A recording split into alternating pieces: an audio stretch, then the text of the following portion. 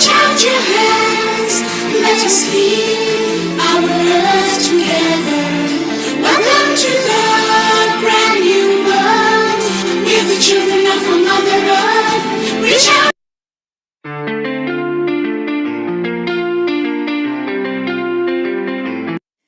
Global Namaste. Please join us this Sunday on a free global online episode, World Environment Day. Our Earth, Our Future.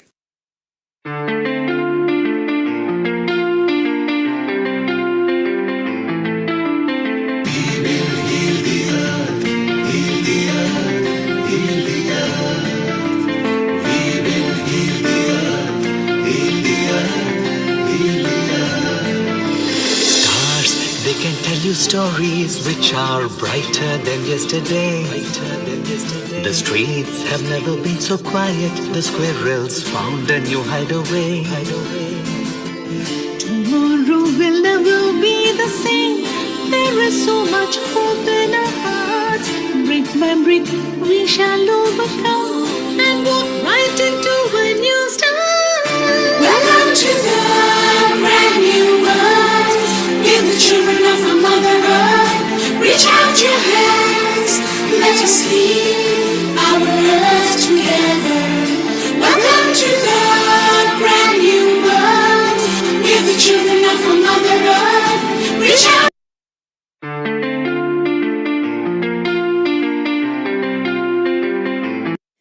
Global Namaste. Please join us this Sunday on a free global online episode, World Environment Day. Our Earth, Our Future.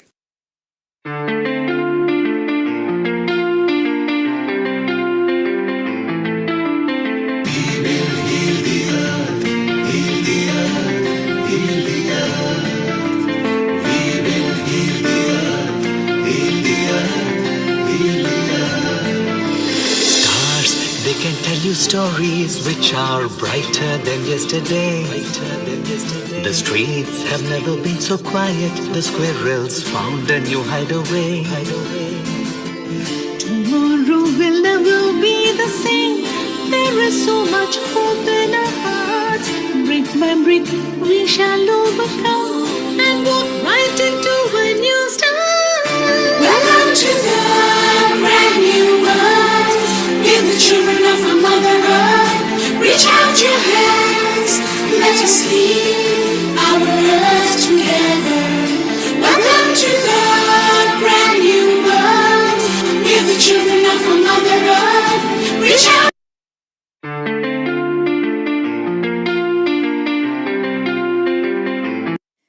Global Namaste.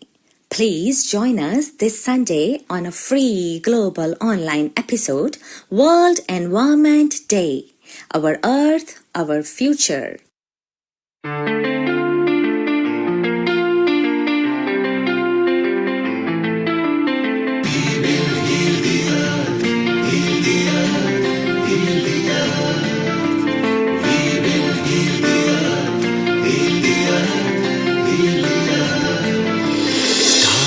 They can tell you stories which are brighter than yesterday. The streets have never been so quiet. The squirrels found a new hideaway. Tomorrow will never be the same. There is so much hope in our hearts. Brick by brick we shall overcome and walk right into a new start. Welcome to the brand new world. We're the children of our Mother Earth. Reach out your hands, let us heal our earth together.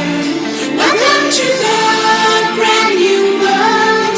We're the children of our Mother Earth. Reach out.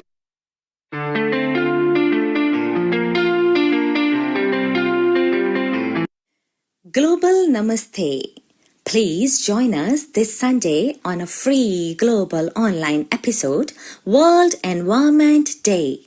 Our Earth, Our Future.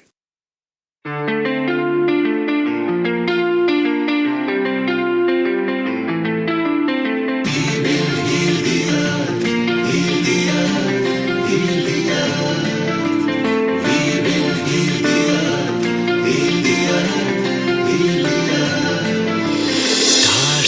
can tell you stories which are brighter than yesterday. The streets have never been so quiet. The squirrels found a new hideaway. Tomorrow will never be the same. There is so much hope in our hearts. Brick by brick, we shall overcome and walk right into a new start. Welcome to the brand new world. We're the children of our Mother Earth. Reach out your hands, let us lead our earth together. Welcome to the brand new world. We're the children of our Mother Earth. Reach out.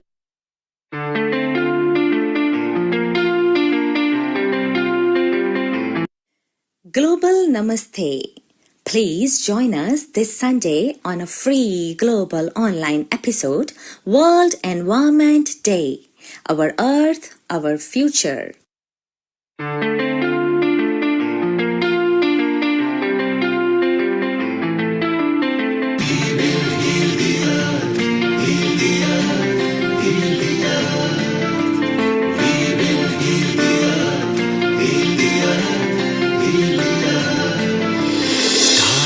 They can tell you stories which are brighter than yesterday. The streets have never been so quiet. The squirrels found a new hideaway. Tomorrow will never be the same. There is so much hope in our hearts. Brick by brick, we shall overcome and walk right into a new start. Welcome to the brand new world. We're the children of our Mother Earth. Reach out your hands, let us lead our earth together. Welcome to the brand new world. We're the children of our Mother Earth. Reach out.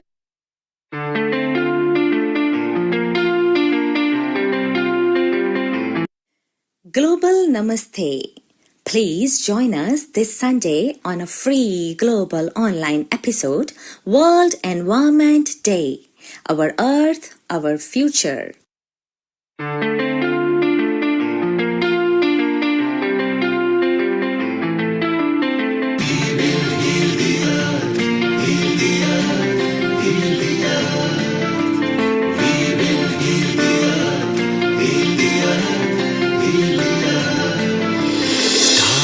They can tell you stories which are brighter than yesterday. The streets have never been so quiet. The squirrels found a new hideaway.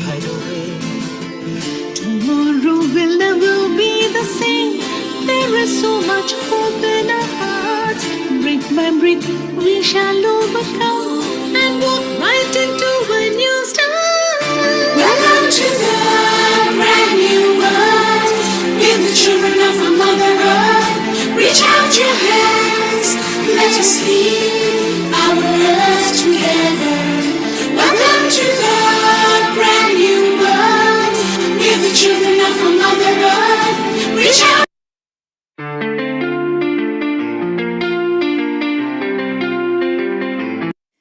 Global Namaste. Please join us this Sunday on a free global online episode, World Environment Day. Our Earth, our future.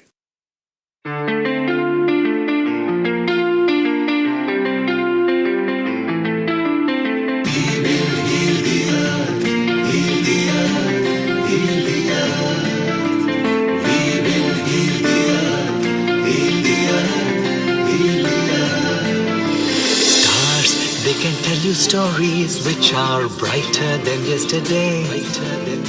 The streets have never been so quiet. The squirrels found a new hideaway. Tomorrow will never be the same. There is so much hope in our hearts. Brick by brick, we shall overcome and walk right into a new start. Welcome to the brand new world. We're the children of our Mother Earth. Reach out your hands, let us lead our earth together. Welcome to the brand new world. We're the children of our Mother Earth.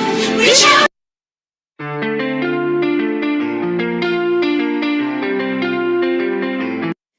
Global Namaste.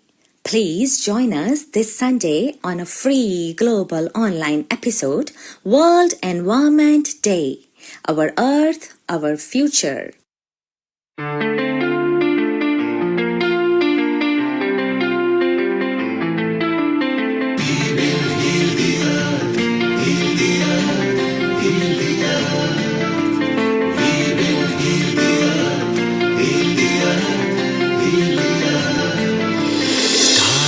They can tell you stories which are brighter than yesterday. The streets have never been so quiet. The squirrels found a new hideaway. Tomorrow will never be the same. There is so much hope in our hearts. Brick by brick, we shall overcome and walk right into a new start. Welcome to the brand new world. We're the children of our Mother Earth. Reach out your hands. Let us lead our earth together.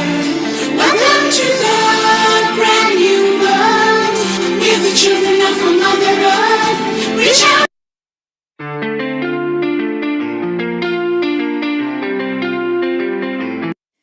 Global Namaste. Please join us this Sunday on a free global online episode, World Environment Day. Our Earth, Our Future.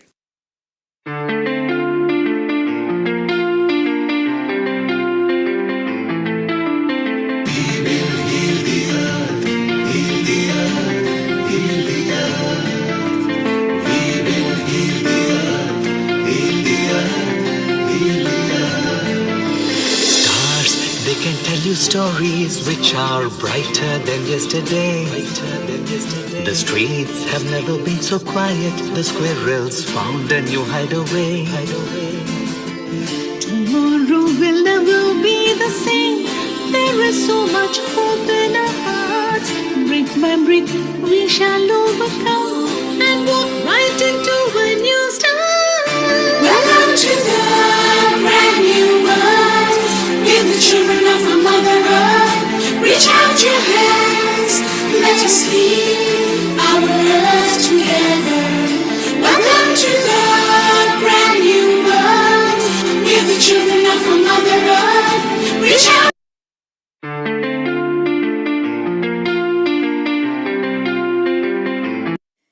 Global Namaste. Please join us this Sunday on a free global online episode, World Environment Day. Our Earth, Our Future.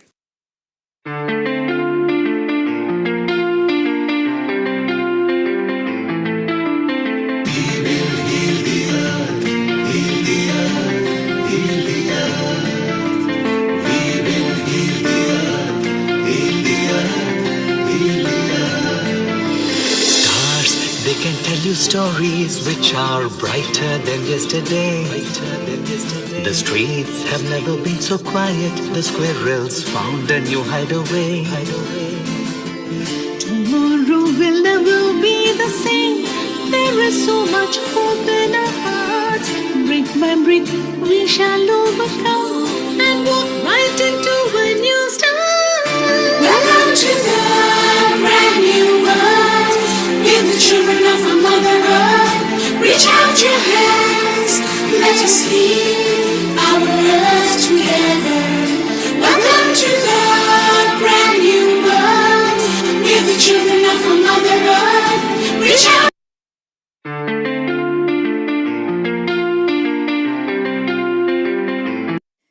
Global Namaste.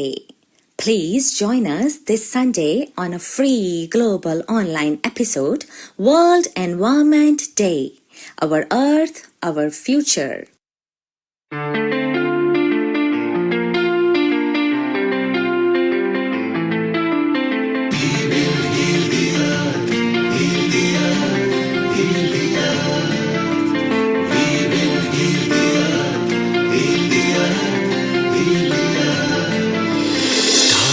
They can tell you stories which are brighter than yesterday. The streets have never been so quiet. The squirrels found a new hideaway. Tomorrow be the same. There is so much hope in our hearts. Brick by brick, we shall overcome and walk right into a new start. Welcome to the brand new world. We're the children of our Mother Earth. Reach out your hands, let us lead our earth together. Welcome to the brand new world. We're the children of our Mother Earth. Reach out.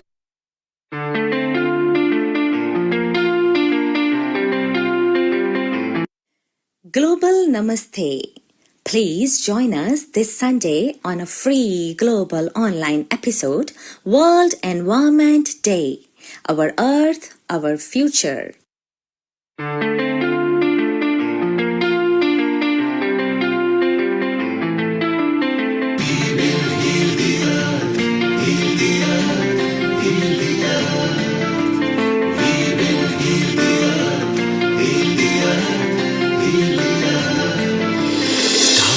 They can tell you stories which are brighter than yesterday. The streets have never been so quiet. The squirrels found a new hideaway. Tomorrow will never be the same. There is so much hope in our hearts. Brick by brick, we shall overcome and walk right into a new start. Welcome to the brand new world. We're the children of our Mother Earth. Reach out your hands, let us lead our earth together. Welcome to the brand new world. We're the children of our Mother Earth. Reach out.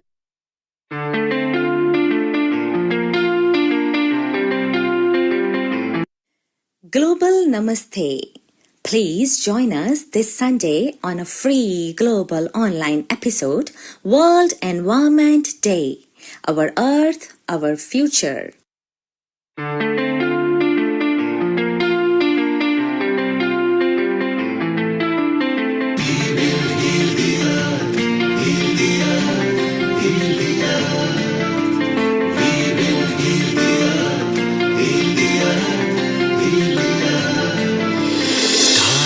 They can tell you stories which are brighter than yesterday. The streets have never been so quiet. The squirrels found a new hideaway. Tomorrow will never be the same. There is so much hope in our hearts. Brick by brick, we shall overcome and walk right into a new start. Welcome to the brand new world. We're the children of our Mother Earth. Reach out your hands, let us lead our earth together. Welcome to the brand new world. We're the children of our Mother Earth. Reach out.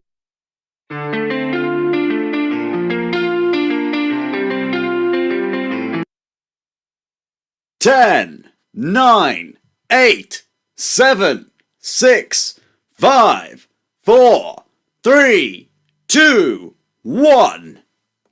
Global Namaste. A very good morning, good evening, and good afternoon to all the viewers of Feeding Our Earth. I, Amrita Sharma, welcome you once again to another episode at Healing Our Earth with the hot topic of today as the world will witness another World Environment Day on 5th of June. And that hot topic is the theme of today's discussion that we'll be live streaming to you all. Before we move to today's episode, it's time for some prayers. My affirmation is Gayatri Mantra. You can hold any as you like.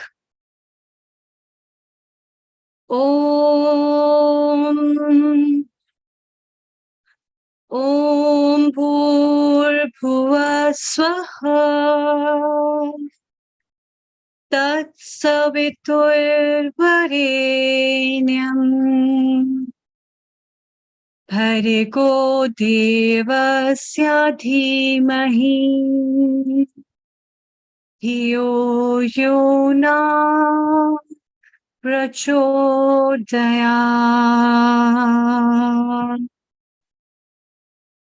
Om Bhurbhuva Swaha Tatsaviturvarenyam Bhargo Devasya Dhimahi Dhiyo Yo Na Prachodayat. Om Bhurbhuva Swaha Tatsaviturvarenyam Bhargo Devasya Dhimahi Dhiyo Yo Na Prachodayat.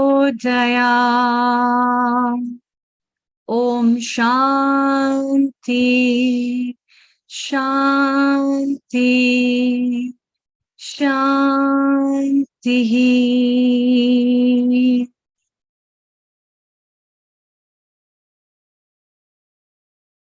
Welcome once again. This year's World Environment Day's theme is based on one of the very important elements of the earth, which is related with water and land. And today's episode is specifically based on finding out solutions, on working up strategies, combating up new ideas, and brainstorming on what better we can do for prevention of desertification, for building up drought resilience, and also how well we can restore our Mother Earth. We all have a piece of land. In fact, everybody has. And when we will die, we'll again have a little piece of land where we will be buried, electrified, or being cremated. But still, this Mother Earth, as it has given us the space where we all are sitting and witnessing these changes, it's time again to think on all these things. And that's why today's episode is specifically about our Earth, our planet. How much we can do. I'm not saying how much do we think. I'm saying how much we can do. It's very important to do karmas. And this is also a part of Karma Yoga, a social service that you can do, which will be witnessed in your deeds, nowhere else. What best can be done, how well we can educate our future generation to know about where they have been born, where they are moving to, and what best we can give them as a legacy for them to live in a happy earth. Because ultimately what is required are the 5 elements: pure space, air to breathe, good land to till, a fertile land where they can have crop and food, and what a good glow of water, the pure hydrogen and oxygen that combine together to give us the vital source. That's why we are alive. So it's time also to thank Mother Earth, and it's also time to acknowledge what changes are important. And that's why we have various experts, very renowned personalities in today's time who will be joining us. So don't go anywhere, stay around, fix your seats, have some good tea, coffee, beverages, snacks, breakfast, lunch, and make your dinner ready and tie up your seat belts off your bed, couches, and chairs to know and find solution. And yes, if you have any question and answer, you can just give those questions and put them at www.info@healingourearth.com as well, or log into www.healingourearth.com and you'll find the info@healingourearth.com, where you can put your questions and that will be lively answered right now. Moving ahead at this episode, let me welcome our guest for today, with whom we will be having our discussions, our chit-chats, and we will be taking up this discussion of what better can be done forward. So, a very warm welcome and a global namaste to you, Kailash Parekh, and the guests, Dr. Shorna, as well as Dr. Richa Soni. Very good afternoon and a warm welcome to all three of you. Over to you, Dr. Kailash. Before we take our guests as well, let's welcome them and your thoughts about what best we can do for Mother Earth as well. So global namaste to everyone, and thank you so much for inviting us again to this wonderful platform where we can share and work together to protect our Mother Earth. Very, very important. Like you said, we need to protect, to live in harmony, and to enjoy this life here and for our future generation. So we've got a short PowerPoint presentation, which, between the three of us, my colleague, Dr. Shona Pal and Dr. Richa Soni and myself will take you through. And it's all about, like you said, raising the awareness through education, and has members of the organization called LEAP, which is Lancaster Environmental Action Protection Group. This is what we're aiming to do, is to raise awareness through education and training. And so this will give you a snapshot of the kind of work that we do at the grassroots level. So I'd like to pass over to my colleague, Dr. Shona Pal, to start us off. Thank you. Thank you so much, Kailash. Namaste. Namaste, everybody. What I would like to first start off with is basically to just share a basic principle that we follow at Lancaster Environment Action and Protection. And why I'm sharing this is really because I'm hoping that will encourage others. At this point of time, because climate change is not a new phenomenon. It's been going on for millennia. But the way it is affecting us at present, frankly speaking, if we don't change our mindset to share rather than continuously try to compete with each other, it will be really difficult to kind of, slow down climate change so that ourselves and our future generations can live in harmony. So what I would really say to all organizations and individuals out there is, please, please, please certainly take action and certainly take forward that action with others. Share the way you're going forward. So this is something that I hope today's presentation will give you all an insight into, and something that I hope all of you will take forward. So thank you so much. Next slide, please. Okay, so a chirpy picture of myself, basically. And what I wanted to underline here is, yes, beautiful summer in the UK, and here's my victory sign to everybody, to our planet, to all the human beings and the animals and the beautiful plants and all creatures, really, living and actually inanimate ones as well, to be able to survive on this planet and carry on. So despite knowing that it's a very dystopian situation with many of our fellow animals across the world. So you have monkeys who are dropping dead right now as we speak from trees in Mexico because basically because of the heat, through, of course, no fault of theirs, due to this evolved animal that human beings are. You also have, people, you have the gunas who again, basically are being forced to leave their islands and move inland. Again, not particularly due to their fault, but due to the lovely people who are basically not taking action to be sustainable and live in harmony with others. But despite these rather, extremely sad happenings that we may or may not be conscious of all the time, I still say that, here's a V to victory. We can, overcome the issues that we are facing. It's just a question of collective grassroots action, taking things forward, not leaving it to governments and to industries to, basically say, oh, well, they're supposed to do it, but to say, yes, of course they'll do it, but not to be judgmental about, oh, this is what the government can and can't do or shouldn't do. It's a question of what are you doing? So can you please do something about it? So next slide, please, Richa.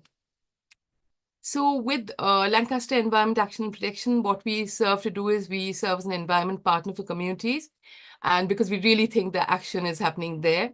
So we support communities to take forward grassroots actions with their, whoever, for example, faith organizations, to take forward whatever kind of sustainable action and change in mindset that they can.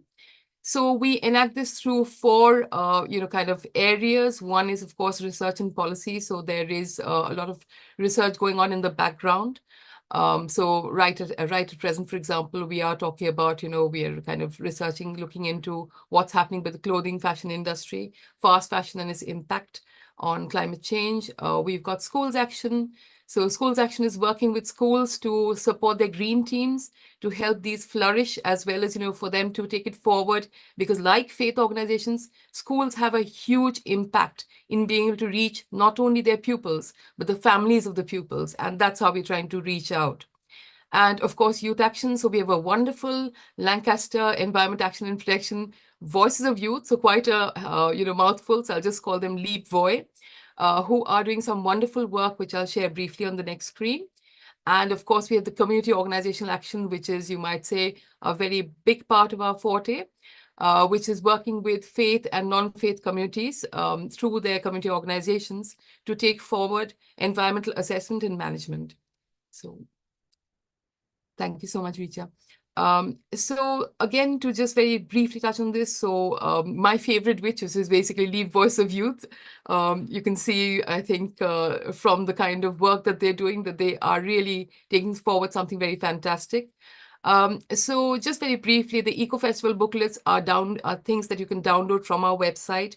And our website is there at the bottom of the slide. So please do go ahead, share them as widely as you like, because as I was saying, this is not about competition, this is about sharing. And what these do is basically anybody, any person, any child, along with their family, even very young children, can take forward the activities in these festival booklets to celebrate festivals very, very, very economically and very, very, very sustainably.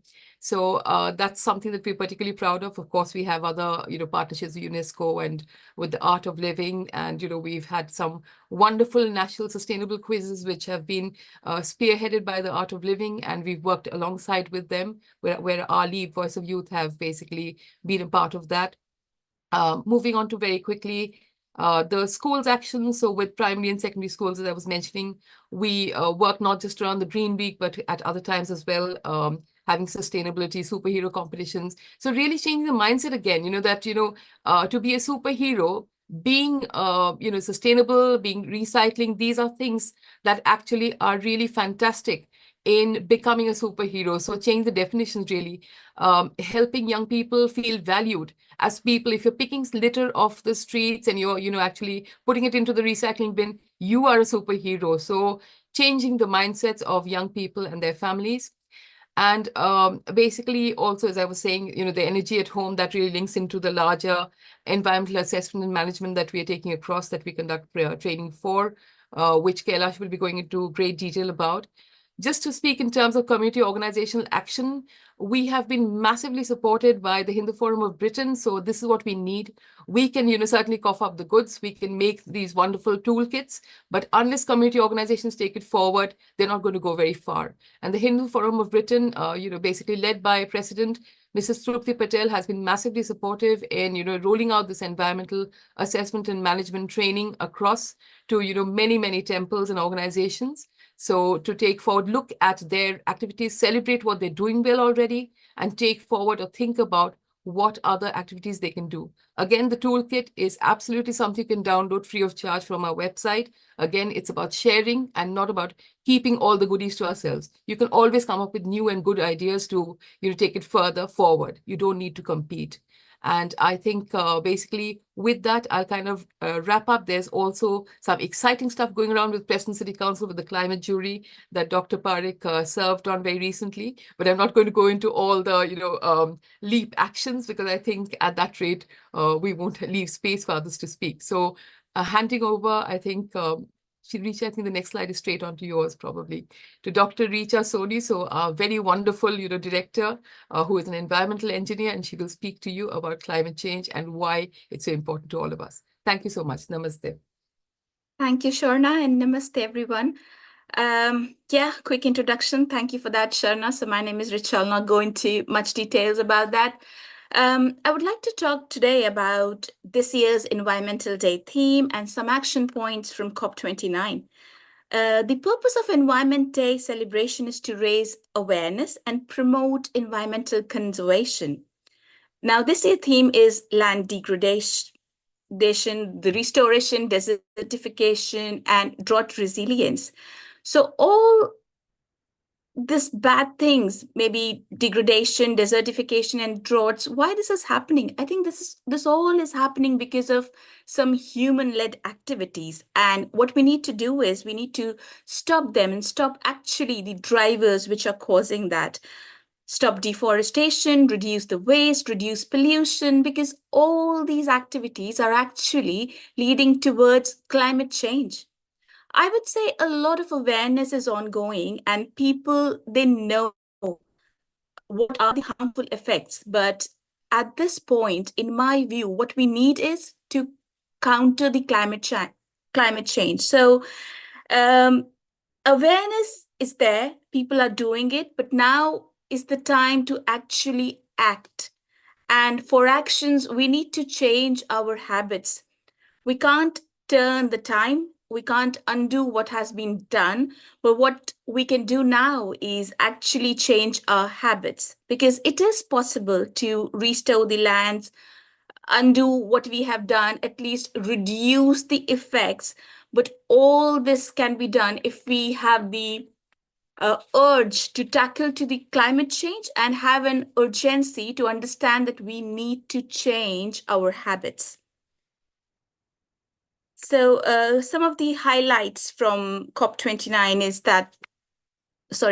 is that phase out the fossil fuels, enhance the global efforts. And I think here is when I talk enhancing the global efforts, and a very right way when Shona said that we should not all rely to governments, industries, what they are doing, but I would say every step count and every person matters. So all we should give is what is our contribution to bring this global change. We need to take the actions and see how we can help in nature conservation, think of practical solutions, share with our communities, and then find out how those ideas can be implemented.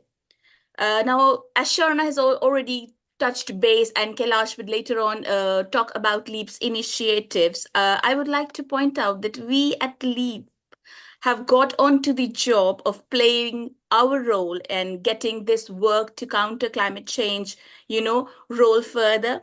We partner with communities across the UK to take small steps to bring this bigger change in people's habit and working towards countering climate change. And I'm sure that as we grow, our bigger strides will be visible to entire world. So we at LEAP are working towards having those ideas, those implementations where we can interact with communities, bring out that change. And I would like to hand over now to Kailash to talk about LEAP's recent work and initiatives in which we have tried to collaborate and work towards countering climate change by introducing a new toolkit for organizations. Over to you, Kailash. Thank you so much. Thank you, Dr. Richa. Thank you so much. So as you all know, my name is Kailash Parekh, and I'm one of the directors on the LEAP as well. And we work very closely with the Hindu Forum of Britain. So next slide, please. So I'm going to talk about the Environmental Assessment and Management Toolkit, which is part of the training that I mentioned earlier. As LEAP, we try to raise awareness through education training. So we rolled out a program almost 18 months ago, 2 years ago, providing the training on two modules. Module 1 was all about climate change, which Dr. Richards has explained about us, looking at, what is climate change, and how we can all work collectively together to help raise awareness and make those small changes. Collectively we can make a huge difference to our climate. So we provide that at 8th session, and the next module is all about the Environmental Assessment Toolkit, which has been supported by our president, Mrs. Tripti Ben Patel, the president of the Hindu Forum of Britain, who's been a very active and very supportive individual who's actually provided all the support. So we provide this training, and this toolkit is, I'm going to talk a little bit more about it, but it was actually designed by our co-director and founder of LEAP as well, Dr. Shona Pal. It is her brainchild, and it's a very wonderful toolkit where it's a live living document. So and it includes a versatile environmental assessment and management plan, which comes with the detailed guidelines, including understanding and formulating environmental policy from the plans, which I will explain more about in my next slide. So what is the impact of this grassroots climate action enabled by the Hindu Forum of Britain and supported by the LEAP? So temples all over the UK will start to use this environmental assessment toolkit. And it's basically to help us to look at the good practices that's already happening within our places of worship and how we can improve that. And it's a document that helps us to then focus on what we need to do, basically, what's happening and how we can make those small changes. So it's like I said, it enables us to reflect. So next slide, please. Sorry. So it enables places of worship to record the good work that's already taking place to protect our environment, and to make a plan of what to do more. And like I said, it's a living document, so you can change the plan when you need to. So it's live and it's flexible and it's a working document. You can take it anywhere, anywhere in the country, in the world, actually, and it's still a working document. And it prepares, all the committee groups to work together. And to also prepare ourselves for any climate emergencies. So again, I'll be talking about the climate emergency plan as well in my next slides. Over to you. So as you can see on here, this is the actual form. It's a very user-friendly form, and what it is, it reflects on and identify each aspect of your own organization's working and the use of premises, interaction with the community. For example, if you look at some of the points here, it says it looks as to reflect on how the temple, priests, staff, volunteers, devotees, patrons, and other visitors interact with each other, in the community space. And it also talks about religious ceremonies. How do we, what sort of ceremonies are performed, how often, what's needed, what do we need to do to help to protect the climate. For example, if you're using yagnas, fire, how can we make it more environment friendly using fire and water and all these other elements that we talked about. So you can see on the left hand side, it says name of the event, for example, yagna, morning prayers, and then it talks about how often you do it, where you do it. And it just gives you, some guidelines on, reflect on how else we're doing now and how we can then help to reduce, any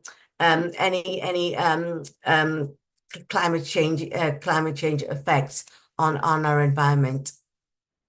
So again, there are some examples here. For example, buildings using lighting. So can we use energy efficient bulbs? Are we using that? What can we do? Where can we buy them in bulk? How can we save money? So all these kind of things are actually recording on this form. And we also encourage, each of the places of worship to have what we call a climate change coordinator, who is responsible for filling in this form and reviewing and making sure it's a living document, so it can be flexible and change it as and when it's needed. So again, it helps us to set short-term and long-term goals with days and how to increase our sustainability, and that is really important as well. So next slide, please. So we talked about, again, this toolkit will enable us to to look at a climate emergency group network. So should there be an emergency, how do we deal with this? And we, again, share those kind of links and resources and helplines and networks to come together to help us to deal with such emergencies in our places of worship. Next slide, please. So here are some of the feedback from our participants we've had 2 cohorts of participants from different places of worship across the UK attending this course, and they found this really helpful, especially the networking, working with other people from different parts of the country, coming together. What are they actually doing in their own places of worship? How can we use that best practice and share? And one of the good examples we talked about was, when we use plastic plates, for serving food. Well, there are biodegradable plates that we can now order, and it's much more cost effective to work together as a network and to order it in bulk so we can save money. And this kind of initiatives that are coming forward through these groups that we've been delivering this training to. So as you can see, there's been received a very positive feedback, and we'd like to build on this in the future.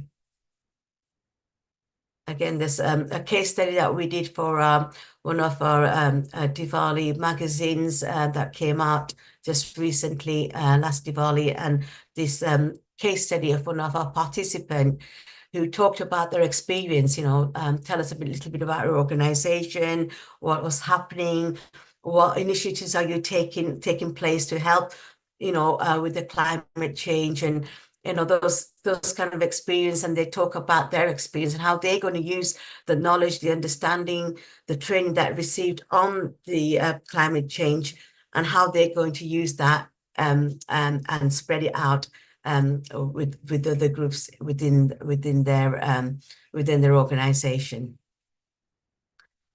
So I hope that obviously this today's presentation motivated you, and hope that you can all start using the environmental management toolkit. It's free of charge, like Dr. Shona said. It's on our website. You can download it. It's easy to use. It's user friendly, and it'll help you to sort of reflect on what's already happening within your organization and what more can we do as an organization and work together as a team to protect our Mother Earth. So thank you for listening.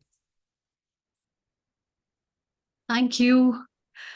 You have been doing a lot of work, in fact. So first of all, congratulations from all our Healing Our Earth family for such a wonderful thing. And in fact, from my point of view, Kailash, I think this is also one of the very important things, that the spiritual angle of thinking in every religion or every part of the society, and the norms and rituals people follow, and how does that impact the environment. We always think about the inner environment at that time in terms of spirituality, and wondering the God will bless us if we'll be having all these things. And there are a lot of rituals which make bigger sense. But it's time to think on what changes are important as per the present generation of when we are heading towards 22nd century. And we are thinking about what are we left with. So age-old traditions, age-old rituals need to be managed up in a better way to think about how we can make our Mother Earth and the God happy both at the same time, because it's all about working on a lot of things. So the kind of researches you have been taking is a wonderful start, and I think it needs a lot of other coverage in various universities and research centers worldwide, where these kind of things and topics must be taken over to measure what best can be the apt solutions for that. And it's time. We have Neil Kumar over here, our founder and director. Let's hear from him before we take up the comments from all of you. Over to you, Neil Kumar. Very global namaste as well. A global namaste to you, Amrita. You're doing a sterling job as usual. Kailash, Dr. Shona, Dr. Richa, how wonderfully you presented the outreach that you are doing, particularly providing a free toolkit. So there are questions that people will want to ask a bit later, What we are going to do now, just in a while, over the next 10 minutes, we're going to bring Charles over here. He is also involved in something that he's going to tell us a bit more about for over the next 10 minutes.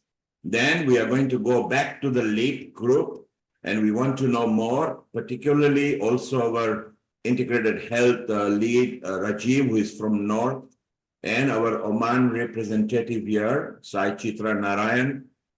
So we'll have a discussion and how we can share this toolkit, like how Shona and Richa said. It's not about competition. It is just sharing with you. And that's what Healing Our Earth likes. Free share, free education, unite, love, and liberty. So stay around, ladies, digest yourself, have your cup of tea and something. We'll be back with you. And over to you, Dr. Amrita Sharma. Let's bring in Charles. And Charles is our regular contributor over here. So over to you, Dr. Amrita and Charles. Thank you, Neil Kumar. A warm welcome and a global namaste to you, Charles. A very good afternoon. I can see all greens around you, which is really lovely to see, in fact. But from just mere wallpapers and the screen share backgrounds, it's important to bring them on board practically as well. So, Charles, please tell us about yourself. And I can also see something written as Fly Greener. It's that Instagram page at the rate of no CO2. Wonderful. Over to you. Over the 10 next minutes, we have you. Please tell us more about yourself and Fly Greener. Thank you. Thank you so much, Amrita. Thank you, thank you, thank you. A big welcome to everybody.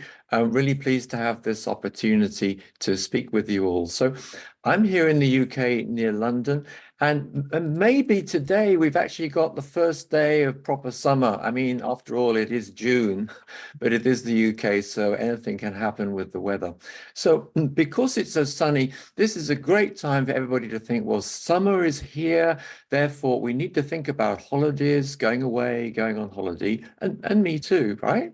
But air travel, whether you're traveling near or far, I think these days we all have a worry in the back of our mind about what's going on. We have a nagging worry, which is, we know that air travel creates CO2 emissions, which causes harm to our planet, to other people, and to other living beings. And this is on the news all the time. So basically, what can we do about this? What can we do about the problem of the CO2 emissions that we create? So I started thinking about this problem a long time ago now, and in 2015, I really got more interested in this and decided I decided to do something about it. But the reason is that what's happening, and we can now see it just over the last 2 or 3 years even, we're seeing it much, much more. It's all over the news. So what's happening is that the CO2 emissions we're all creating are creating global warming. And the way this manifests in parts of the world, it manifests in heat, drought, fires, floods, worse hurricanes, and particularly frightening is melting ice and rising sea levels. Now, in the UK, you look out the window and you think, well, there's not too much happening here. It seems okay. But the point is that in other countries in the world, and I know that in India, you're getting crazily high temperatures of 50 degrees in places, 50 degrees centigrade. And this really means that people can't hardly go outside. People certainly can't work. So it's a big, big problem for us all. So what's happening here is that really I felt back in 2015, I felt that I really needed to try and do something about this. And so what I did, it took a while. It took a while to really understand what's going on. And I think really this is where I can relate to everybody here, that global warming is a complicated problem. It took me a long time to understand what it was really all about. And after that, it was in 2018 that I finally got around to launching No CO2. And No CO2 is about planting trees. It's about making it easy for people to do something and take action. So now we've planted a total of 1.75 million trees. And these have all come from donations, and they've all come from people like ourselves who want to do something about global warming, want to make a difference, not quite sure what to do, and thinking, well, hey, planting trees really does make a difference. So since then, you may have seen me on some of the webinars. We've run live webinars from the COP meetings. This is the COP26 meeting in Glasgow, from COP27 in Egypt, COP28 more recently in Dubai. We've ran webinars from these meetings, had live speakers from the events. And just more recently, for Earth Day 2024, we've launched a campaign, One Person, One Ton, and this is a campaign in partnership with IAHV. This is the International Association for Human Values, and my friend and colleague, Shailen Mittal, will be speaking later today with here, and also with Rotary.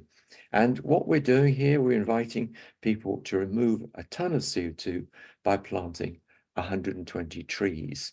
Okay, so that's what it's all about. So Amrita, back over to you. Thank you, Charles. That's really a great initiative. And my question to you is that why fly greener? And what does it, how does that impact? And what basically is this project about? Sure. Over to you. Okay, thank you for your question. Okay, well, the heart of this is really about flying. We all want to travel. We want to travel to see friends, to see our family, and just to go on holiday. As I say at the beginning, it's summertime, so we want to get away, want to go somewhere different. Now, we know that air travel actually harms Mother Earth, it harms other people, it harms other living beings by the heat, the drought, the floods, all the rest of it that it causes. So the question we have, the nagging question in our mind really is, well, look, actually, what is the right thing to do? So what's the right thing to do for us? So the options are, well, first of all, you think, well, maybe not go at all, maybe not go this year, maybe go another year. And then your friends and family say, well, look, hey, you know, really, we need to see you, what this is all about. Why are you doing that? So very often it's not going to be realistic just not to fly. And then the second option is to say, well, look, it just seems easier to leave it. I'll sort of think about doing something about it. And then you leave it and you end up getting on the plane. And when you're on the plane, you think, oh, perhaps I should have done something about the CO2 emissions. But by that time you sort of think, well, it's a bit late. But the other thing is to actually remove your CO2. So you've got an option with ourselves, which is to remove your CO2 emissions. So what we do, we help you by making it easy for you to plant trees. We plant the trees for you, we remove the trees. So obvious question then is, well, how many trees do we need? So simple calculation is that 1 hour, one ton of CO2, which is sort of measure for all this, 1 ton of CO2 is created by flying for 8 hours. So just look up where you're flying to. You probably know if you're flying from London to India, to Delhi or Mumbai, it's about 8 hours, 40 minutes. So that's about a ton of CO2. And that's each way, 1 ton to go there, 1 ton to come back. And that's for each person. So if you're traveling with 2 of you or 4 of you or more, okay, that's a ton each way. Okay, so if you're going on holiday in Europe, so to go to Cyprus, for example, that's 4 hours flying, 4 hours there, 4 hours back. So that's again a ton of CO2 emissions.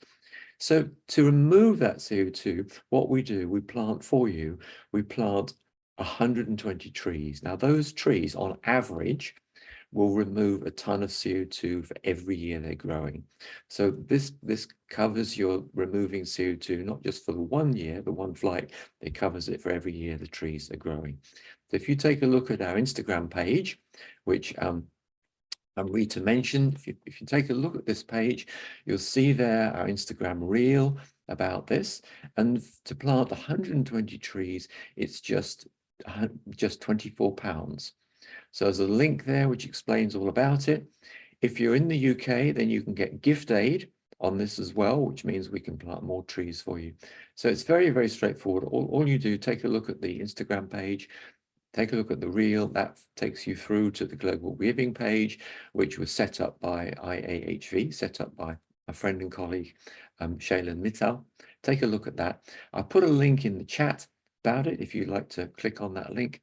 And if you want to talk to me about this, I mean, if you've got concerns about this, I'm interested in more information, I put my number in the chat as well. So do give me a call on WhatsApp and we can talk more about it. Hopefully that helps, Amrita. Definitely, definitely. Why not? That's really wonderful. In fact, a lot of us might not be thinking about it, that where we are moving towards urbanization, modernization, where we are happy, oh, we have got flights to fly from this place to this place and the time has been reduced. We are not thinking how much CO2 we are producing and what impact in the coming years will it give to our future generation, where they might not even have air to breathe also. And that's really nice. Charles, please stay around. Let's have a quick question from Dr. Rajiv Gupta. Global Namaste to you, Dr. Rajiv Gupta. He is our integrated health producer, as well as a regular contributor and a marvelous person as well. Let's have a question from him. Over to you, Dr. Rajiv. Thank you so much, Amrita, and thank you very much, Vinil Kumar. Very, very interesting episode.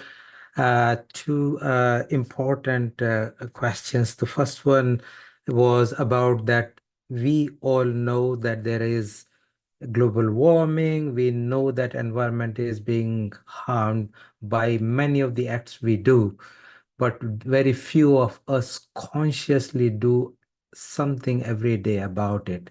So it's really good that this all is brought up, that the harm that we are going to do to our Mother Earth, to the environment, to the nature from where we are born is going unnoticed by many of us. It's not just people who are ignorant, it's also by the people who know it and consciously ignore it. So I think that's something I found very, not just interesting, but really intriguing. Okay, thank you. So that is something I wanted to bring to your notice and what your views are. And also, as a small observation, I just saw it, no CO2. I was thinking plants need CO2 to convert back into oxygen to give to us, and whether the slogan has taken that into account. Well, what I mean by this, I mean people as individuals know CO2. I mean, on average in the UK, we're creating about 7 tons of CO2. So to remove 1 ton is just a part of this. So if people would like to remove more CO2, then that's great. But I would just like to pick up on what Amrita said just now. There are some people who are flying around all over the place. Most people in the world, I mean, still 10% of people in the world are in extreme poverty.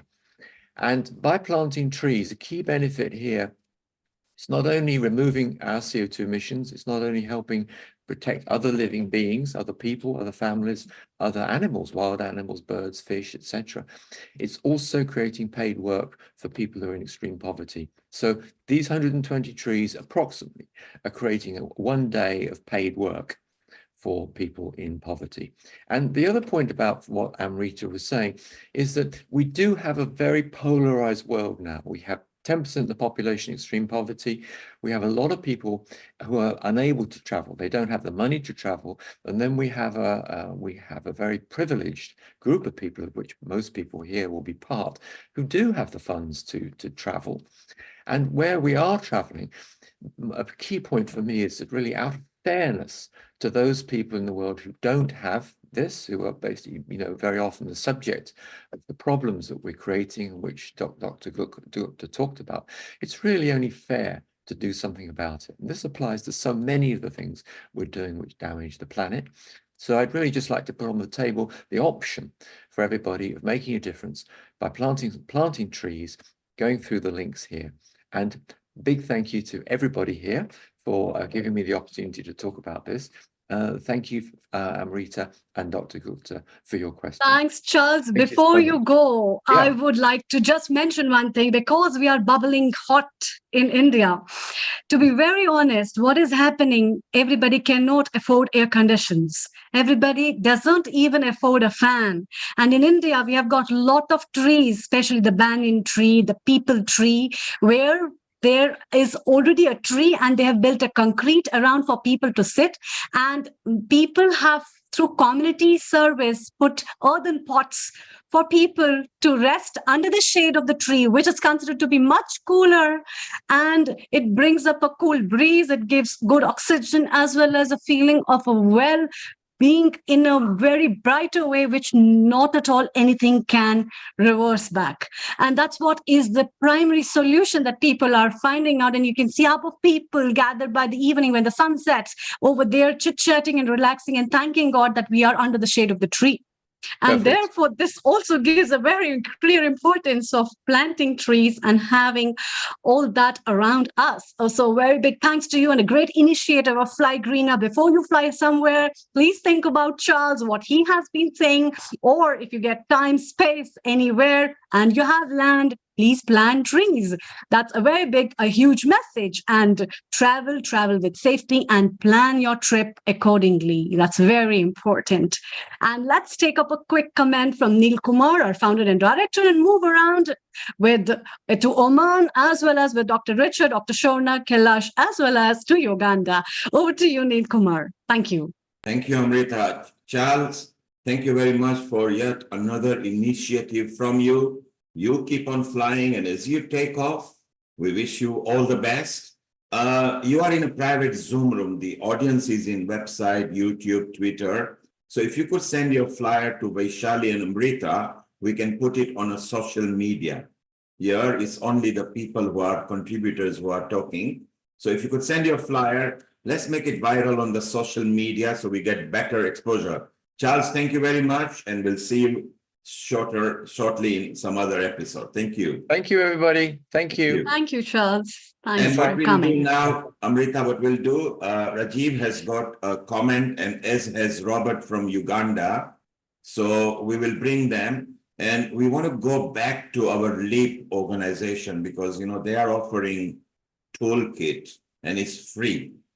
And we want to take a comment from Sai Chitra Narayan, our Oman coordinator there. Global Namaste, Sai Chitra ji. You were listening very intensively what the LEAP ladies were talking about. What are your comments? Global Namaste to everyone. I'm very happy to share one beautiful thing. Got around 300 students in my nursery, and we made each one of them to plant one sapling. And we had poster making competition where around 300 children participated. One plant, one earth, one future. This was the topic, you know, like each one of us, if we can plant one, we can save one. I just wanted to just share one small song on 5 elements, which we used to teach to all the children, you know, like from kindergarten to 5th standard. So can I go ahead? Yes, please go ahead. Yes. Oh, space, dear space, how can I live without you? Oh, space, dear space, we pray and bow to you. Oh, air, dear air, how can I live without you? Oh, air, dear air, we pray and bow to you. Oh, fire, dear fire, how can I live without you? Oh, fire, dear fire, we pray and bow to you. Oh, water, dear water, how can I live without you? Oh, water, dear water, we pray and bow to you. Oh, earth, Mother Earth, how can I live without you? Oh, earth, Mother Earth, we pray and bow to you. Oh, God, dear God, how can I live without you? Oh, God, dear God, we pray and bow to you. Let's take care of this planet. Let's take care of Mother Earth. Peace, peace, peace, peace on the earth. Peace, peace, peace for all the universe.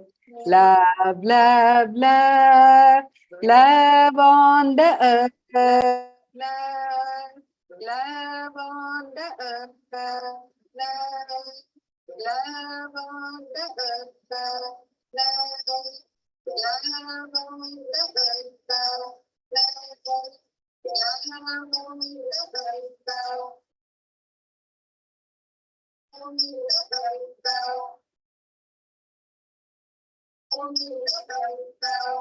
How wonderful. I think we've got an echo because there is a, I think we've got an echo. Okay, we are, I think there is, when somebody has got some instruments on, if you could switch off, please. Somebody has got some instruments on, if you could switch off, please. Somebody has got some instruments on, if you could switch off, please.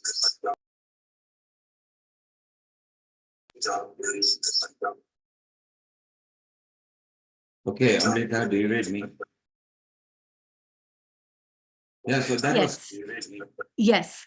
that was beautiful from Saichit Raji in Oman. Yes. And Rajiv, you had a comment, and then we go to Dipti in Egypt. And Rajiv, you had a comment, and then we go to Dipti in Egypt. And Rajiv, Fantastic, Chitra ji. I hear so peace, peace, peace, and love, love, love, and that's so beautiful. And Sai says, "Why fear when I am here? Mother Earth will be saved. Mother Earth will be saved because He is here." And I am sure that with collective effort, God has been giving us the inspiration, and we are the media to act, to do something about it, while millions of people are not even bothered or thinking about it. So I want to congratulate all of people who are talking here and those who are listening, because they have taken their time out to devote to this topic so that our environment, Mother Earth, and the rest of universe can have a better life. And we human beings are blessed enough to talk about it. There are other creatures like plants and animals who have prana, but they can't talk. So at least we have got that power. So let's thank God for giving us that ability and opportunity. I want to ask a question to Lee. This is because I am part of National Forum for Health and Wellbeing. I don't know if you have heard about it. So I'm the global coordinator for the NHFW, and we had the Health Mela in Preston a month and a half ago, and we had another one in Burnley just 2 weeks ago. And this is actually an opportunity to coordinate the effort, because health and environment are not two different parts.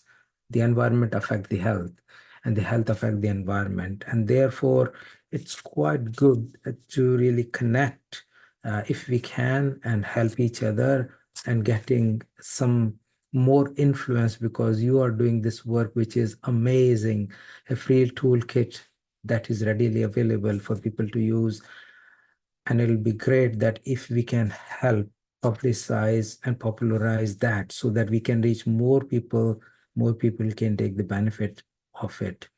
So that was one thing. And also, I know in the part it says Lancashire, but I think you would not like to limit yourself to Lancashire. You want to grow global and bigger. So that would be great. So just wanted to thank. What do you think you have found the biggest hurdle in propagation or popularization or reaching people? That's perhaps just back to you, Kailashi or Richa, any of you want to answer. Sorry, thank you so much for your lovely words, Dr. Rajiv Gupta. Actually, I was at the Health Mela myself at the UCLan, so I'm sure we must have met each other, and I think it's a really good initiative. You know, we cannot separate health and environment. You know, it's so important. Everything, you know, we talked about the 5 elements: the water, the air, the fire. Everything plays a part, and as you know, those who study Ayurveda, that it's all about balancing those 5 elements within our own body as well as the environment. So I think health and environment go together really well. One of the hurdles, like obviously, our LEAP is doing our very best with the Hindu Forum of Britain to reach out to all the organisation across the UK, and we want to raise the awareness. We want to see how we can work together collaboratively, to share good practices and to share resources, to raise awareness within our individual places of worship. We do a little bit, can help have a great impact. So, but one of the things that when we rolled out our training, we got a very poor response, and we want to raise that when we want to work with organizations to encourage more participants to take part in the training. I think it's through education training that we can raise this awareness. So I think one of those, I'm sure my colleagues will agree with me as well, but this is what we personally found, that, we really want to encourage more people to take part in this training. And thank you, for sort of reaching out and saying that you'd like to work with us and raise that awareness within the health sector as well. I think that would really be very helpful for us as well. So over to Dr. Shawn, if you want to add anything, Dr. Richa. Thanks so much, Kailash. Absolutely, Rajiv ji. Basically, one of the hurdles that we faced was that even if people came along to the environmental training from an organization, when they actually took it back to their committee members, there was this massive block that, we are already really stretched with our volunteers and our, work, and we really can't take out the time to actually review what we are doing. So it's a bit like, being on the treadmill and not having time to see where you're running to. So, that was basically one of the hurdles we faced. We also, from the responses, we thought that another way of engaging with the community would be through cultural activities to again raise awareness. So in a different way. So like I think we were discussing a little while ago, as long as we keep moving in the right direction, it doesn't matter. So if you come across, something in your way, just if you're walking along a path and there's a boulder and, perhaps, you're not as fit as, some other persons where you can actually sprint over the boulder, you would find a way around it. So we are basically starting a series of recycled clothing shows, fashion shows. And what this does is really because, just commenting on Charles, basically, it's a wonderful initiative that he's taken it forward. But in terms of clothing fast fashion contributes to 10% of global emissions. And, basically, I'm laughing because it's unbelievable that 85% of the clothes that people buy end up in the landfill. So it's just because of this completely strange mindset of, valuing the wrong thing. So again, coming back to basics. So we are kind of approaching the problem from different areas, taking the environmental, assessment and management, but having a little bit of a preamble by starting with the recycled fashion show and saying that, okay, you don't need to buy new things to be fashionable. Why don't you, use something, and actually involving our young children to take this forward? So it's just basically finding a way around. You just don't stop thinking. Think about the earth. There will be hurdles like every other game in life. You just overcome it and find a way around it and move forward. That's really nice. Thank you so much, Dr. Shorna. It was a good input. Let's take up a comment from Dipti Kataria ji from Egypt, who is again a wonderful soul, a regular contributor at Healing Our Earth. And for over 2 minutes, can you, Dipti ji, please give your comments, and we call you again and we take over with Charlene and then bring you back again with all the panel discussions. Over to you. Global Namaste to everybody. It was wonderful listening to you all. Wonderful, knowledgeable people. It's always a pleasure to be here. Apart from whatever has been mentioned and said, there is something I want to, put my lines through is humans. I was just going across these lines. Humans literally means the word is coming from humus, and that means living soil. So we are living soil ourselves. And actually, if we talk about, if we just consider our civic issue, if you look after our civic issues, most of the issues, many of the issues would be resolved, like the basic pollutions, I would say, instead of, making leaps of things at particular places. If we look after our civic issues, things will be taken well care of. I was also reading rivers, if we look after well, can be reformed in few years. But we have to we have to think very seriously about the soil. We just have 80 to 100 crops left on this planet, which is like 45 to 60 years more left on this planet to grow crops because soil is being destroyed so badly. As well as along with this, this since in Bharat and elections are on and every country elections are constantly on. So I always feel that ecological issues should be raised as an election issue as well. Along with this, as per our Indian culture or Indian Sanskriti, I would say, there's a word in Hindi or in Sanskrit, it means aparigrah, which is very much popularized these way by the name of minimalism. So I personally feel this is the only way towards the environment, save the environment. Everything else will fall into its places when everyone thinks and everybody starts to live as minimalistic life.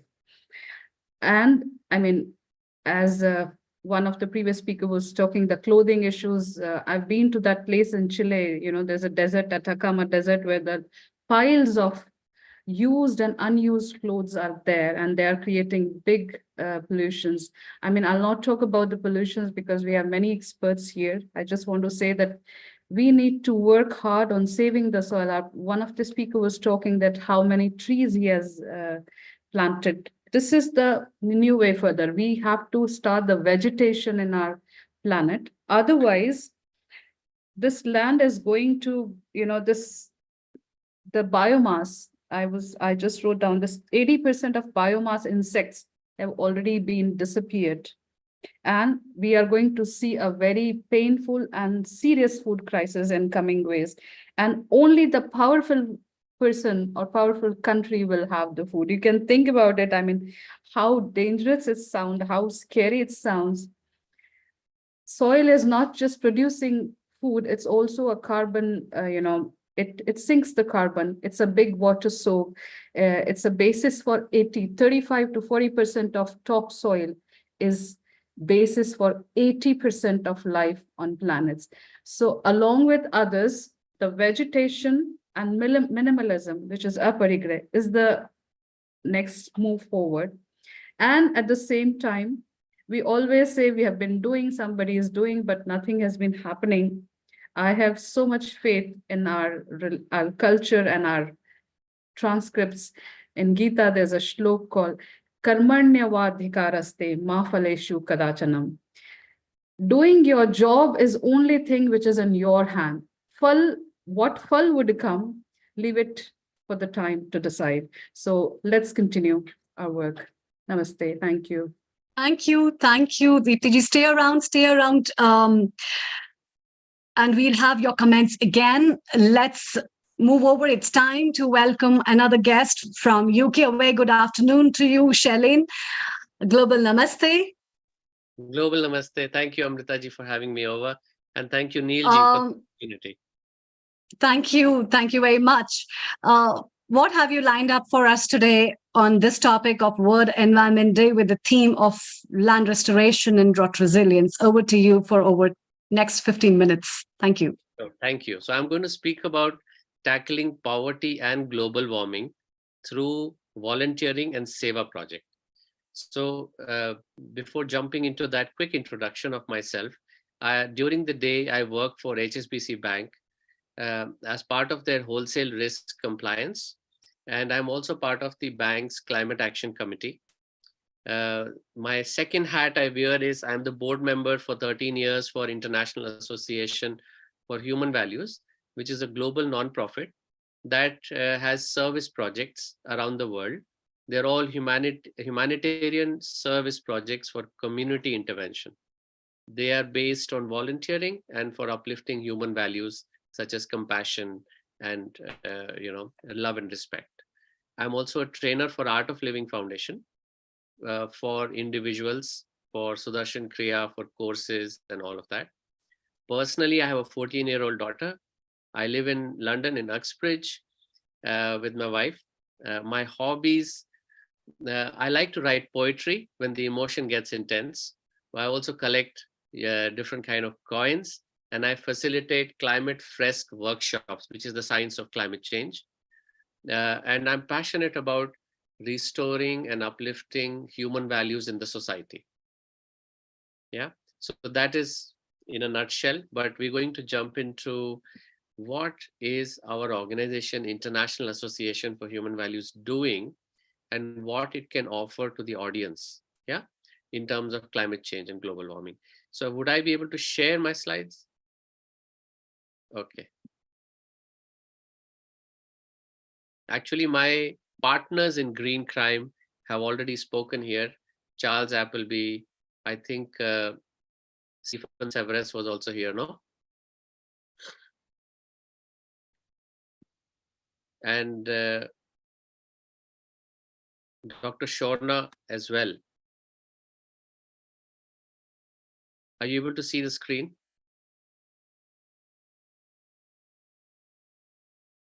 So the organization, this has 13 service projects in the UK, but globally we have over 100 service projects. Yeah. So I'm going to spotlight on only one, which is about climate action. It is creating forests and creating jobs and awareness. And it serves at least 4 UN global goals. Climate action, goal number 13, no poverty, which is goal number 1. Goal number 15, which is life on land, and 17, which is partnerships for the goals. So we have the project you can see on the right. There is a picture at the bottom. That is from Madagascar, where mangrove trees are planted. And this is where one of our 3 sites, the second site is in Uganda. I saw Robert, who's in the meeting, who is our key person there. And Charles and I, who are working on the 3rd site in Brazil. The project so far has planted over 1.75 million trees, and we have removed 216,000 tons of carbon dioxide. And this is not us, we are just mediums. The program, it has been sponsored, supported, and scaled by partners. We have a wonderful company called the Bamboement in Holland, who contribute to planting of certain number of trees with every product that they sell. Every single product, certain number of trees are planted. They've been our partners since pre-pandemic times, for 4 years now. Rotary London is a key partner.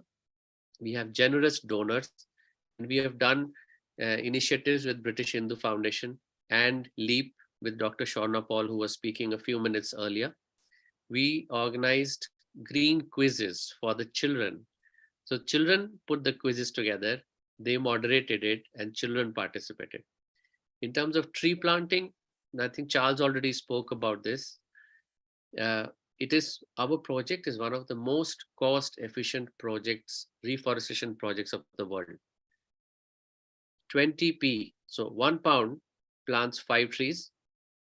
And if you go to NSPCC or some other organizations, their costs can range between £2 to £5 for 1 tree. And the campaign 1 ton, 1 person that Charles spoke about plants 120 trees. So I'm going to move on, but every slide has got my contact at the end, my mobile number, as well as the email of the project. The main thing that we want to foster and offer to the audience is to volunteer their time and skills. We all have spoken about how important it is and how many more people need to get involved, and we offer the perfect platform for people to volunteer. So besides tree planting, our second initiative is this climate change book. As you can see, that picture on the bottom right is me and other Art of Living volunteers and teachers distributing. We went from school to school before the COP26 Glasgow hour started. Early morning, we would be at schools at 8 a.m. We would give them the books. These books are in 4 languages. And this book is the complete piece of education on climate change. It talks about causes and effects, all the science, terminology, what happens, what are the solutions. So it really makes children aware and empowers them. When there is awareness and knowledge, they are able to do more and tackle eco-anxiety a little bit better. So we would invite any of you who are linked to schools to help distribute these books. It's a wonderful resource which we have invested in the last 7-8 years. Every year it is updated. So we print a new edition of it. There is also a digital edition, so we use less paper. Rotary has been a wonderful partner in that. I'm going to quickly jump to the 1 person, 1 ton, but Charles has already spoken about it. And Dr. Hani Kalaria, who's been a key contributor, she used to be a presenter here. She is she as a partner. Rotary is a key, one of the 4 organizations in this campaign. And Saving Our Planet from France, and Charles Appleby, who spoke earlier, 4 organizations have come together to run this. So whether it is Fly Greener or Drive Greener, the idea is let us remove the carbon dioxide as our footprint is created, right? So we are also spotlighting this on actual World Environment Day on 5th of June on Wednesday. We are running 2 sessions at 5 p.m. and 8 p.m. You're welcome to join, and I'm happy to circulate the details for those who would like to listen in.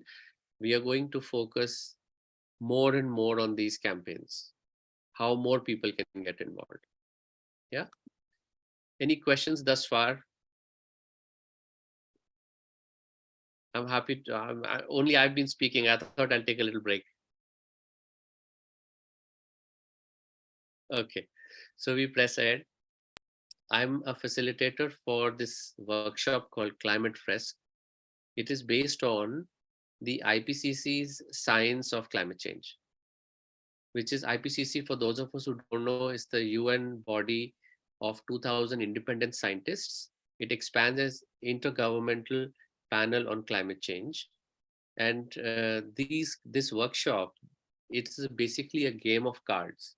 There are 5 rounds in it. A small group of 6 to 8 people play this. So it's an intimate setting. It's great fun for team building. I also do this workshop as a guest faculty at the University of Cambridge. These cards are, this workshop has become so popular. It has facilitators in 100 countries, and it has been translated in over 45 languages. So I would welcome the opportunity if you would allow me to step into your offices, colleges, schools, or homes in a circle of friends. I'd be very happy to facilitate this game.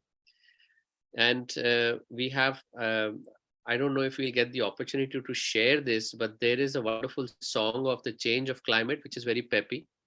I'll put the link here, and a very touching story in a 4-minute or a 6-minute YouTube on reforestation, how lives of women are being transformed in communities such as Nepal, where they are empowered and they are able to live a life of dignity because they have jobs through the reforestation project.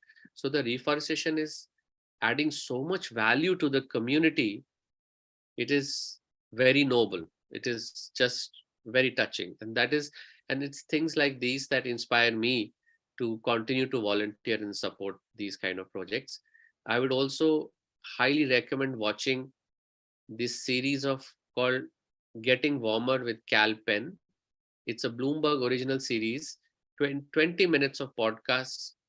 You would be able to catch up, get a lot of technical and practical knowledge on all aspects related to environment and climate, whether it is what hydrogen solutions are being made, what cryptocurrency farming does to global warming, how plastic is recycled, what are the latest innovations in that, all of those things. Is brilliant, and he's funny, actually. Finally, youth internship. So our project from International Association for Human Values, it has a youth wing. We are offering 13-week internship program for the youth in the age bracket of 18 to 30. If they would like to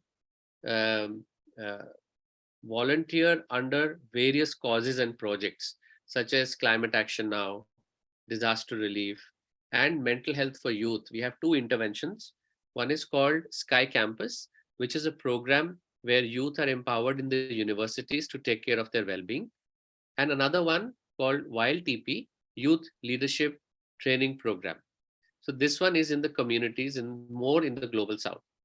And youth can, Shalin, could you please make your screen full screen mode? yeah, Sorry to interrupt. no problem. Is this coming up? And is it better? Yes, yes. Thank you so much. No problem. And youths are encouraged to apply simply by sending us an email. They can go and check the website, and my contacts are also here. We would really encourage youths to come up and participate. Not just youth, even grown-ups like us. My appeal to all my friends and everyone I meet, I say, give 1 hour. Whether you give 1 hour on a daily basis or 1 hour a month or weekly is totally down to your inspiration and availability. But we should all give 1 hour to the society or to the environment. Yeah. Finally, this is just a slideshow to show my visits to COP26 and COP28, and now we are preparing for COP29. Besides doing advocacy and striking partnerships, I met amazing people from all over the world, like-minded as well as youth. Especially, I have to give a shout out to 2 organizations. One of them is called JVE. It's a French acronym for Youth for Environment.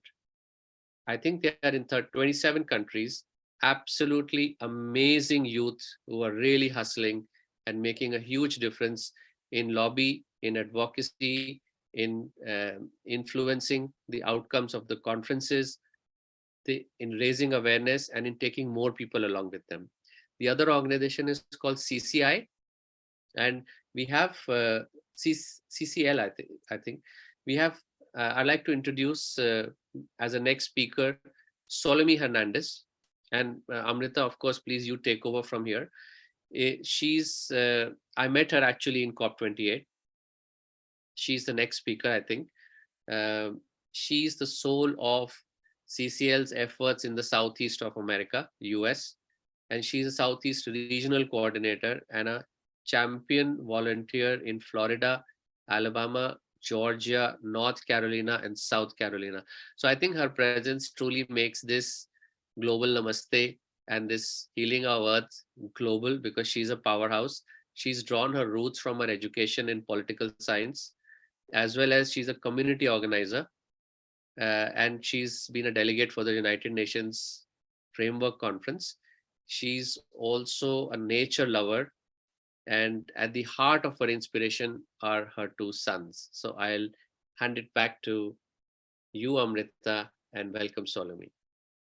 Thank you, Shalin. I think that's really wonderful. And the part that you have shared about your personal thing, I think if everybody makes climate change as their hobby, that they want to work as an environmentalist, not for people, not for others, but themselves, this hobby can do wonders, I think, which is really a very great thing. And thank you so much for sharing so many things and in you getting involved in so many projects.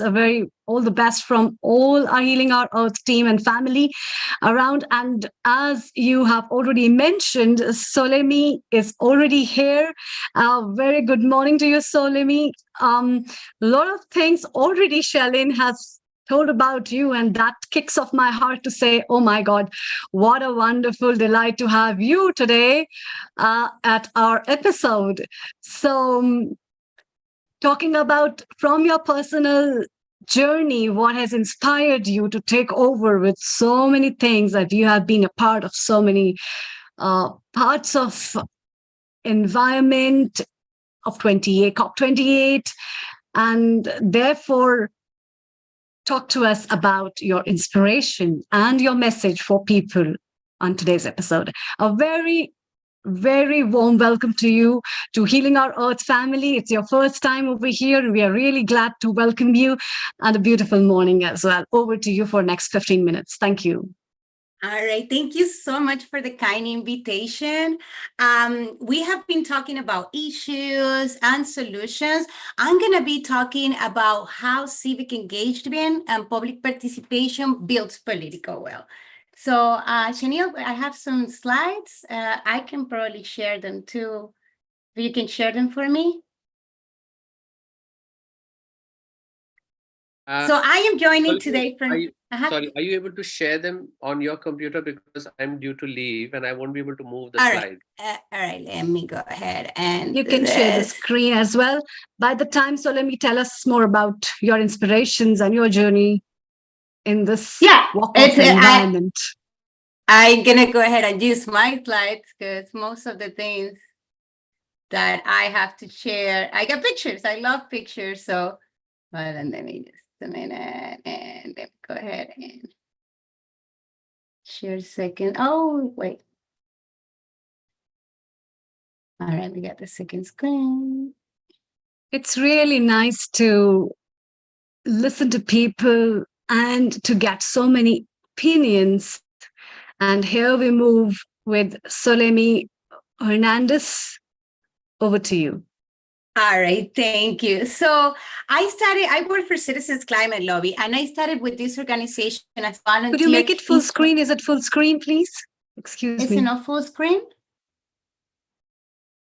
Can you see the full screen It or is. not? Just make it as full screen. Yes. It's not? It is. It Okay, is. okay. But okay. Thank you. But you can see my probably my whole tabs on the top. So I started with this organization inspired by their mission of creating political will for a livable world by enabling individuals breakthrough in exercising their personal and political power. I had my own personal political power breakthrough when I won a scholarship in 2018 to go to Washington, D.C. for the summer conference and Lobby Day. For me, that was a transformational experience to be among 1,000 people behind my picture. I was there, lobbying at the same time for climate solutions. I thought that I was part of a great group of committed people that wanted to change the world, and I was being part of that change. So I decided to go back to school, study political science, to learn about how government works and get the skills necessary to be an effective advocate. I graduated in 2022, and I started as a staff with CCL in 2019. And now I can be a hyperactivist and being involved and do this full time with as many organizations, as many great people that I get to meet just like you with the events like this. Let me go ahead to the next slide. So we also have a sister organization, which is Citizens Climate International at the international level. And we have a ton of chapters everywhere in the world and here in the US. And the mission is that constituents or community members meet with their elected officials to push forward climate solutions or legislation that we want to be enacted. And part of our international work with Citizens Climate International in public participation and civic engagement is participating in the COPs or Conference of the Parties. But I want to talk about a little bit about what COP is because it's a very complex process. So we have the United Nations Climate Change Convention with the United Nations Framework Convention on Climate Change, or what we call the NFCCC. The Conference of the Party, which is COP28, COP29, what we had in Dubai, or what we're going to have in Baku next year, is a 2-year annual meeting with 198 parties. Imagine that. 197 nation states plus the European Union that are signatory to the 1992 United Nations Framework Convention on Climate Change, or the UNFCCC. The COP agenda is actually 5 processes. Parallel processes happen at the same time with these 198 parties. We have the Conference of the Parties, that could be conference COP28 or COP29 in this case. We got the meetings of the parties in service of the Kyoto Protocol.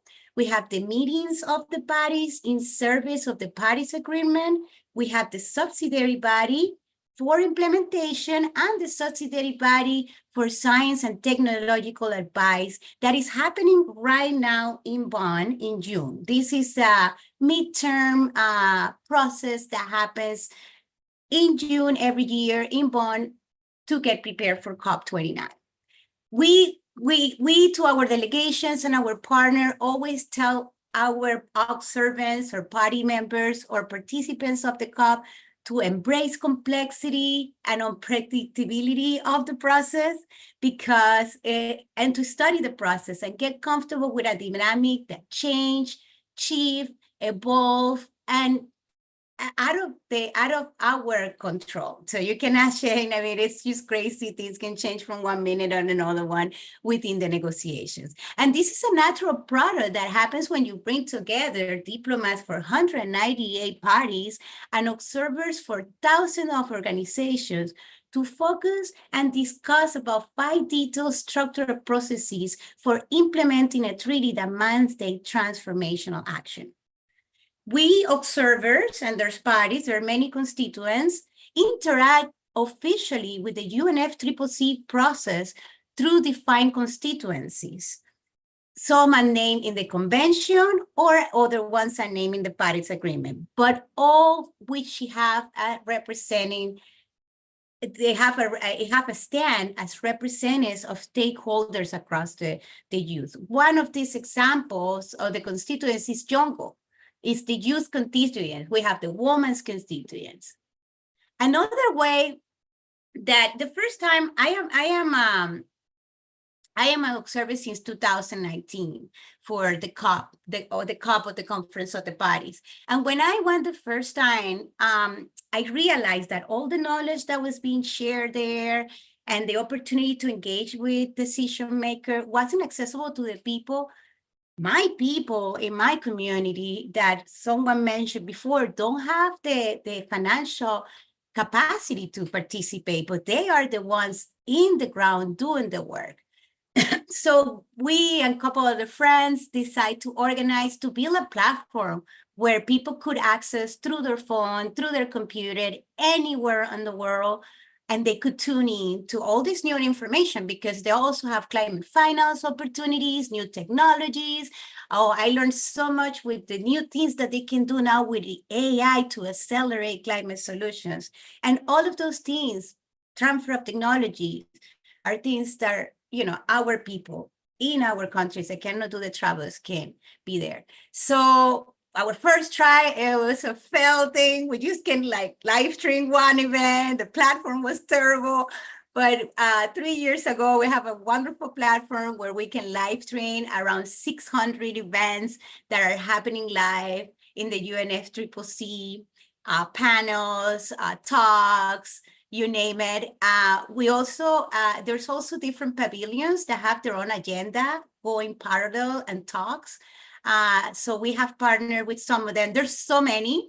In the future, we want to work with all of them and bring all the information that is being shared to everyone in the world. But right now, we just have like a partner pavilions, indigenous pavilions, some of the countries' pavilions, the health organizations that allowed us to live stream their information. Whenever, let me see if I can, I'm going to put the link on the chat.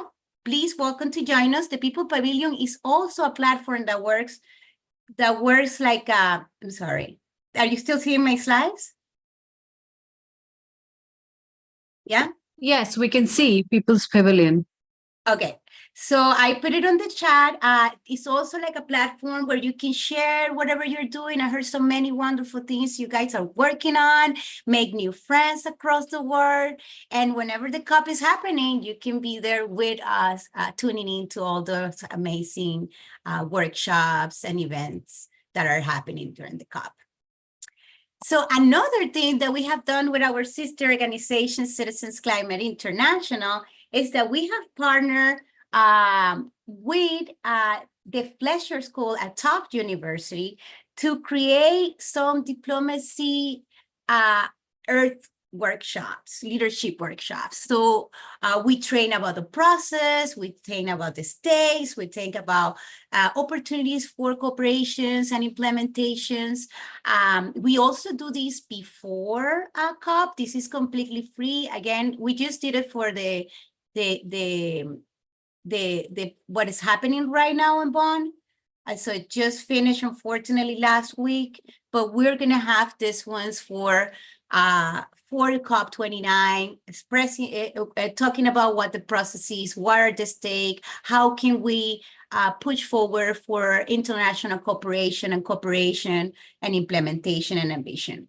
I wanted to mention a little bit, the road for Baku should also take us to the road to resilience. We're looking a lot to multilateral agreements to accelerate action towards the Paris Agreement goal and prevent dangerous climate destabilization.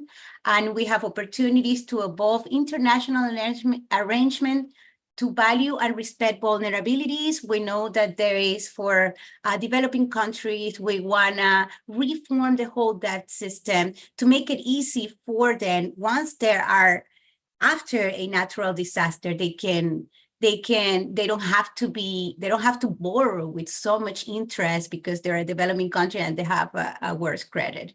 So reduce, that's what I was talking, shift incentive by removing subsidies and pricing pollution, supporting regenerative and agroecological food production, and upgrade bilateral and multilateral trade agreements. And we also want to involve in these processes that it's not on the United Nations climate change framework or on the COPs, but we want to bring together the international institutions to be part of this.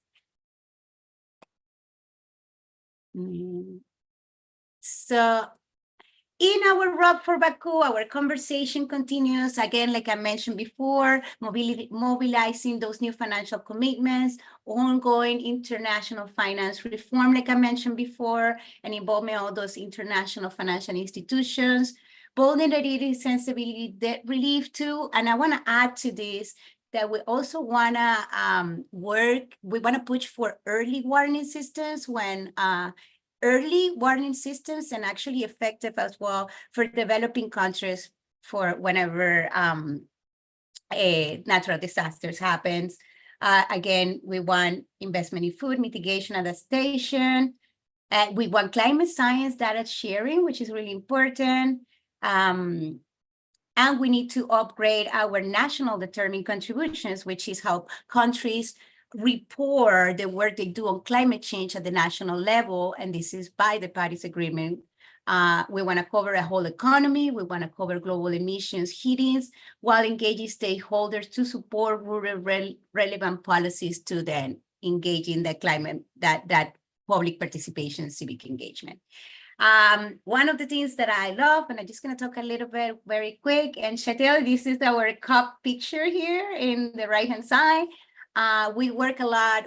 I'm big and passionate about public participation and civic engagement. I think the government and these institutions are ours for us to work and take over and do what we need to do to tackle this big issue of climate change. So Action for Climate Empowerment is all about elevating rooted climate action through education, training, public awareness, public participation, public access to information, and international cooperation in this.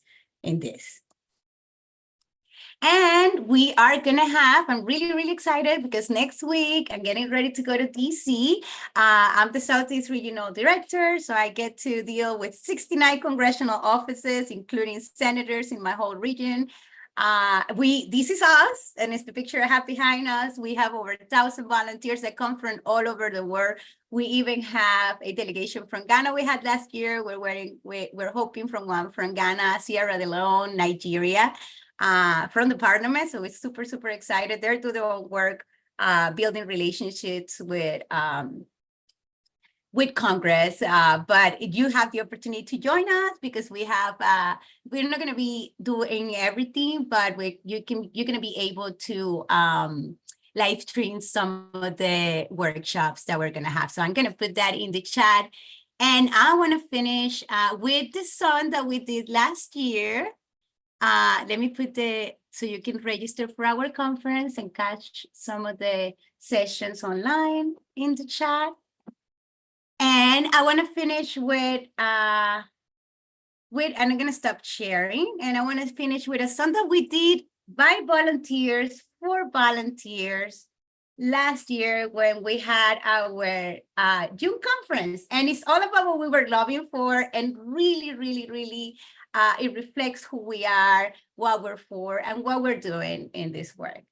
So let me go ahead and have it ready here. Amazing, amazing, Solemi. That's really wonderful. Give me just a minute. So sharing this real quick. You're sharing a song? Yeah, I'm sharing a song. You're gonna love it. I hope it's not copyrighted because we cannot play any copyrighted material. No, it's original. It was all of us doing it. We did this song last June about what we were looking for, and it's made with volunteers, for volunteers for our last year conference. So it's pretty cool. And it's less than 2 minutes, so don't worry about time. No, we would love listening to you for a longer time as well. So many things in that little time of yours. Here, gotta make this. Okay, I'm gonna share. Let me share my sound and optimize video. Here we go. All right, these are all volunteers, guys, and this song just melts my heart every time I get to hear it.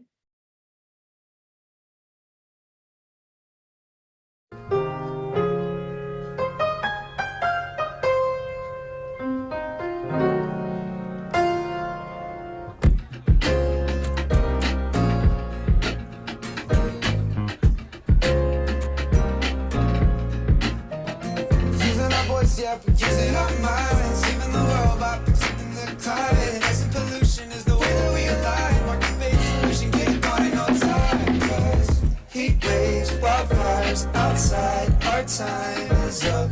Hurricanes, no change today. We won't hide from it, 'cause we're gonna live, laugh, lobby. Live, laugh, lobby.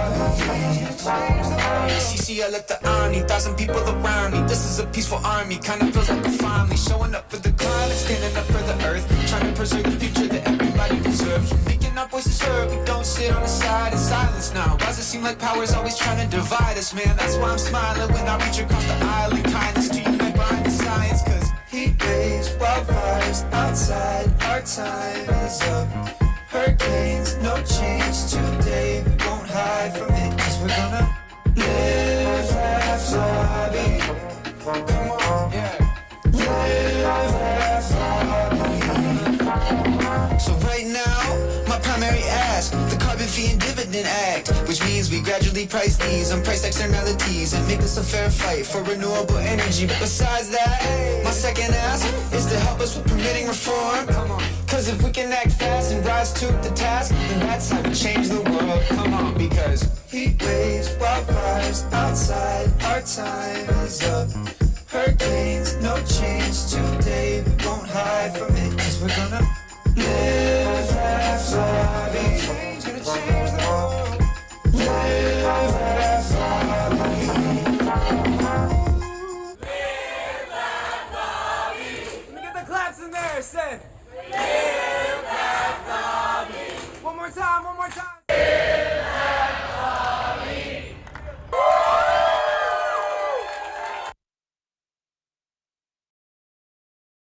Thank you. That was beautiful, Solemi. You are now part of Healing Our Earth, and you can bring this kind of outreaches. We love it. You need to keep in touch with Amrita and Vaishali so we can put it in social media for you.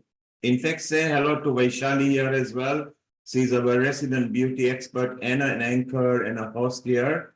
And she will also make sure that, Vaishali, what did you think of all the groups getting together and in a rhythm talking about the earth and its problems?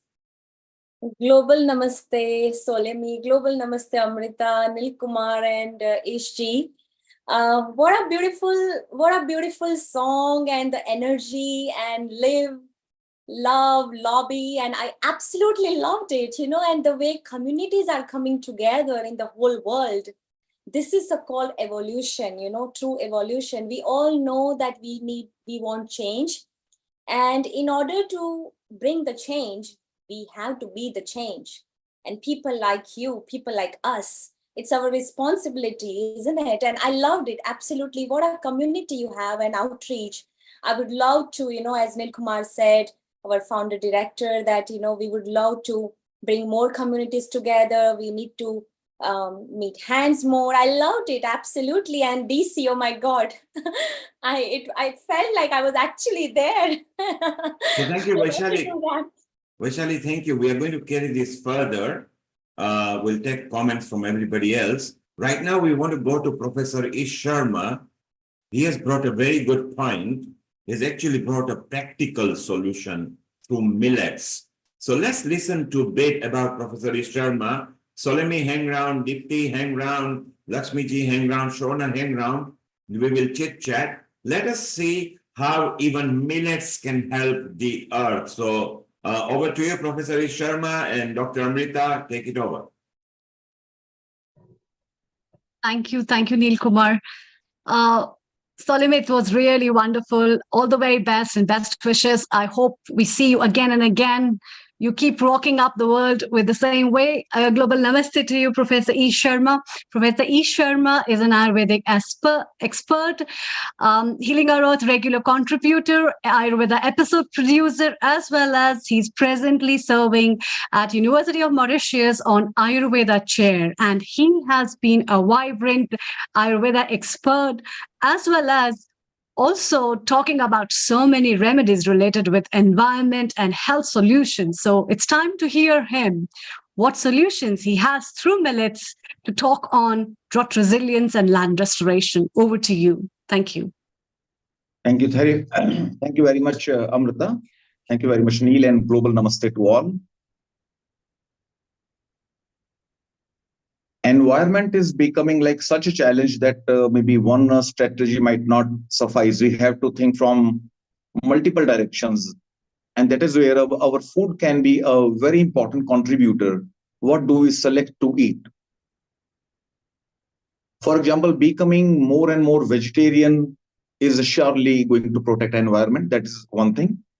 The topic for today being millets. Millets have been in use by mankind for millennia. There have been excavations like from civilizations which are like thousands and thousands of years old, and excavations could find pots filled with millets, proving that millets were very much in use ab initio, since very beginning. And millets can serve a very important cause when it comes to protecting environment as well. The United Nations declared 17 Sustainable Development Goals, which are 360-degree, all-inclusive, where every person from like every nook and corner, every strata should be uplifted, and then only these SDGs will be fulfilled. So making small changes in our own life will surely contribute to all the SDGs, including environmental protection. Millets, interestingly, serves more than one SDG.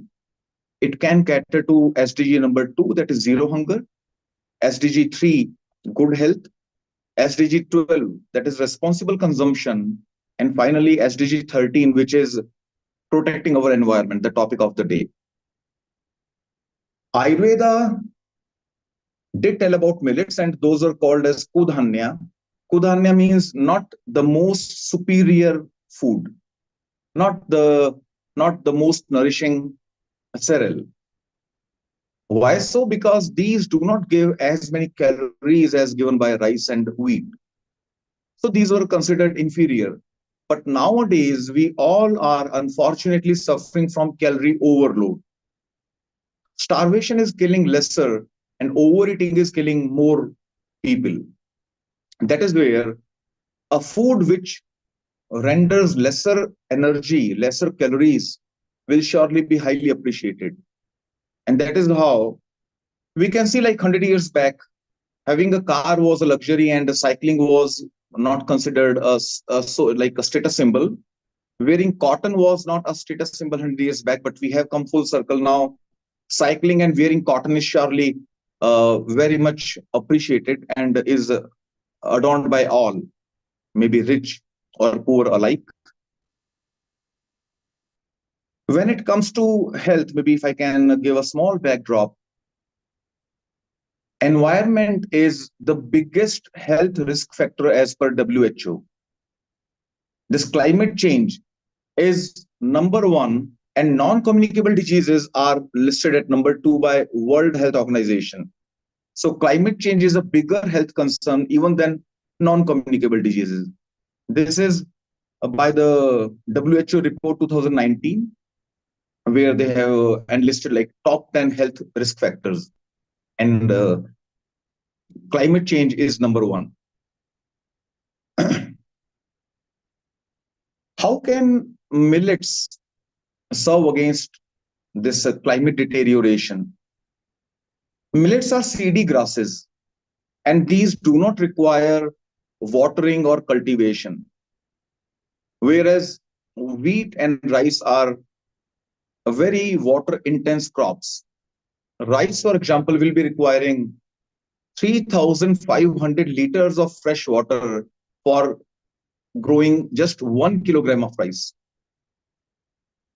Now we are left with very little fresh water. From the total water available on planet Earth, 97% is in the oceans, 2% is permanently frozen in glaciers, and only 1% water available for all life form, plants, animals, humans. Only 1% is available for all of us. And from that, if we all keep eating rice and rice only, you can imagine with 1 kilogram, you are consuming, if not wasting, 3,500 liters of fresh water. Millets will be saving water. They save time. Millets take half the time than what is taken by wheat or rice. Millets classically develop, mature somewhere around 60-70 days, which is half the time. We can take more crops and we can ensure zero hunger, the SDG number 2. Millets are C4 kind of photosynthesis crops. Now C4 is a special photosynthesis. The plants will be consolidating, absorbing more and more carbon dioxide, and will be releasing more and more oxygen. So this is the biggest change millets can make to the environment by adding more oxygen and absorbing more carbon dioxide. Carbon footprint will be reduced. Now this will only happen when the whole world is not growing rice and wheat only, because if we all start eating millets, then surely more farmers will grow millet. And when there are more millets growing, then surely environment will be protected. Millets are very thermophilic and xerophilic. That is, they do not require water and they grow very well in hotter climates. But millets were grown in the USA, Korea, China, Japan, Australia, Germany. Almost every geography was and is growing millets. Now surely it has come down largely. India grows like 40% of world millet production, and Africa consumes 70% of the world production. And interestingly, millets will not require pesticide treatment. Because of their genome, these are very resistant to bacterial infections. There are very few infections which can actually catch millets. So when these do not catch infection, it means their genome is bacterial resistant. If we keep consuming millets, our immunity will go up. And we will not be consuming so much of unwanted pesticides and antibiotics with the crops or with the animal products what we have to. Now, boosting our immunity and saving us from a pesticide and antibiotic overload are some of the effects which our health can attain from millets. The best component in millets which contributes to our health is the richness of complex carbohydrates. They have got very high quality complex carbohydrates which do not give a lot of energy, and that is why Ayurveda calls them as kudhanya. Kudhanya means not the most superior cereal, because these were giving lesser energy, lesser calories. And now this has become the beauty, being dry, hot, not contributing a lot of calorie. These are very protective against almost every non-communicable disease, including diabetes, cholesterol. These are two very direct benefits, then indirectly serving against cancers and obesity and whatnot.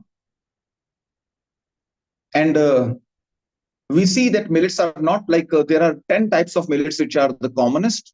And we can prepare everything with millets, whatever you prepare with your wheat or rice, everything can be prepared with millets also. Like you can make a pizza, burger, khichdi, poha, whatever you want, biscuits, cakes, everything can be prepared. And the taste being wonderful and such a huge variety, you can use like at least 10 types of millets. Your kitchen can have altogether a new flavor. Your like culinary skills can surely go up, because wheat and rice will not be having that much of variation what we can attain through millets. Millets will be requiring less than half the cost when it comes to plantation, transportation, and processing as compared to wheat and rice. Because these do not require cultivation, they grow by themselves. These are seedy grasses. So maintenance is much lower, and total processing is half when we compare to wheat or rice production costs and the transport costs. So So, Professor India, Ish, yes, please. Professor Ish, you have very much demonstrated that millets are not just healthy, but they are super environmental friendly, because water is becoming less on the earth.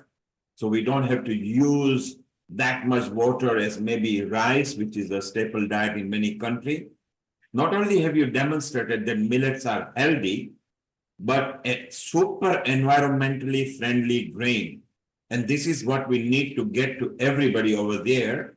And let's ask our Chef D, who is our kitchen expert down here. Maybe she can even say why she likes millets and what recipes she recommends, which are easy to make. Chef D, global namaste to you. Global namaste, everybody, and global namaste to Dr. Ish as well. Wonderful listening to you as always. And yeah, what a fantastic episode we've got today. I'm so sorry, I'm dipping in and out. I've got visitors here, so I'm running around the house trying to find a quiet place to talk. But yes, as millets, it's become my favorite go-to at the moment for everything. There's so many things I'm making from millets. My only problem with millets here in the UK is the cost. Unfortunately, we don't get it as cost effectively as we would do in India. That if I have any problems, that's my only issue here, is when the good quality millets, the Siridhanya millets, are becoming very costly to get hold of.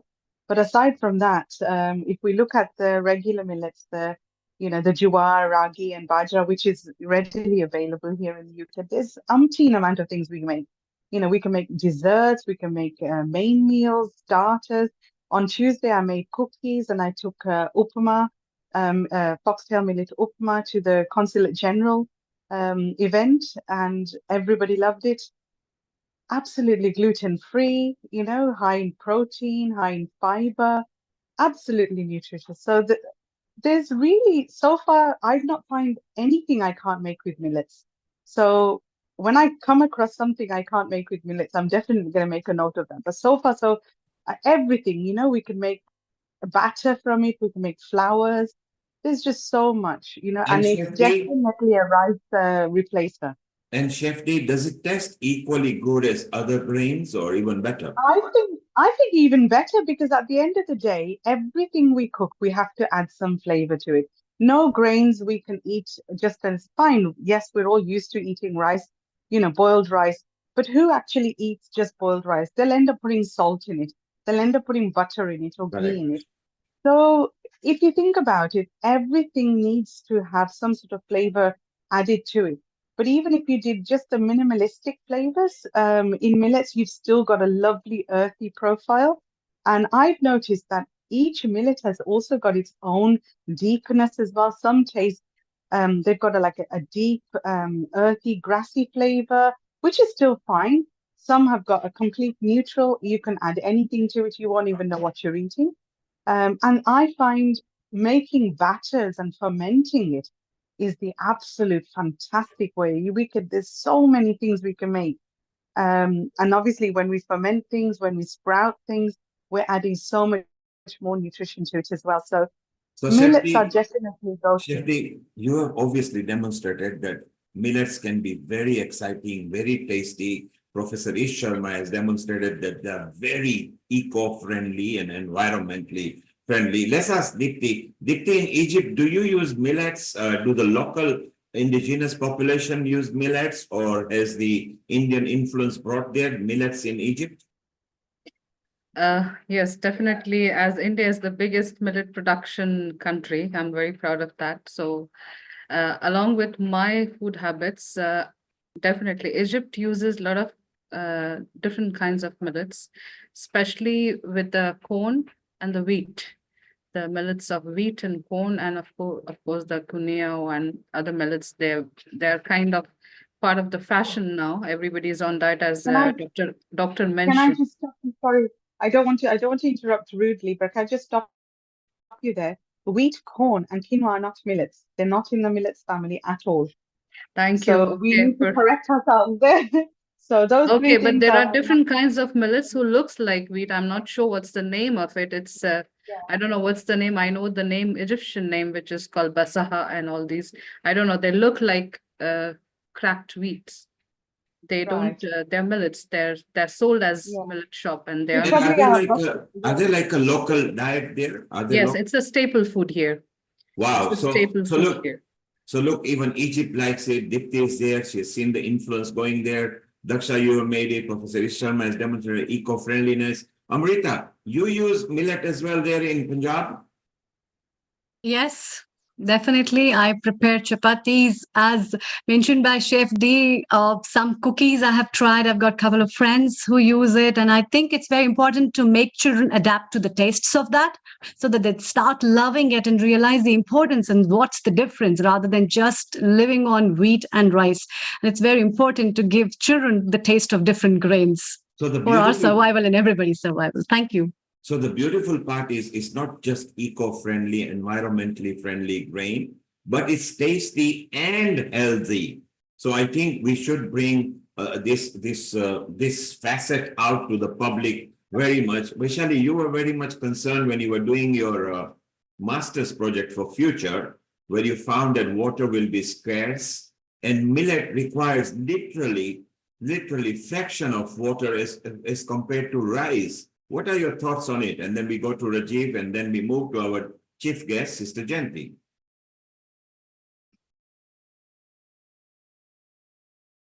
I absolutely love this idea, and yes, millets is. I have been using millets since childhood. In fact, since generational, we are Gujarati, and like in Kathiawar, we use it. The number one millet that we use it is called pearl millets.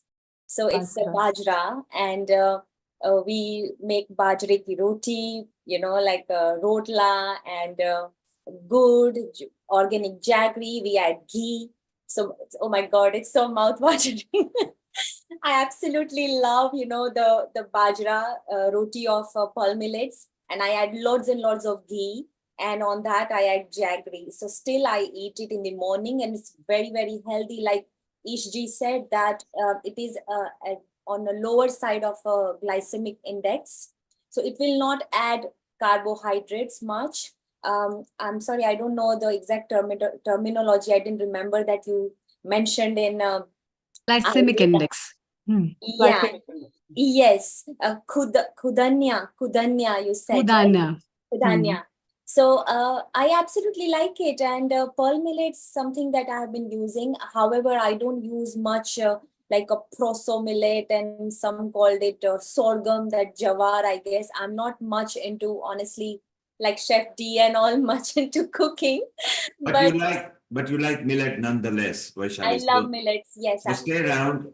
stay around. We are going to ask last comment from Rajiv, and then we will ask our chief guest, Sister Jayanti, if she loves millet or not later. So Rajiv, your last comment, and then we move on, and then we'll again chit chat. Rajiv, over to you. Fantastic. So I think thanks for that. I was born in Rajasthan, and I would say that Ish was also in Jodhpur. So both of us are from Jodhpur some way or the other. And Rajasthan, millet is their basic food. Bajra, they live on bajra because of lack of water. There is not much wheat. So millet is fantastic. It's tasty, but at the same time, it has got a lot of health benefits. It is very helpful for controlling blood sugars because of the low glycemic index, but also it has got both soluble and insoluble fiber. And the insoluble fiber is very good for growth of bacteria. It acts as a prebiotic. So that's very good for the gut or the constipation. It's very good for all intestinal diseases, inflammatory bowel disease, very helpful for irritable bowel syndrome, and also very helpful for the heart diseases because it prevents atherosclerosis, and for the best, it is anti-aging because it has phytates and phenols that protect against the damage in the cells and the damage because of high blood pressure. So lots and lots of health benefits. And also it has got niacin, which is one of the vitamin B, and that's very good for brain function. So it's all healthy cellular division. So I think that's very, very positive, and we all are controlling. It's very good for the environment. So it's good for health, good for the environment, good for whole thing. And thanks, my wife is very keen on millet. She cooks millet. I have no choice but to eat millet. Thank you, Professor Rajiv Gupta. If you want to keep your wives happy, eat what they cook, and if they eat millet, then even smile at them. That's what Professor Rajiv Gupta is saying. Thank you, Professor Ish Sharma. You brought a very nice, succinct point. They are not healthy only. They are tasty, healthy, but super eco-friendly, environmental-friendly grains as well.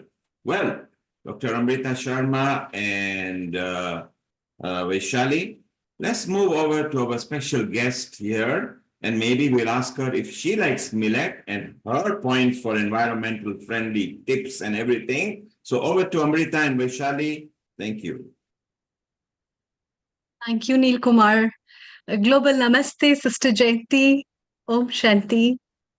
Om Shanti. A very warm welcome to you at another episode at Healing Our Earth. And before we take over, a very happiest birthday to you, Sister Jayanti, as you move over to the century beyond, just like Dadi Janki. We are so truly blessed to have you with us. Your blessings, your wisdom, your hands on all the Healing Our Earth family, and your support way beyond ever since the onset of pandemic is really remarkable. And we all are blessed to have you always with your guidance and wisdom. So a very big thank you and happiest birthday to you as well. Vaishali, your wishes, and then we move to Sister Jayanti. Over to you. Global Namaste. Om Shanti, Sister Jayanti. And first of all, what a beautiful reply you sent me on my WhatsApp, and on behalf of all the Healing Our Earth family, that I sent your wishes. And thank you so much for your blessings for the whole family of Healing Our Earth. We are truly, truly grateful for that. And all we want to say is, Bar bar din ye aaye, bar bar dil ye gaaye, bar bar din ye aaye, bar bar dil ye gaaye, tum jiyo hazaron saal, ye hamari hai aarzu. Happy birthday to you. Happy birthday to you. Happy birthday, Sister Jayanti. Happy birthday to you. We love you. We love you, Sister Jayanti. We love you. Thank you so much for all your kind greetings and good wishes and all the love. Appreciated greatly. Thank you. And yes, I'm a millet fan. I've been eating millet for the last few years. And when my diet changed some years ago, I became vegan. And that was for non-violent reasons. And of course, it's beneficial for the environment too.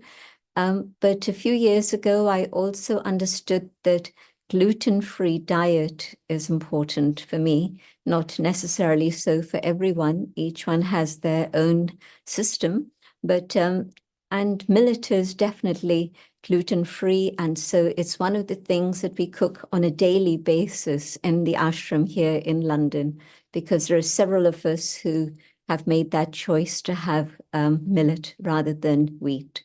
So it's been something I've been accustomed to for several years now. Yeah. So I definitely feel that it's something that we can promote because, as many of you mentioned, it's definitely eco-friendly.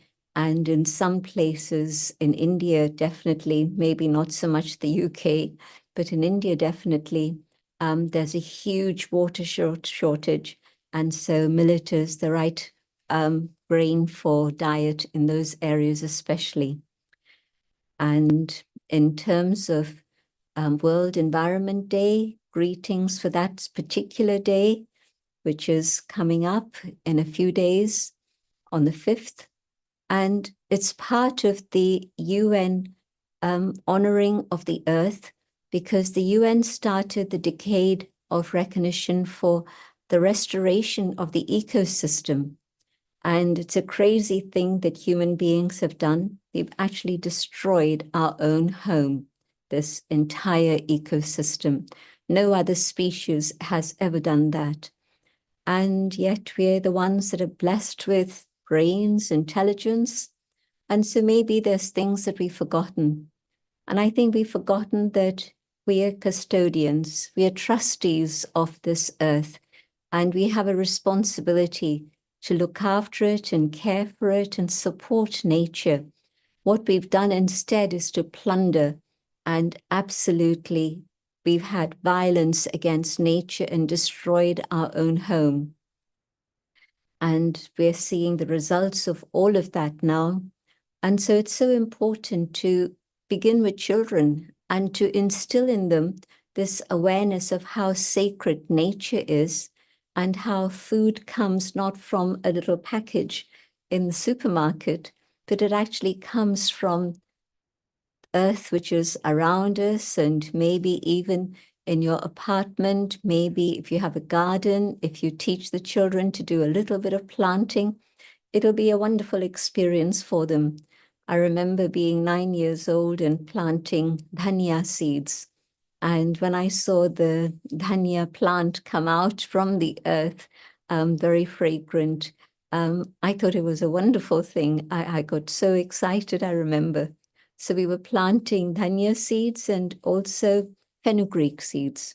And so methi and dhania, these are some of the ingredients we use on a daily basis. So that was my first experience. And that was when you plant these seeds in summer and you make sure they have enough water, they start sprouting within a week, within 10 days. And so it's a very instant result that you can observe, but it gives a great thrill and excitement when you're a child. But it makes you aware that the earth is actually that which nourishes us and takes care of us. And it's important that we give that respect and love nature in return and send nature good vibrations and our thanks and gratitude to the divine who created this amazing system in which humans and nature and animals, all other species, lived together, and for thousands of years, for millennia, we've lived together in harmony. And even today, nature still blesses us with abundance and great beauty. But we've come to that point where now we need to have an understanding and care about what we need to do in return for nature. Good vibrations is the first and foremost aspect, but especially in India, we've been doing a lot of work with the earth. For example, within our Kalpataru project, in which there were millions of trees planted for the last several years, there's one particular area that's grown out of that. We've been given land in North India, in Gurugram, and also in South India, in a couple of places. And there they've given us land so that we can have what we call the Arogyavan, the healing forest. And so space in which there can be medicinal plants, herbal plants that can be used for nourishment, for food, but also medicine. And they also have then running tracks. They have spaces for people where they can come and sit and be in silence or meditate or pray. Spaces where people of any background can come and take advantage of the beauty and sanctity that nature provides. But also we found that these are places where the healing atmosphere is very good, not just for the body, but also for the soul, bringing calm and allowing people to de-stress, because today stress is such a factor for ill health.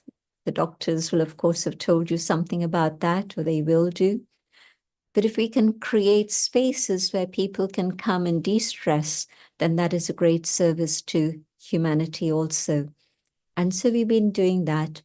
The second thing we've been doing, especially in India again, is to have what we call yogic farming. And so this is organic farming, but together with that, adding meditation. In early days, of course, the family used to sit together, pray together, and whatever seeds were going to be planted, they were carrying those vibrations of prayer. Well, we've reinstated that, and we found that it works very, very well, not just pre-plantation, but also with the preparation of the ground. The whole family go into the field and they're able to have meditation in the field. And then further, at every step along the process, right until the point of harvesting, there's meditation and more meditation going on. There are 4 different universities who have been investigating and researching the results of all of this. And what they found is that compared to ordinary food that's grown, the food that's grown in this way with meditation also has nutritional value that has added dimensions, but also it's beneficial for the soil. And so the bacteria that are the healthy bacteria multiply, and the bacteria that cause pests, etc., those get removed. There's a system in which meditation allows this to happen in a very natural way. And so the soil definitely becomes healthier, but the food also is of greater value. And so that's the second thing we've been doing. The third thing is here in the West, in the UK in particular, in London, there's a program that St. Ethelberg Community, Church Community, have invited people of all faiths and traditions to participate in. And they've been having groups go out to different places across England.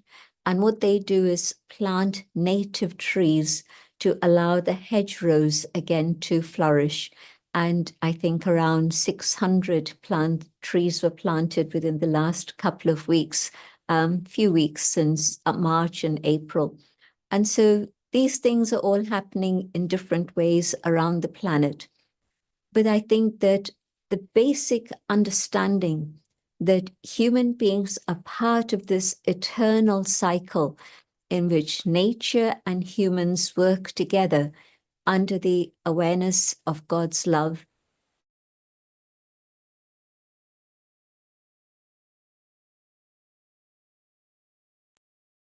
I think we are frozen for a while, Amrita or Vishali.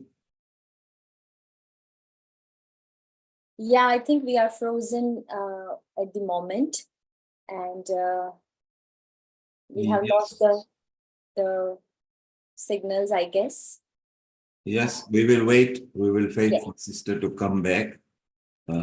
Normally, yes, the signal might have gone. So I like the point that Sister Jayati made, particularly about the diet and her. Yeah, and especially I also liked the point about forests and the aspect of meditation in connection with that, which is so wonderful in relation to Arogya One, which is so nice and a beautiful concept, in fact.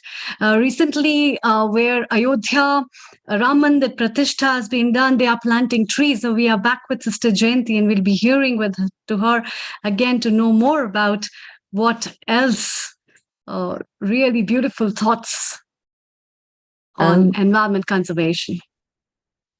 And of course, one of the biggest things is the whole use of fossil fuels. And so in India, we're one of the leading users of solar energy. And we have now the system that we have in India is powered by photovoltaic, but also other modes of solar energy. And we run the whole of the complex of 30,000 people using solar energy. And they found a way to store that energy also, so that then it's not just during the day of sunlight, the daytime of sunlight hours, but of course what you need is electricity at night for lights and so forth. And so we store the energy during the day, and then it's used all through the 24-hour cycle.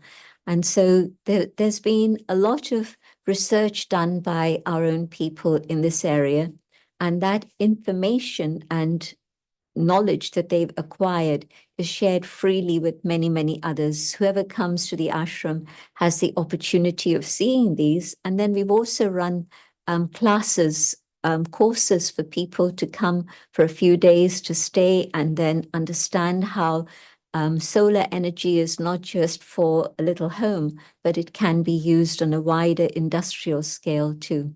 So these are some of the projects that we're involved with. But the underlying awareness behind all of this is that we have to come back to a spiritual consciousness.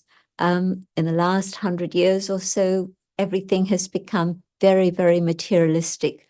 And our own identity has been caught up with matter, with this body, rather than the awareness of the spirit that I am residing inside this body.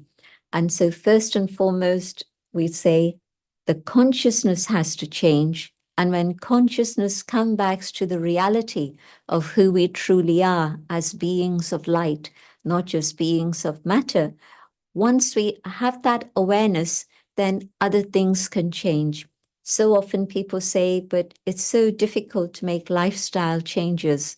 Yes, on a human level, it's very difficult.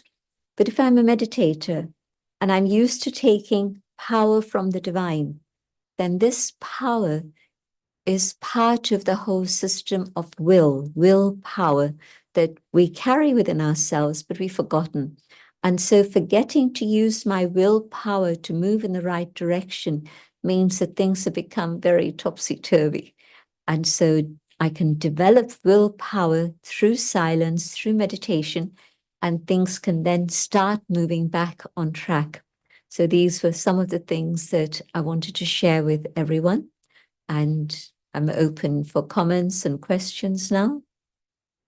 And Sister Jayanti, that was so wonderful, particularly the way you relived how you were when you were young and you talked about millets, etc. Carlos from Madrid is talking about eco-spirituality. His understanding is that's a faith and interaction of humanity to nature. What is eco-spirituality to you, Sister Jayanti? To me, it means that when you have a spiritual awareness, you're concerned about the ecosystem also. And so you apply spirituality to the work on a day-to-day level within the environment.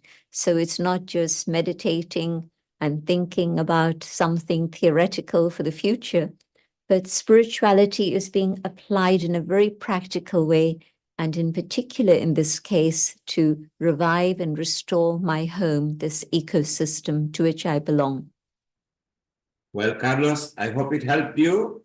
And Rajiv, you've got a question for Sister Jayanti. Over to you, Rajiv. Thank you so much, Sister Jayanti. It was so enlightening and so refreshing to hear you again. I know we were on stage at some point in time, if you remember, long ago, for Bharat Gaurav Award. And we had a discussion. It's so interesting because today we are on the environmental day. So we have an external environment, but we also have this internal environment for which we don't look after so much. And I would like to take an opportunity to ask you that this ego kick in all the time, despite knowing the fact that we are on this mortal body for a short period of time. Even myself, I experience that, I try to keep thinking that in account, but somehow it just happens that we always, whether it's, I don't know, Maya or something, get entangled into it. So what would you suggest how we can keep that spiritual environment clean all the time, which is our internal body, and keep it free of this so-called junk called ego or Maya, in very simple practical words that people like us professionals or day-to-day living people can do? In the awareness of being, that being of light, the soul, there's a very lovely expression in Hindi, Swaraj. I'm not talking about political state, but I'm talking about the inner being, the self, being the master, the sovereign of this physical chariot. And in that awareness, I have a responsibility not only to the spirit, but the spirit also has a responsibility for the physical body. And so diet is maybe the most important factor in this. If I eat healthy diet, that for me in a simple way means plant-based diet on all levels, food and drink, absolutely. So in the awareness of spirit, I know that I have to fulfill this responsibility because I'm here on earth at this moment, not only for myself to do good karma, but also I'm here to be part of this transition and this transformation that the world is going through. We're definitely moving from Kali Yuga to Satyug. And so in this transition, each one of us has a very, very important role by bringing about transformation of consciousness. And so I want to keep this body healthy and strong so that it can support me in this task that we all have to share in. And so I think that if I'm aware of this and I make sure that I keep my diet clean, but also I keep my mind clean, because we've seen how maybe 95%, maybe more or less, different doctors would give a different percentage, but the mind, the psyche has an impact on the soma. And so the whole area of psychosomatic illness is something that has been studied way back in the early days of the Copper Age, thousands of years ago. But in modern times, it's again being revived, and we're again looking at all the aspects of psychosomatic health and illness.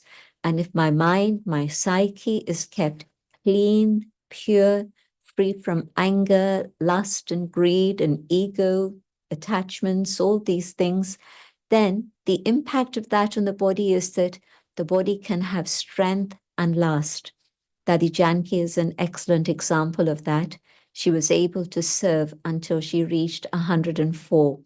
And her physical health had never been strong. So it's not that it was a special blessing, but even with a very fragile physical system, with the power of yoga, the power of good wishes, and most of all, God's love, she was able to continue to serve until that time.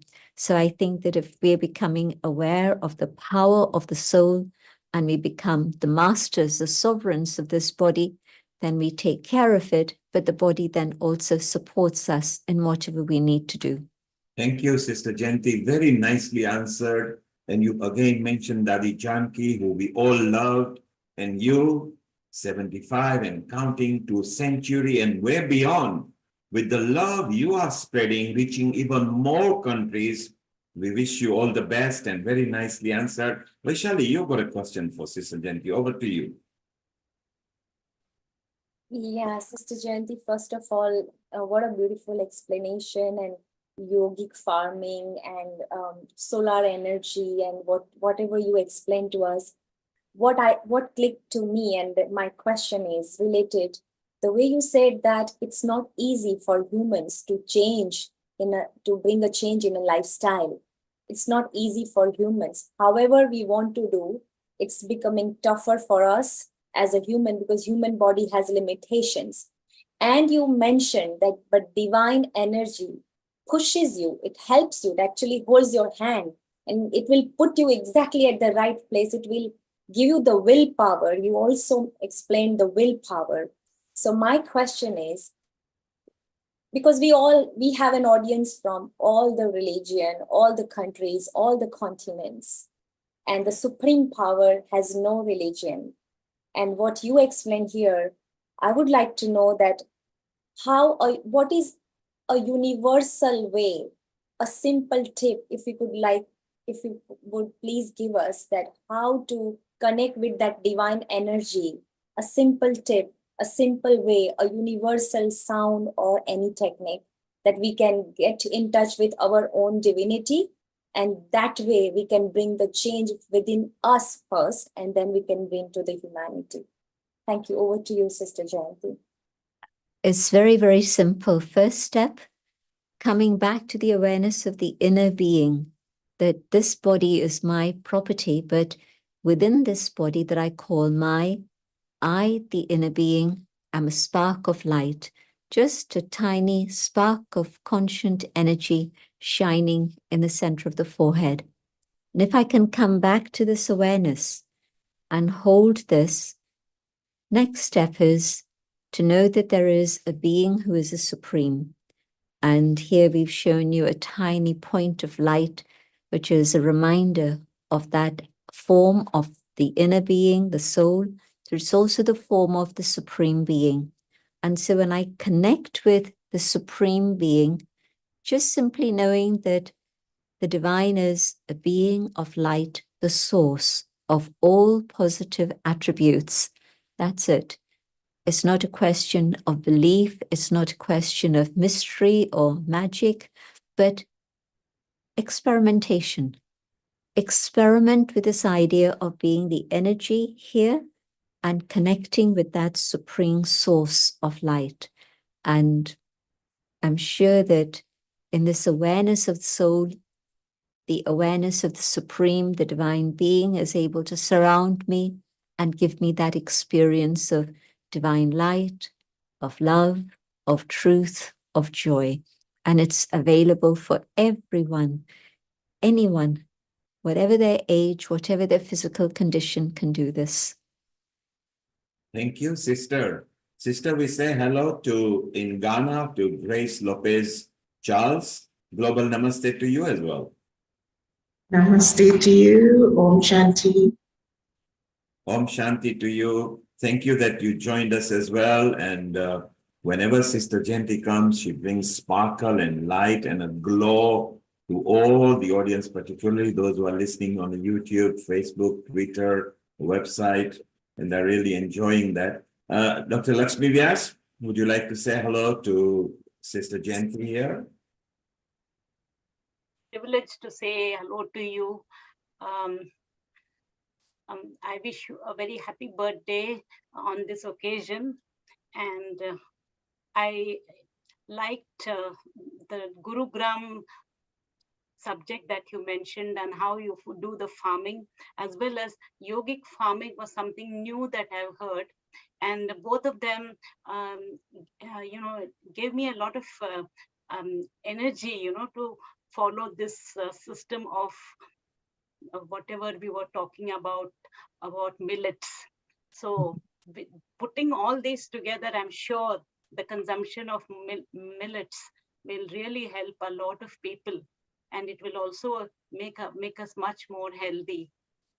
Thank you, Dr. Lakshmi. So even the spiritual souls like Sister Janti are saying millets are good for you, they are healthy for you, they are eco-friendly. Sister Janti, it's almost time to say Om Shanti to you. Maybe for a couple of minutes we can have a nice spiritual silence or your chant or a talk, because we love it, before we move to India sector with the advocates and Rotarian Lal Goyal. 2 or 3 or 4 minutes, please. Let's have a nice soothing silent voice from you that people hear to and to listen to. Sure. Just carry on sitting comfortably, and I'll share my thoughts and invite you to follow these ideas. I let the body relax. I focus in the center of the forehead. And as the body becomes calm, I become aware of the inner being, the being that I truly am, the being of light,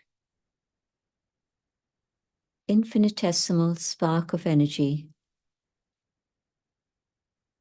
I am a being of peace. This is my natural state of being. I am a being of truth, of living consciousness, a being of bliss. Sat, Chit, Anand Swarup. This is my original state of being. And in this awareness, I connect with the divine, the supreme, the being of light, the source of spiritual power, the almighty authority, the benefactor, the parent of the whole of humanity, the one who removes darkness and brings light.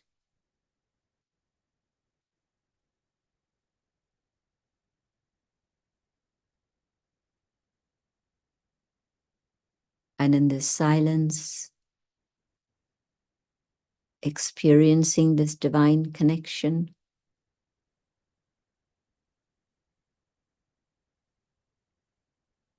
I am transformed and able to return to my original state of purity.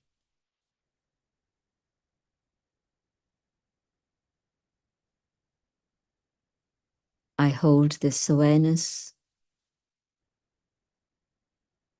and I come back to the physical dimension, but now recharged,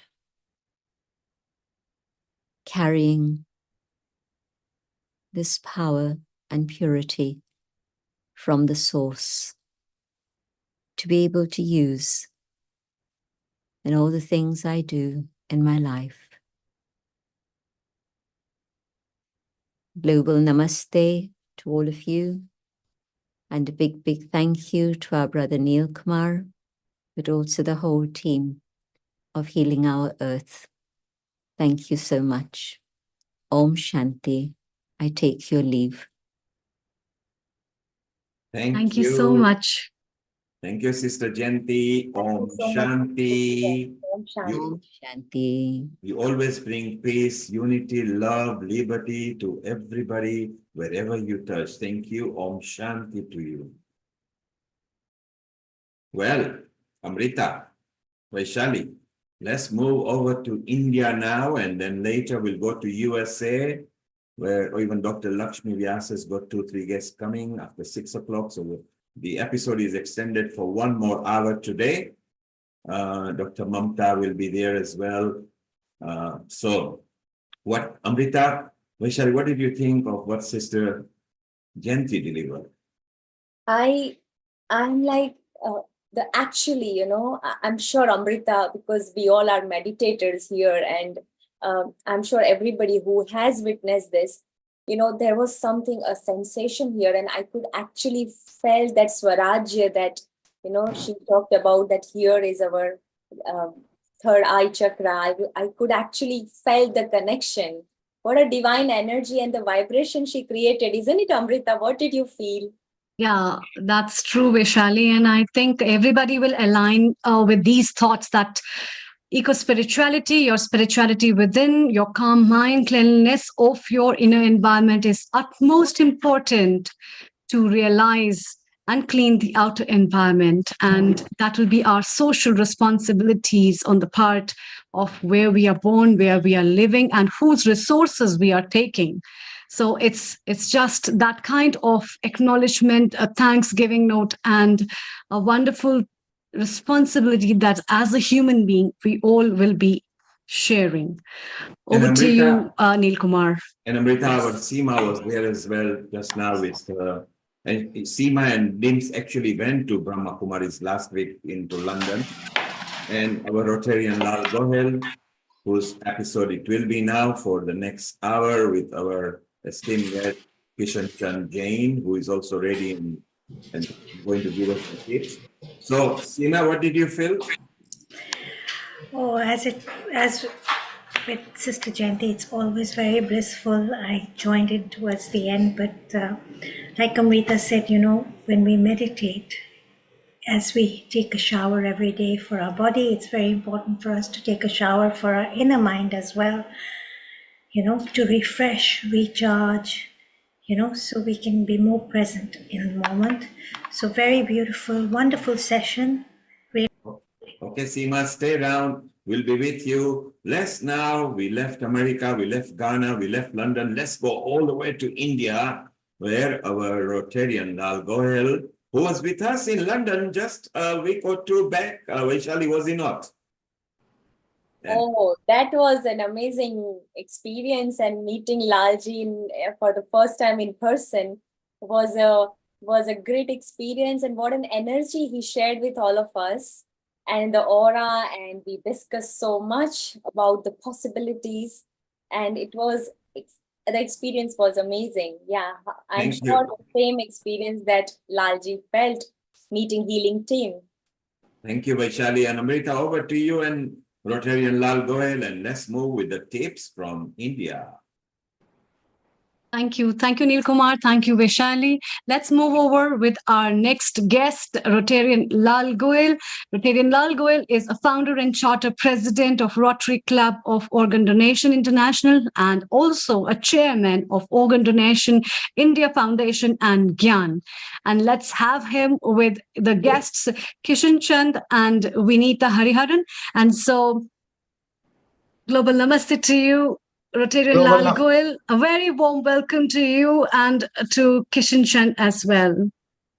Global Namaste, Amrita ji. Global Namaste to all the entire team of Healing of our Earth, and especially to Neil Kumar ji and the entire team whom I met last week only in London.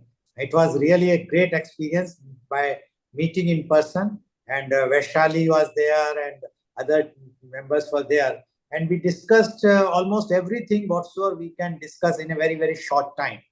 And really the energy which Vaishali was talking about me, I think we must give credit to Neil Kumar ji, that he is also so much energetic with so many ideas, always ready to discuss, and every week a new topic, and to bring so many persons in the panel is remarkable, and his follow-up is also very remarkable. And I found that even the program which is being telecast from more than 26 countries is really something which is showcasing the India's condition in other countries and their conditions also, but mainly focusing India. And I would like to inform my panelists who have joined today that Mr. Neil Kumar and his team is organizing in collaboration with the Mayor of London every year at the Trafalgar Square, the Diwali Mela. Diwali celebration they do in a very, very big way, and it's telecast all over the world. So he's creating the name of the Bharat or India always on top. Now coming to the main topic, and that is World Environment Day. Environment is not asking to conserve her, for her, but for our future generation. World Environment Day, observed on June 5th, is the United Nations principal vehicle for encouraging worldwide awareness and action for the environment. It was first celebrated in 1974 and has since become a global platform for public outreach with participation from over 150 countries. Each year, it focuses on a different environmental theme to address pressing issues such as pollution, climate change, and biodiversity loss. Countries host various events including parades, trees planting, and cleanup campaigns, etc. It aims to engage governments, businesses, and individuals to promote sustainable practices. Schools and communities play an essential role in raising awareness. Media campaigns help spread the message to a broader audience. Together, these efforts contribute to a healthier, more sustainable planet for future generations. India plays a significant role in World Environment Day, often taking a leading position in environmental initiatives and awareness. As a country with rich biodiversity and diverse ecosystem, India faces unique environmental challenges, including air and water pollution, deforestation, and climate change. The government has launched numerous programs to address these issues, such as the Swachh Bharat Abhiyan, Clean India Mission, and the National Clean Air Program, NCAP. And to discuss and to give their views, I have eminent panelists with me, and I would like to invite and introduce my first panelist guest, and he is Advocate K.C. Jain. Advocate K.C. Jain is a renowned social activist and Supreme Court lawyer. He is practicing law for last 45 years on the civil side. He practices in Supreme Court and Allahabad High Court and has appeared in several important cases. He has filed numerous PILs in the Supreme Court and Allahabad High Court. He has succeeded in 5 PILs relating to RTI, which includes direction to the State Information Commissions for online hearing, online RTI portal of High Courts and District Courts. Has also filed more than 10 petitions involving various issues relating to road safety, and directions have already been issued in hit and run matters and e-monitoring of traffic violations. Has filed PIL for prescription of generic medicines by medical practitioners and also for DNA profiling of unidentified dead bodies. And this has created a sensation, especially in the medical fraternity, because they are not ready to prescribe generic medicine, but he has filed that PIL also. He has also filed a PIL relating to environmental issues, have also been filed, which included petition for removal of silt and garbage from river Yamuna in Agra. His large number of articles were published in law journals and newspapers. He is avid nature lover and has done plantation of native species. Welcome, Advocate K.C. Jain, on this very, very important international show organized by Healing Our Earth, an NGO working for the benefit of this earth. And this is the main thing, that is the environment. And we all know the condition of environment. And as you are based in Agra, and you know more than us who are sitting in that very, very cool temperature. I was in London and I was in Edinburgh City, Lakes and Lake District and Center Park, where the temperature was between 7 to 15. But here in Agra and Delhi, the record has gone to 52.9 degrees. So this is change which has come, because when I was at Mathura, I left Mathura about more than almost 40 years now. At that time, the temperature was touching about 40, but now it is touching 50 or crossing 50. So environment is very, very important. We would like to know your views on environment, World Environment Day. Advocate Casey Jenkins. Thank you, Mr. Dal, for inviting me and giving me a wonderful opportunity to share my views. First of all, I would like to apprise you about the initiatives that I have taken by filing the public interest litigations and how does they impact the environmental issues. The first petition which I would like to refer is about the agroforestry. Agra, being a part of the Taj trapezium zone, is treated as ecologically sensitive area.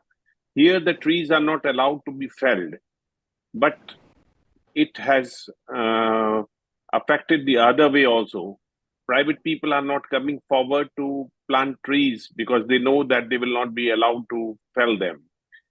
Facing this difficulty that even private people won't come forward, and how we would add to the forest cover, green cover, I filed a petition in the Supreme Court and succeeded, where they said that agroforestry should be allowed and those who plant trees can fell the trees. That way we would be adding to greenery and also make a profit. The farmers can earn profit. So this is the first initiative of promoting agroforestry, which is a worldwide practice of growing trees and felling them on the getting ripe. Another important thing is that online hearing by the information commissions. We are traveling from one place to another for attending the courts. It is leaving footprint. We have to travel by automobile, by plane, or by train, and then staying at one place. This all has its footprints. If we can have online hearings, if we can appear before the judge or the information commissioner without traveling actually and sitting from our home, we can put our submissions to him. It would save the environment. So that initiative that has been taken, that now the Supreme Court has directed that we can appear online, virtually, and appear before the information commissioners who are in UP, they are at Lucknow, and in other states also in the capital towns. Another initiative taken by me was for buying tickets for seeing Taj in night online. Unfortunately, the orders of the Supreme Court earlier passed in 2004 were that you had to go and buy the ticket physically.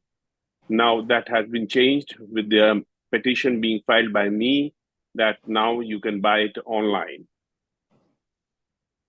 Similarly, another application for online filing of the applications under the RTI Act.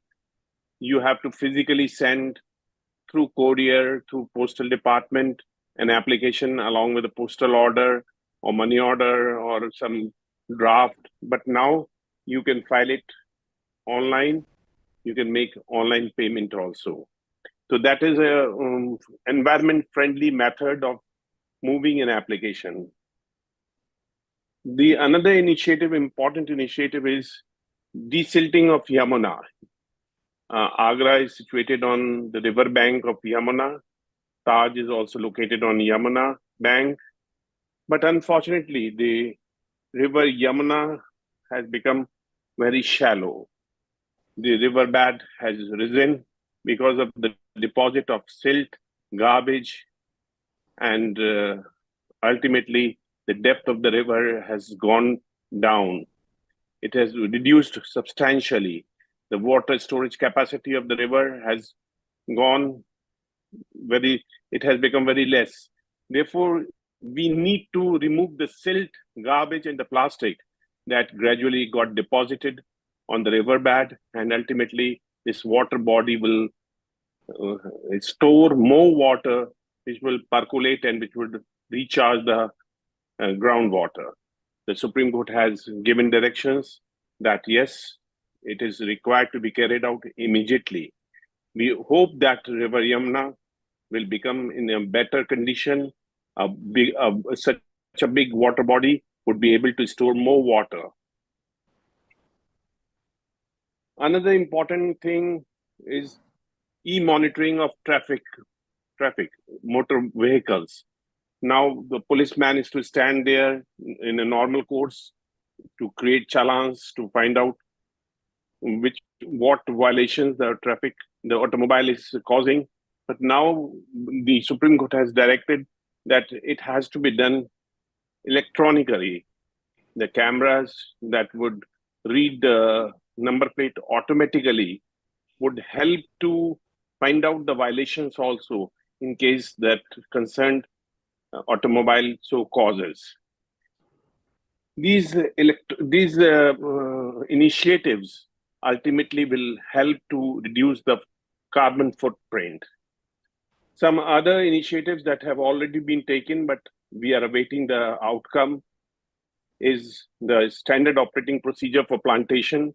We carry out plantation, but that does not survive. Mortality rates are high. What should be the standard operating procedure for plantation? What should be the standard operating procedure for permission to grant felling of the trees? That is important aspect.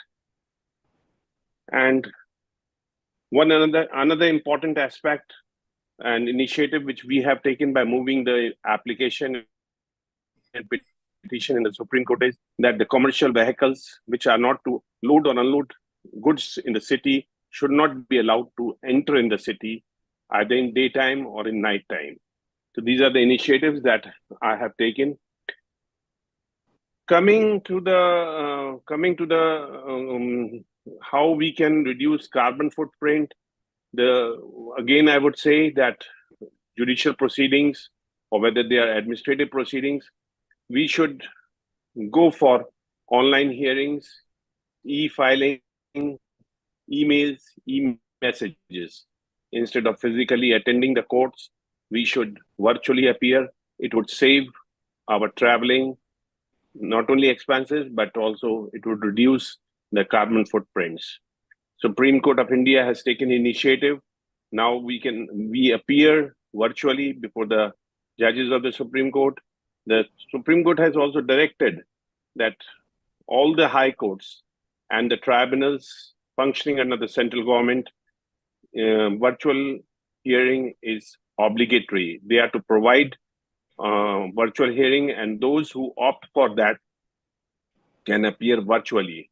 So that would help to reduce movement of automobiles, trains, planes, and we can conveniently appear online. For instance, in UP, we have the capital town Lucknow, where the government people sit. If we are to meet them, we travel by road or by plane. That all is leaving carbon footprints. We should have the meeting virtually. We have meeting for 10 minutes, but have that meeting of 10 minutes, if we have to physically travel, it takes the whole day. Another thing about plantation, I would like to point out that we should go for native species of plantation. We should find out what are the native species of that area, and only those native species should be planted because they help to grow us easily. The mortality rate is much lesser. Therefore, we should go for plantation which of the native trees only. And they also help to attract butterflies, moths, bees, which are the pollinators. And we now have to go for dense plantation. Miyawaki Japanese system is to be adopted to create urban forest, and the invasive species are to be avoided. For instance, in India, we have the Prosopis juliflora, which is from America, and it is causing a havoc. Therefore, we have to be selective to choose species of plantation. Rainwater harvesting, we should go for it because groundwater in India in most of the areas is receding very speedily. We need to conserve groundwater, and for that, we need to use drip irrigation, sprinklers, and not the flooding way of irrigation. Moreover, the treated water from the sewer, from the drains, that has also to be recycled and used for washing, for irrigation. Public transport is also to be encouraged. We have to, there is in fact explosion of automobiles on the roads of India and all over the world. Now we have to restrict the use of automobiles. We have now to think of public transport, because ultimately there is carrying capacity of the roads, carrying capacity of the infrastructure. We cannot ignore the carrying capacity and keep introducing new automobiles. The time has come that we are to think of how to restrict the number of automobiles, how to have efficient public transport system. Townships are also to be designed in a way that people are required to move the minimum. Not that we keep traveling 100 kilometers, 200 kilometers, 50 kilometers a day, but we should have such township. We have to design such township where people have either not to travel or they have to travel only short distances of 2-3 kilometers. Therefore, townships should be self-contained. These are some of the ideas I wish we need to consider and brainstorm and to implement them. Thank you, Mr. Lal. Thank you very much, Advocate Jain, for giving your views.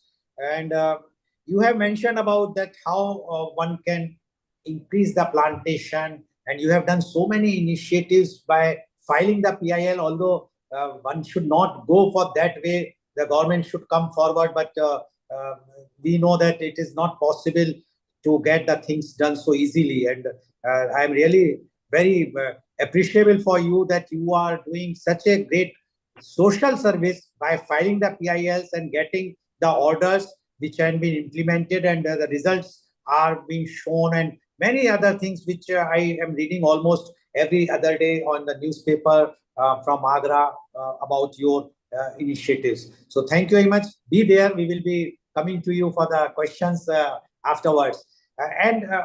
Before I will move to my next panelist guest, I would like to mention that what we have done as far as I am concerned for the environment, we have started a barter system about the plants, and that we started at our Pandit Health Resort, Mangalore, from 2008.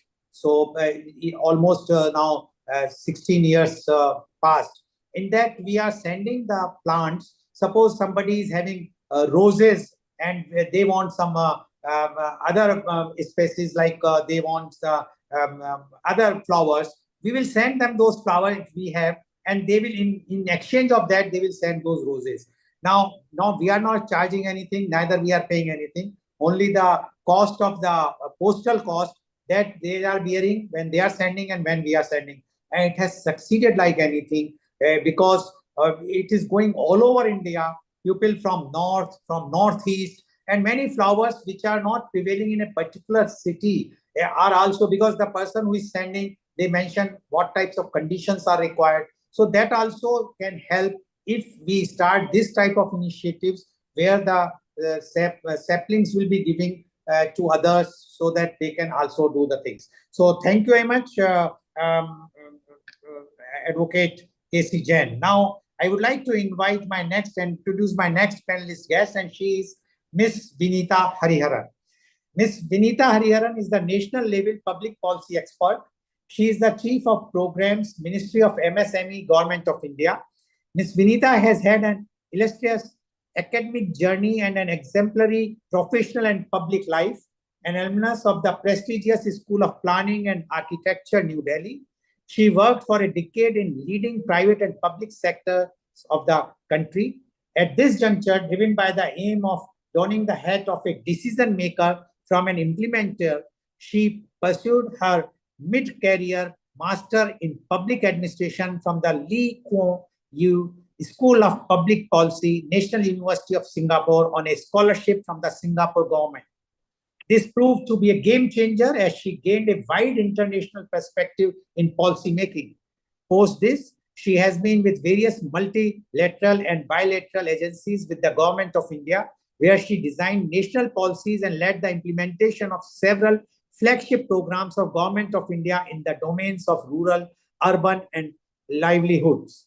Pradhan Mantri Awas Yojana, Shyama Prasad Mukherjee Urban Mission, formalization of micro enterprises being some of the key flagship programs designed by her. She is currently with the Ministry of MSME as Chief of Programs, handling externally aided missions. Ms. Vinita is a public speaker and a thought leader in diverse issues of nation building.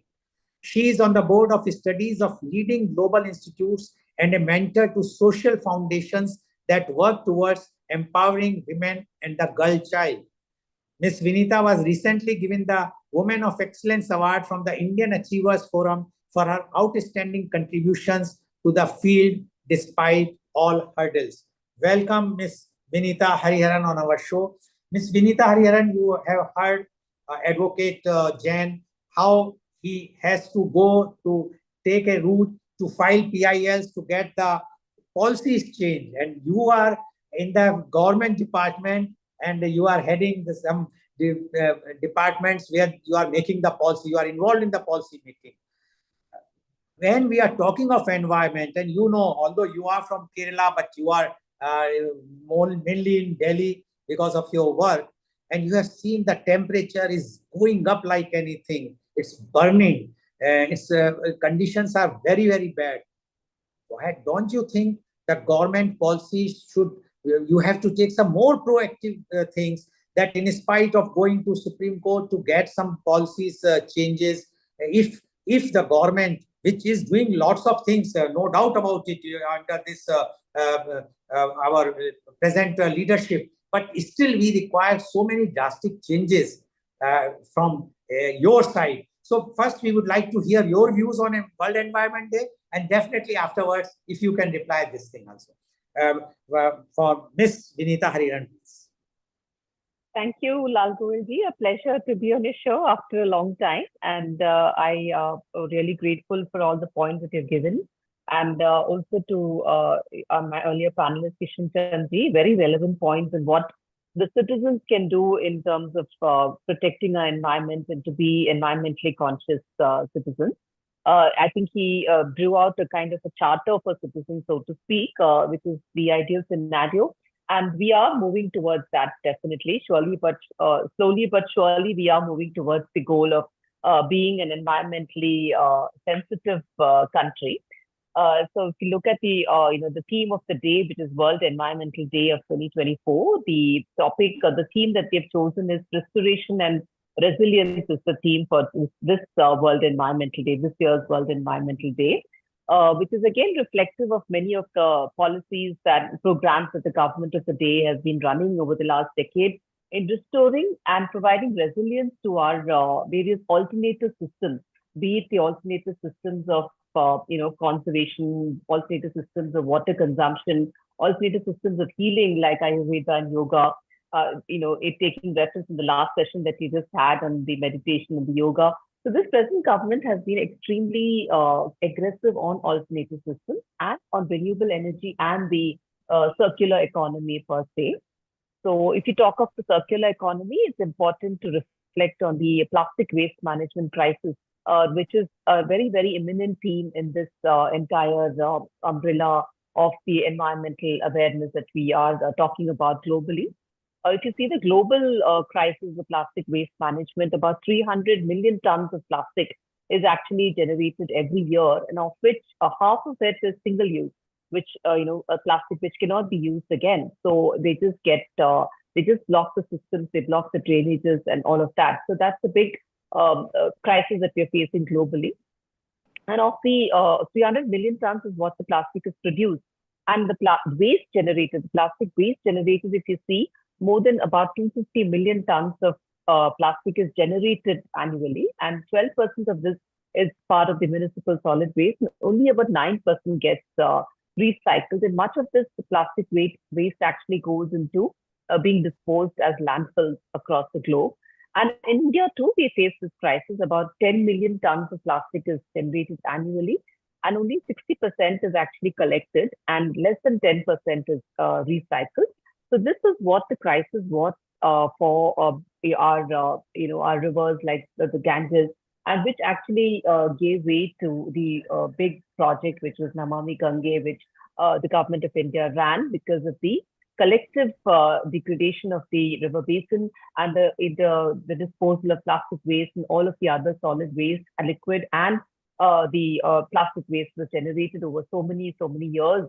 So all that collective waste has to be cleaned, and the river basin had to be new energy and new life had to be given to the river basin, and that was Namami Gange, which has achieved much more than what I'm talking about. It has achieved revitalization of the basins, the coastline, and a lot of cleansing effort has already taken place in this particular program of Namami Gange.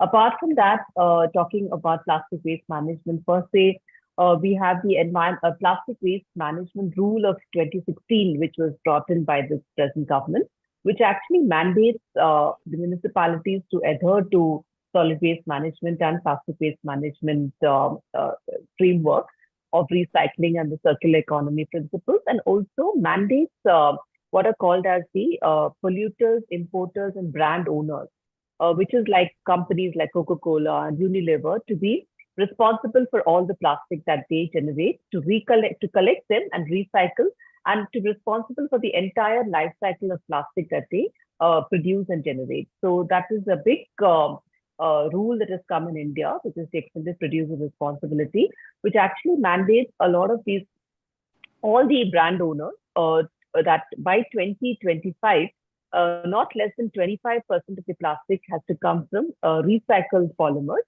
And by 2027, not less than 50% has to come from recycled polymers. So I have seen how big companies like Coca-Cola and Unilever, etc., are working tirelessly, relentlessly in actually restructuring their manufacturing capabilities to actually produce bottles and produce products which consume this kind of plastic, which is made of recycled polymer, thus giving a lot of employment opportunity, a lot of business to MSMEs who are actually active in this space. So there are several MSMEs now, with 500 to 600 medium, small enterprises and startups in this space of plastic waste management, particularly. So if you talk about this, apart from the plastic waste, of course, we are, we have been blessed with so many resources, from the mountains to the forests to the oceans. So therefore, the responsibility for India to protect the environment is so much more, because we've been blessed with so many natural resources, and therefore various programs that have been coming from the government of India, like the Namami Gange, like the National Afforestation Program, National Mission for Green India, all of that. But as Kishan ji just said, not just the government, it's not just the policy makers or the decision makers that need to have these push policies to be environmentally aware. It also has to come from the citizens, or from the bottoms up. And all of us as citizens, especially the younger generation, have to be really trained and educated in aspects of environmental awareness. And I think the school curriculum, many of the school curriculum are rolling out such environmentally aware aspects of education. And we see our children and we see the future generation being much more aware and actually educating us on how we can have practices of efficient waste management in our homes and in our offices. And the small practices like segregation of waste at source, then which is happening in many of our cities and towns.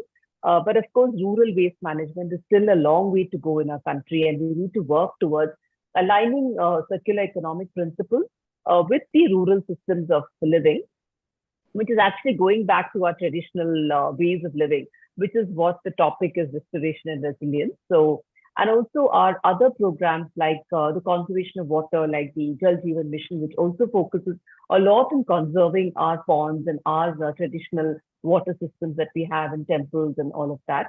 So that also goes a long way in restoring our ecosystems and in actually protecting our water resources, because all this water shortage recently, as you mentioned about Delhi, the 50-degree temperature and the water crisis, all of it has has stemmed from haphazard urbanization that we've seen over the last so many years of our, our post-independence.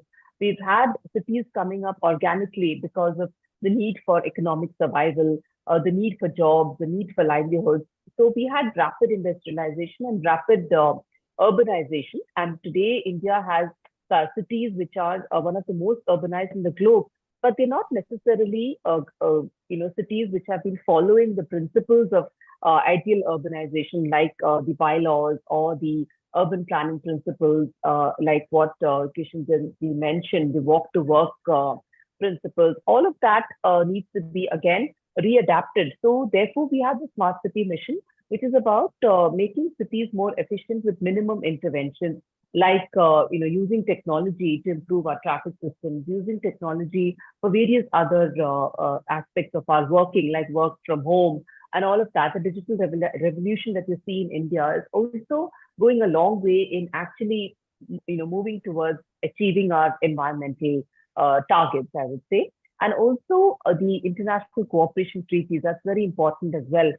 All the agreements that we have signed recently, the Paris Agreement, we are actually exceeding our targets in terms of our renewable energy targets, sourcing our energy from renewable energy sources. So the nationally determined commitments also, we are in a position where we are actually exceeding those.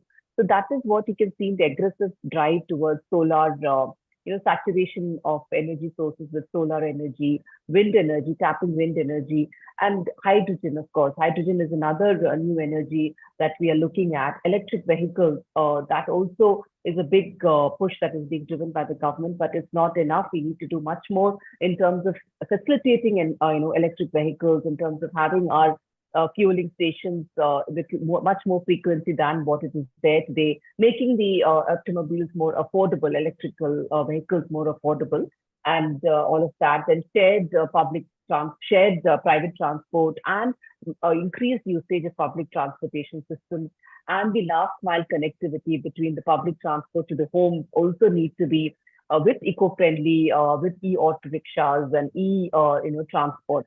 So these are some of the things that we could further do in improving our environmental goals. And I think the theme is extremely relevant, restoration and resilience. So call for action from all of our citizens here is to imbibe these principles of environmental consciousness in our everyday life. Like we spoke about source segregation at source, conserving our energies in our homes, and also trying to use electric vehicles like the blue electric taxis, which are available in India quite to a large extent. So at least let's try to be responsible citizens by doing all of that. And maybe, urban local bodies and municipalities or even the councillors could actually see how many of our citizens are actually using green energy systems, how much energy are we conserving, and maybe look at giving credits to citizens, green credits to citizens, and which actually measures their environmentally conscious steps that they are taking. And that can actually go along. They can actually maybe redeem it for rewards, or they could probably get awarded if they are really very, very conscious citizens, maybe awarded by the mayor, and then further on, by the higher authorities of the country. That will go a long way in encouraging citizens to be environmentally conscious. And so with all of this, I would like to, end my presentation. Thank you, Lal Govilji. Thank you very much, Vinita ji, for giving your views and rather putting forward what steps the present government has taken in last decade to save the environment. Before I will go to Neel Kumar ji to ask I just want to tell my own experience in UK in the last week, where I stayed in the Centre Park. Now they have 6 Centre Parks. It's a privately owned by the private equity people, and there it's a forest for 350 acres or so, definitely given by the government only to them, where they have developed eco-friendly things where one can go, stay, enjoy. No pollution, nothing.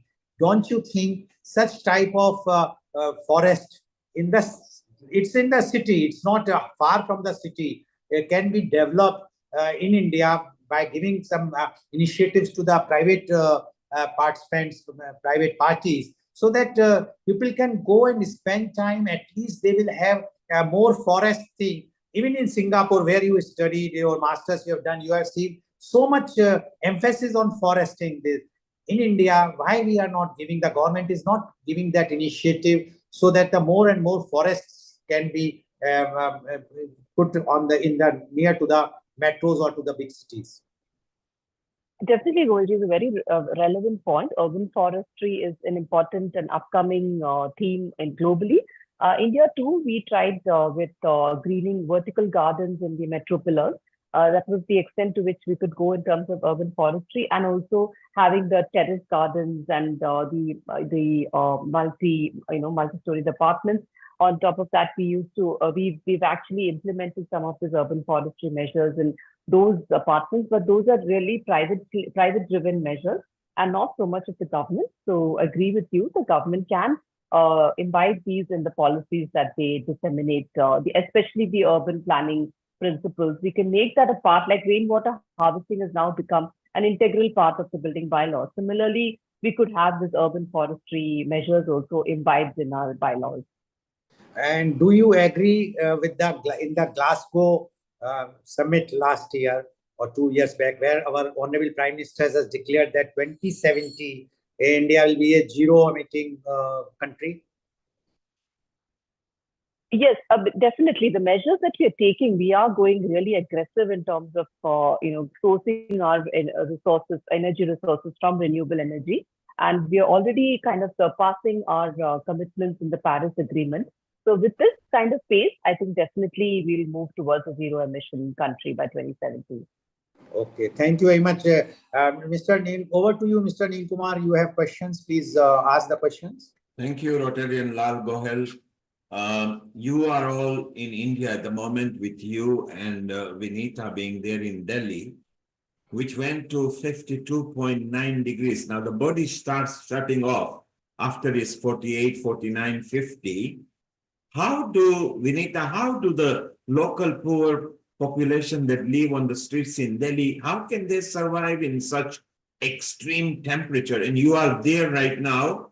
Was it something completely horrible? Was it suffocating? Can you explain to us, and we can discuss with Dr. Mamta in USA and Seema who knows Kenya, because climate has really hit us now. No, absolutely. So, it's 50 degrees is absolutely unprecedented. I think it's never happened before. And so we are all indoors mostly and not stepping out. We have the comfort of living in, cooled environments inside our home. But definitely for the poorest of the poor, it's extremely difficult for them to survive in this heat.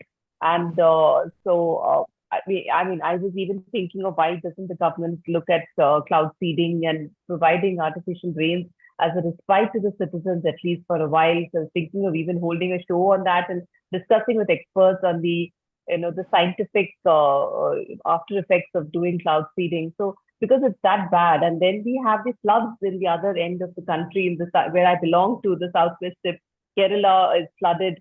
So that's the kind of the kind of varied kind of effects of climate change that we can see in India. It's all a result of the haphazard urbanization, we agree, that has happened over the last so many years in our country. So and we have the, So Vinita, you agree that we should take climate very seriously, and absolutely. This is the time, because if we live another 50 to 100 years, we might be out by at least 1.5 degrees, which could be catastrophe. Would you agree? Absolutely. Absolutely, we agree. Yeah, every short step taken towards this, I think, will go a long way in ensuring that we don't hit the 1.5 degree or 2 degree Celsius mark. And Seema, you are in London at the moment, but you were in Kenya a couple of months back. That's right. And you saw the heavy flooding, and and the flooding came to Nairobi as well. And do you Yes. feel the same, that we should take climate very seriously? Climate crisis is essential. Okay, we have to do something about it. With all the gas emissions, the greenhouse gas emissions, it's causing temperatures worldwide to rise and severe weather conditions.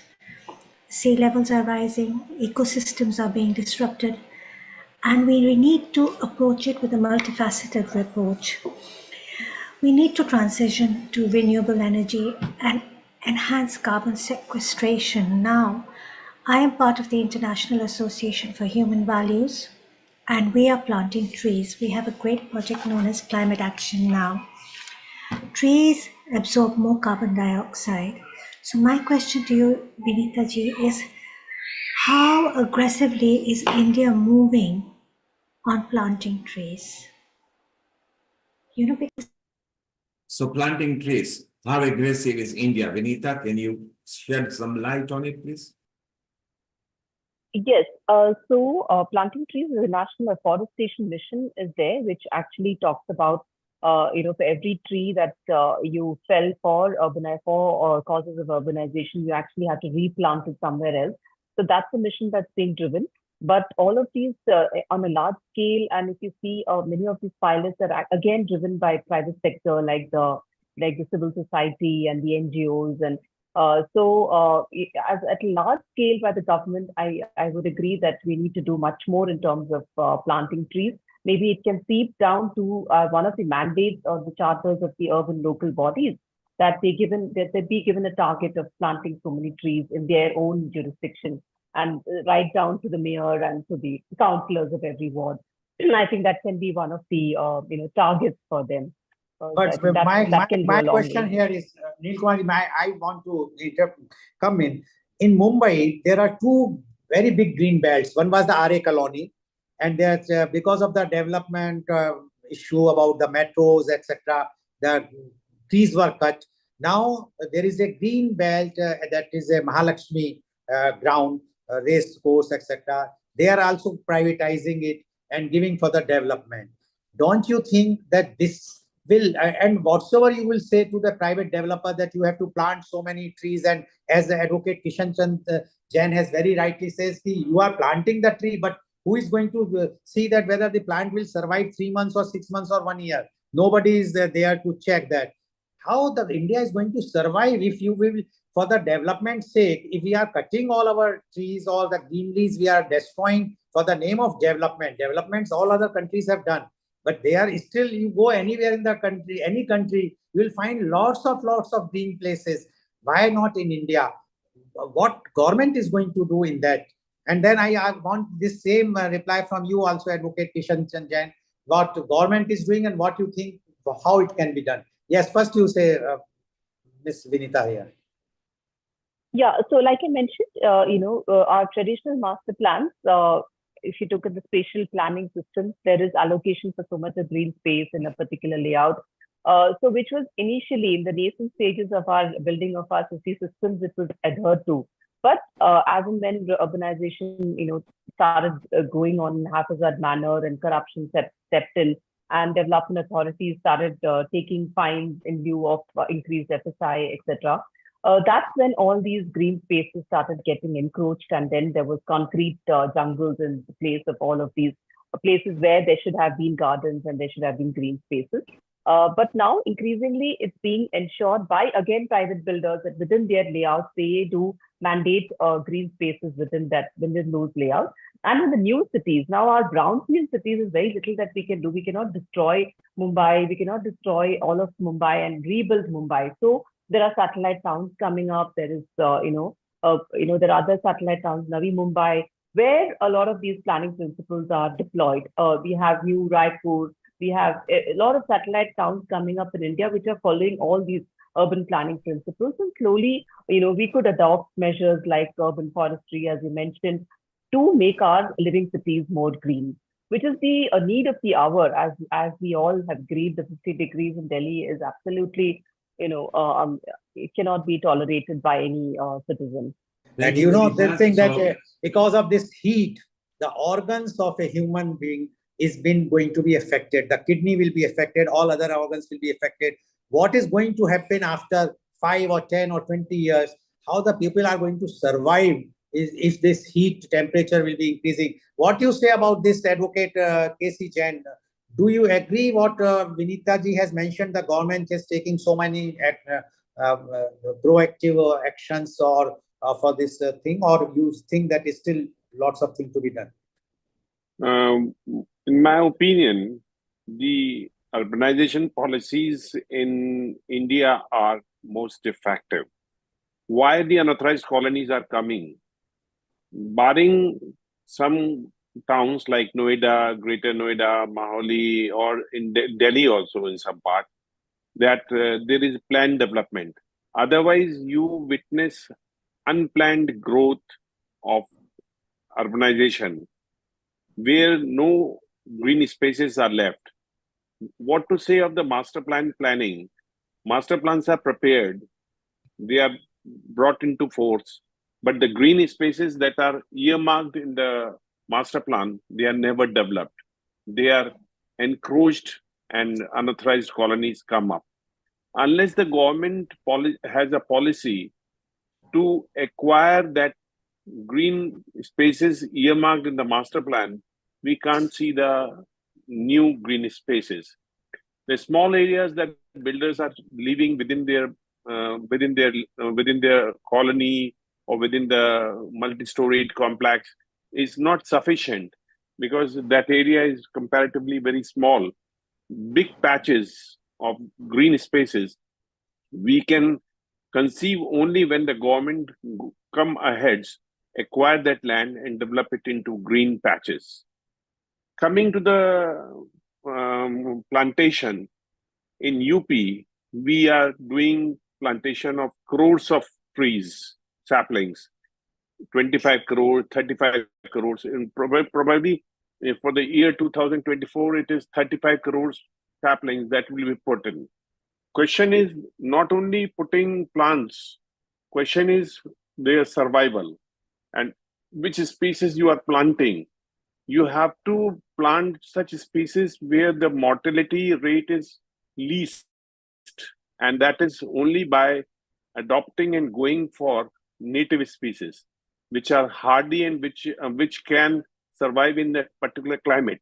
For instance, there is too much of heat, therefore we have to put those plants which can bear that heat, or there are some plants which need more water, therefore we cannot put them in water deficient areas. Selection of sapling and trees species, number one. Secondly, taking proper care. You plant it, but you don't care. You don't water it for the minimum period of 1 year or 2 years or 3 years, which they require proper care. Therefore, nothing should be done for paper's sake, for record purpose, but there should be a genuine effort. As far as you mentioned that trees are felled, cut for development purpose, if we can have compensatory afforestation in an effective manner, then we can cut some trees for road widening. Ultimately, we need highways, we need expressways, we need metros. For that, we have no option but to either cut or to translocate the trees. The Supreme Court is insisting for translocation and also designing development or carrying out development in a manner that there is need for least number of trees to be felled. That the Supreme Court is taking care, and the policymakers also need to take care of the fact that they need to fell the minimum number of trees. But there should be genuine effort, not only namesake or paper sake. Thank you, Advocate Kishanlal. You mentioned very good point. You mentioned why, how, and what, and now to bring outreaches that can make it sustainable, less water usage. People need to take responsibility. So it was a very good point that Vinita, you mentioned, and Kishanlal, Advocate mentioned, and Rotami Lal, you brought in. Let's leave India. Let's stay here. Let's go to Nigeria with Sister Agatha there. And we go to USA with Dr. Mamta Saha and see what efforts they are making and if climate is affecting there. Global Namaste and welcome for the first time, Sister Agatha. Dr. Lakshmi Vyak introduced. If you could unmute yourself while you're doing that. Yes, and how are you? Yeah, hello. Yes, we can hear you loud and clear. Carry on. Yeah. Yes, I am fine. And I believe we're all fine. And how is Nigeria, what projects Nigeria are trying to bring to alleviate this problem about climate and eco-friendly earth that we need to have? Anyway, the fact remains that nothing much has been done over here. to address the issues of climate change. Instead, the impact is increasing by the day. It is actually increasing. In fact, I wasn't around in the country. I just came in last night. And by the time I came, I realized that many roofs has gone off. So the neighboring houses, and they are working today, trying to put back the roof, trying to bring back the zinc and the rest of them. And because of the kind of wind that we have not been experiencing before, and all that boils down to climate change, so it has been so disastrous, over here. For instance, drought is getting on and on and on. And if you come to Nigeria around March, April, you will just feel like running back, because it will look as if we are suffocating. The air, was so hot. It was so hot. It was very, very humid. So it was really, really bad and terrible. The situation of drought over here. And we are not also saved by rain, because when rain comes, it also comes with a lot of, disaster. For instance, last year, Sister, we are losing your sound, so stay around. We are going to come back to you because you've got a 10-minute slot bit later, so stay around. Thank you for telling what Nigeria is facing. Vinita, thank you for telling what Delhi is facing, which is very extreme temperatures. Let's go to North Atlantic and ask Mamta, Dr. Mamta, who is down there in America. Then we'll move to our senior host, Sharon. Mamta, what is the situation of climate in America? Because you've got snows, you've got thunderstorms, you've got floods, you've got everything there. What is America going to do about it?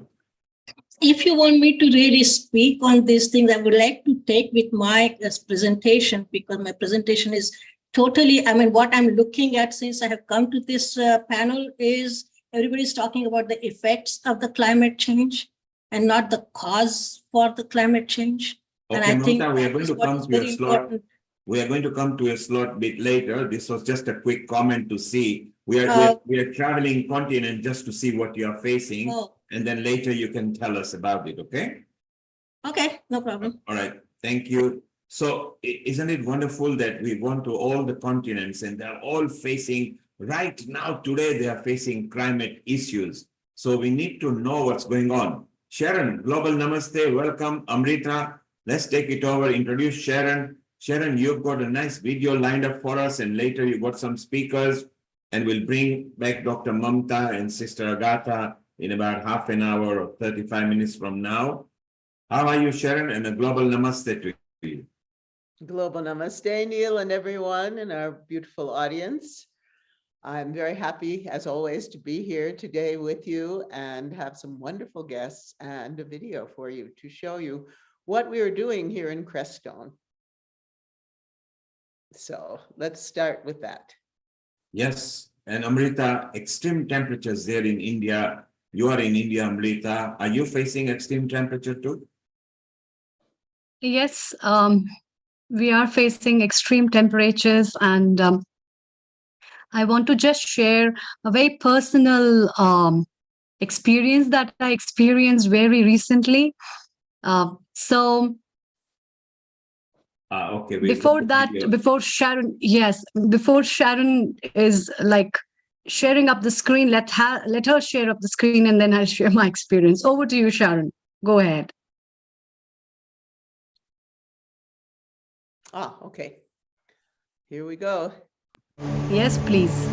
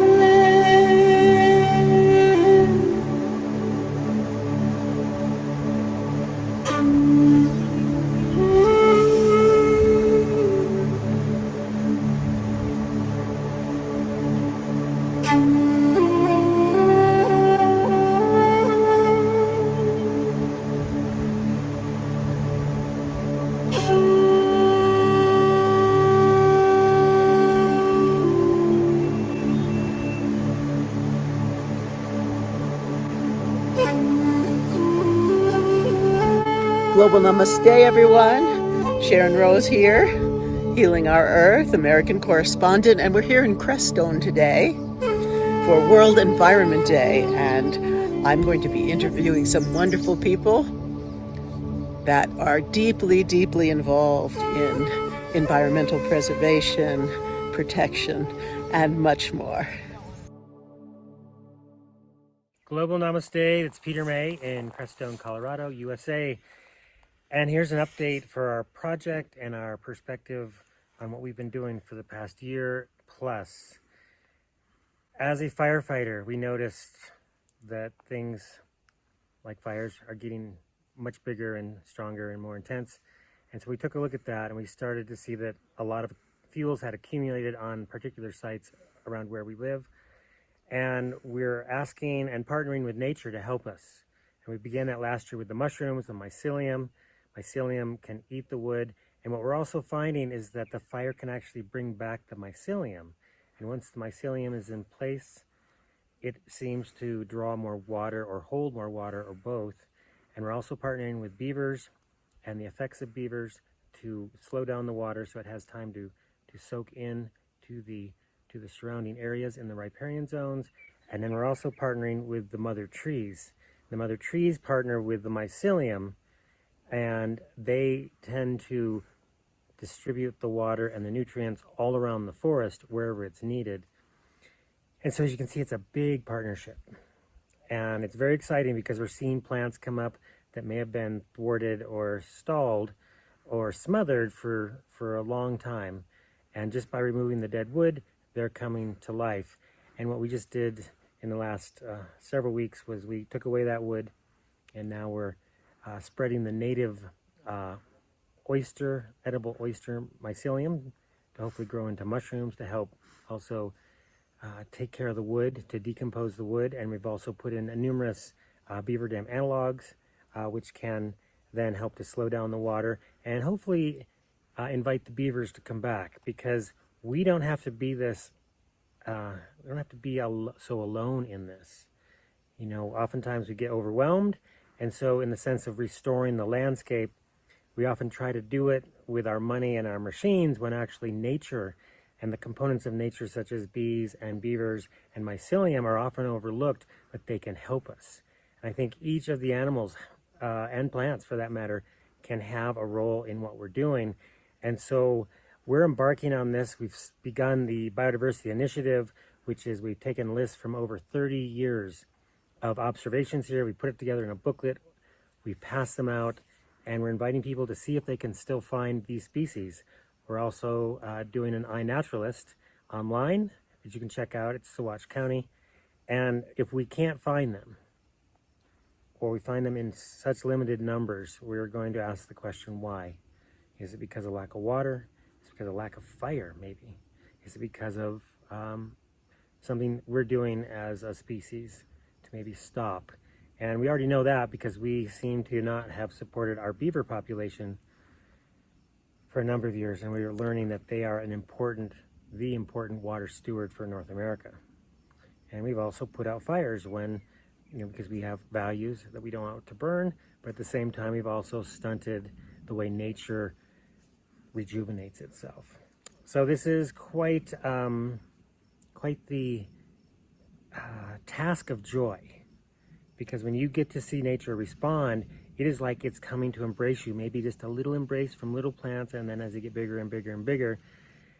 And we're going to add something very soon, and hopefully a concert in August, and we're going to do a concert for the trees and the mushrooms to restore them, because the way we've done it is what we're using is activated by 528 hertz, the frequency of our laughter, and also by drums and the sound of drums and the sound of didgeridoos and low long tones.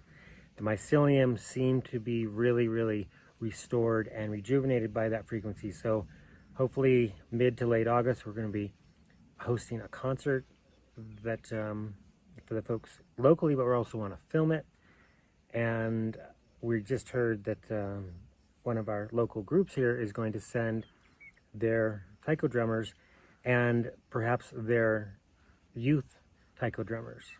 Some who've just been composing, and I actually just talked to that fellow today, and he has to bring the giant drum. So hopefully that's going to work out, because the young people are seeing how important it is to interact, and they're going to get an opportunity to see how music can actually help restore a forest and regenerate it, as well as a stream and a whole riparian corridor. This is a calculated experiment, and I appreciate everybody coming out and bringing your presence, and especially like Jeff going through and like, oh, this is some cool decayed stuff. And we've got different kinds of things. We have the spawn of native oyster mushroom there. We've got the mother tree food, which is the trace elements, which is going to be feeding it like fire, and then affected microorganisms made from raw milk. We've got mycorrhizal fungi in there. We've got shilajit mud, which is fulvic and humic acids. We've crossed over into now this is a garden. This is a tended forest. This is what I call native permaculture. It's not just permaculture, we're working with this. And we also have very enriched chips that have all been distilled. One set has been distilled, and then the chips of the material here. And that's a secret. When you bring fire and water in the right mix, you've just unlocked it to become a perfect bed for the mycelium. We've been distilling since 2006. We kept the chips that have been distilled wet. They grow all kinds of things. That's why we know that it's supportive, because we didn't put them in there. I think they're there, and I think they're resilient, resistant to steam. I think they're resilient, resistant to fire. We've already seen some of the mycelium here. It seemed to self-replicate as we're burning. We've got two spots up to the east, up creek, where mycelial stacks, they're already like, they're pads. They're not just single. They're like, they're mounded. So where we want to pay attention, that's the biggest thing we can give, is our attention. And then doing something, provided we don't think it's going to hurt anything. It's going to, the idea is to give it the mycelium that we're introducing, as well as the mother tree food, as well as the effective microorganisms, as well as our presence and attention, and then do this stack so that as the mushroom grows, the tree can take it and spread it. And we're relying on natural intelligence to do this. And what we're going to do over the next several months, if not years, is come back here and offer, whether it's prayers or sounds, hey Kevin, or music, our intention, maybe even fire, but right now, not fire. We've already done that with the piles. Right. And then monitor to see what's happening. We don't have exact how many mushrooms come up because they flush differently. We don't know. But we did start the biodiversity initiative so that we have many people helping us. And then this is going to be a contained area. It's going to be these 20-some acres. And then we can compare it to maybe above and below or to other creeks. They are different because they've had fire in different times, in different intensities over the last 100 years. And that's the biggest thing that is missing, is that it's not had fire. And that's why we had to go through maybe 25 to 50 years of stacked up wood, which is this right here. Nothing happened to it. It just stayed. And then as we took it away, the little plants started coming up, including green leaf wintergreen, including Solomon's plume, including all kinds of mugwort that was here, but it was getting smothered. This region may also have been what was heavily used by mining and or grazing, and maybe not so much logging. But you notice there's not so many ponderosas around because they're all in these old mine shafts. You can see them, right? That's why they're not a big component of ponderosa. So this is a calculated experiment.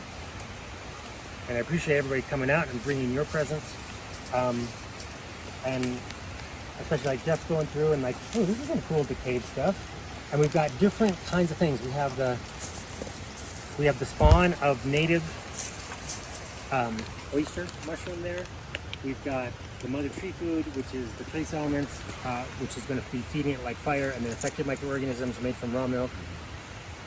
We've got mycorrhizal fungi in there. We've got shilajit mud, which is fulvic and humic acids. We've crossed over into now this is a garden. This is a tended forest. This is what I call native permaculture. It's not just permaculture, we're working with this. When I feed my gooseberries, they become the size of blueberries. Nice. Okay, and they're not.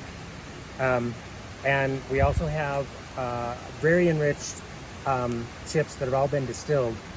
One set has been distilled, and then the chips of the material here, and that's a secret. When you bring fire and water in the right mix, you've just unlocked it to become a perfect bed for the mycelium. Frederick and I, when we've been distilling since 2006, we kept the chips that have been distilled wet.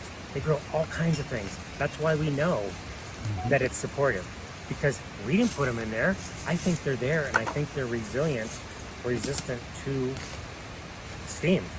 I think they're resilient and resistant to fire. We've already seen some of the mycelium here. It seemed to self-replicate as we're burning. We've got two spots up to the east, up creek, where mycelial stacks, they're already like, they're pads. They're not just single. They're like, they're mounded. So where we want to pay attention, that's the biggest thing we can give, is our attention. And then doing something, provided we don't think it's going to hurt anything. So. All right, so he is prepping that cottonwood there, And right? Jeff, what did you do? You put down... I put down some of the distilled chips, because you're talking about doing that first, and then doing some From of that these- bag? From that bag. Okay, so that's the mycorrhizal that Right. I've generated. If you go get some from that black bag, Yeah. and just a handful, That's just the distilled. that's just distilled. Okay. These are distilled with a mycorrhizal culture that and mycelial culture I've been growing at my house. And then we've got lots of good, already broken down cottonwood that acts like a great sponge. So this is, all this is, I mean, we've got so much good material right here. And since we're filming, and it's important for you guys to know, we have no idea, but we're told that through science and scientific studies, that the mycelium and the mushrooms can put off sesquiterpenes like these trees, and they can provide the nucleus for clouds that bring rain and snow. If we are seeing a decrease in mycelium and mushrooms and also rain, maybe there's a correlation. And what brings back both of those is fire. Again, this is like liquid fire. It's not fire. We're not burning today, because we're out of prescription for what we normally do. But we are bringing back, and when I fed my pinyon pine, she produces nuts every 2 years instead of every 7. And then she went ahead and fed all of the younger ones, and they are all producing nuts. And it's like, it's really this stuff allows an interaction with nature, kind of like the movie Avatar, where you plug in your tail. We're doing this all together as a community. We're doing regenerative forestry. We're restoring the stream and bringing back the mycelial networks, and looking for biodiversity that we've tracked over many years, and we're seeing if it's still here. So you can check out e3ecologic.org and join our team, because we want to spread this. The warning pulsed through the forest, passing through tree roots, carried by the web of fungi. So I just used a really interesting word, pulsed. The message pulsed through the forest. Have you guys ever felt a message pulse through your bodies? Have you ever felt the message danger pulse through your body? If you trip. Sometimes if I'm about to trip, I'm like, whoa, it's like a pulse. I just caught myself from falling, right? Or if I almost walk into something, or I see a spider crawling on my arm and I'm like, oh, danger, right? So ancient friends are a pulse of our water energy when we're doing our techniques and our rhythm and our movement. You guys relate to that? Even when you're sparring with someone, knowing where to move, how to move. And where do those messages get carried in your body? Our brain. In your brain? And Heart? it In passes your from heart? cell to cell to cell to nerve to nerve. And what is how do the brain and the heart carry messages through our bodies? Electromagnetic vibration. Veins. What else? Nerves. Nerves. Yeah. So And there's a butterfly on Juniper. have you guys seen the shape like this in the human body? Blood cells.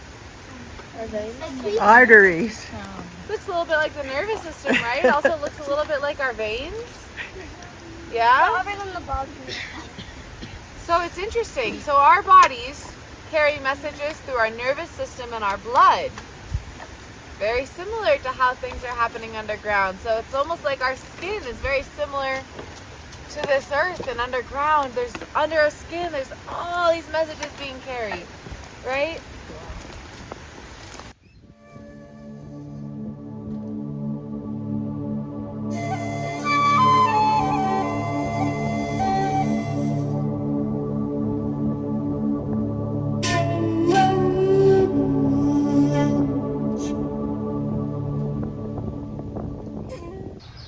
Hi, my name is John Moulton, and I had the honor of helping give birth to the Way of Nature Fellowship.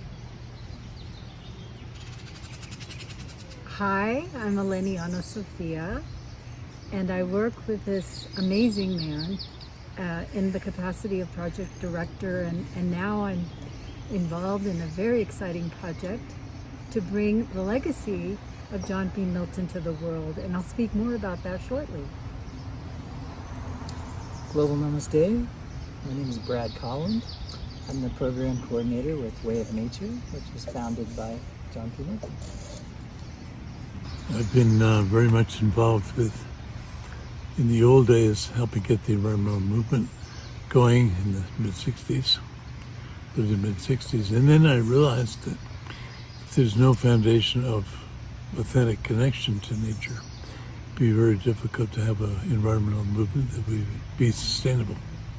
So for the past 30 or so years, I shifted focus from being an ecologist and an environmental person to providing a spiritual foundation for connection to the elements, to the beings of nature, the plants, the animals, the wonderful beings of nature that we call wind, water, air, fire, earth, and so on.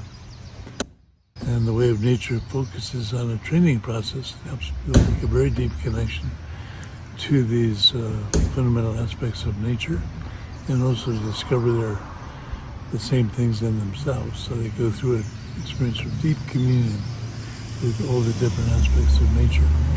And out of that communion comes a natural experience of appreciation, respect, and deep honoring for the big family of all living things that we're part of. We're not better or worse. We're members of that big family, and we've forgotten that membership. So part of our work is to bring us back into that family. It's difficult sometimes with all these external distractions that we have in these modern times. And we blend a very direct training in how to reconnect to inner nature, outer nature, and your true nature with a period of one solo time in nature that allows people to drop human culture for a little while and have that deep experience of bonding with that big family of all living things.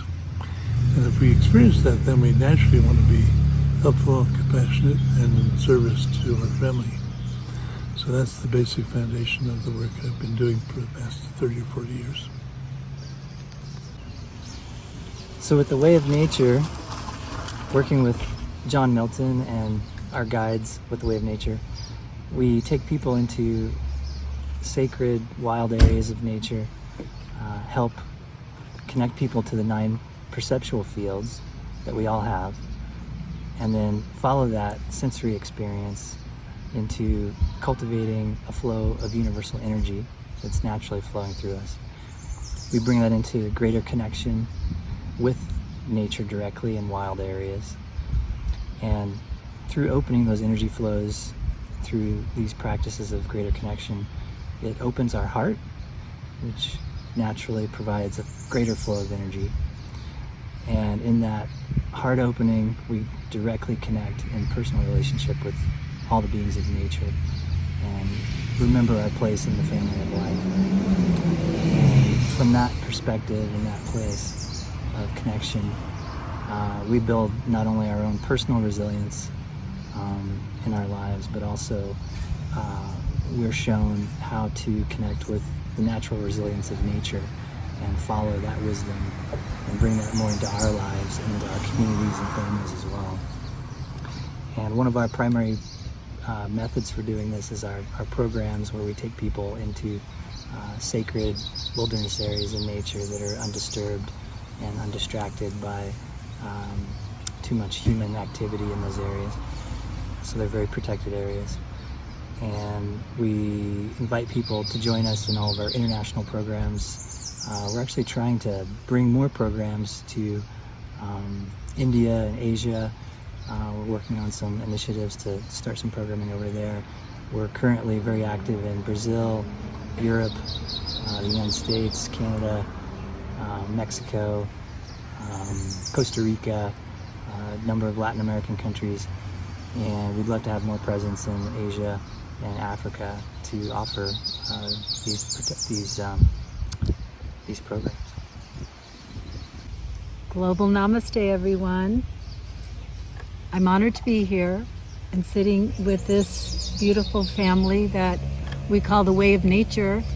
We live in a beautiful community here in Crestone, and John has been an instrumental part of developing this community and keeping it pure and nature connected. And his work has impacted tens of thousands of people directly and probably hundreds of thousands through his ability to transmit the ancient wisdom through the ages, including the wisdom of the Himalayas, the wisdom of China, the wisdom of the shamanic practices all over the world. John has essentialized these teachings into the Way of Nature programs that Brad was sharing about. Retreats in nature are the most rejuvenating gift that we can give to ourselves as human beings, because once we restore ourselves in mind, body, spirit, we can help restore the planet together. And I know that that's the mission of Healing Our Earth. And John's work is connected to that same mission that we're all attempting to be in service to. And so I encourage you to go to wayofnature.com and check out the programs that are currently being offered. And if you or your organizations want to design your own program, we can do that. There are opportunities to create a custom program just for your location and your group. And so please reach out to us and let us know how we can be of service to your particular needs. At this time, I would like to share an exciting project that I'm involved with that is allowing us to take John's teachings and the Way of Nature and bring it out to the world through a transformative documentary and biography about John, about his life, and it's astonishing. His life is absolutely astonishing. If I would give you just a brief overview, I would say something like, imagine Indiana Jones and the Dalai Lama and Bruce Lee all in one, because John's story reflects that level of enormous energy, enormous presence, and he has been faithful to his path. He was one of the fortunate ones because his life path became known to him very young. He was 4 years old when he began to ask his family to allow him to go out into nature on his own and do what was then, known as a vision quest, even though John didn't know that's what he was asking for. And so on some level, he brings this innermost passion to connect to nature, but also to share how to connect to nature with so many people, so many diverse people. And some of these people are thought leaders in the world. And they have gone out and they have taken John's teachings and brought them to businesses all over the planet and brought them to organizational leaders who have been profoundly transformed because of these teachings. So I'm involved in the Legacy Project that we're calling the John P. Milton Legacy Project. And we hope to have more updates about this soon. And hopefully Sharon will invite me back on, and John and Brad, and we could share more about the developments of this exciting project. But in the meantime, go to wayofnature.com and check out all of the programs. And you can also learn more about the Legacy Project there in the website. So thank you. Global Namaste, my friends, at Healing Our Earth. And I'm here in Crestone with John P. Milton and Brad and Eleni. And I just want to share with you the transformative experience that I had in Baja, in Mexico, in February.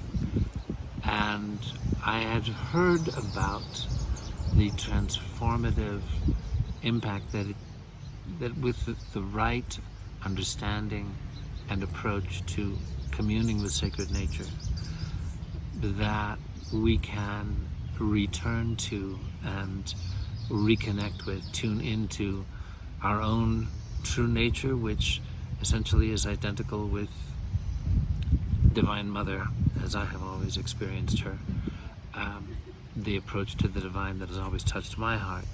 So I had the chance to have a couple of remarkable days with longtime students and of the Way of Nature teachings before going into a solitary solo experience on a remote beach in Baja with coyotes and snakes and crabs and 24/7 roar of Divine Mother's ocean pounding against the rocks, and then afterwards to gather again with John and the other sacred passengers, as we might call them. So this is a truly transformative experience, and it's one that I would love to see thought leaders, as many as Eleni shared, many hundreds have experienced this, thought leaders around the world. To accomplish the true healing of our earth needs a healing in consciousness, first and foremost. And this is, along with the meditation path that has been mine with Paramahansa Yogananda for most of my life, this is one of the most powerful transformative paths and teachings that I have experienced. So I encourage you all, wayofnature.com, see if perhaps you can set aside time in your life to give yourself this wonderful experience. So, Global Namaste. Thank you so much. Wonderful to connect with you all here today.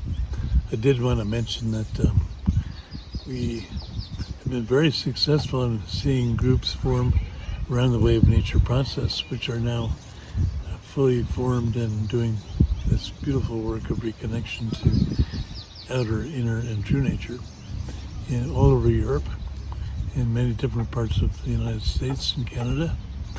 But we've been weak in China and India and Africa.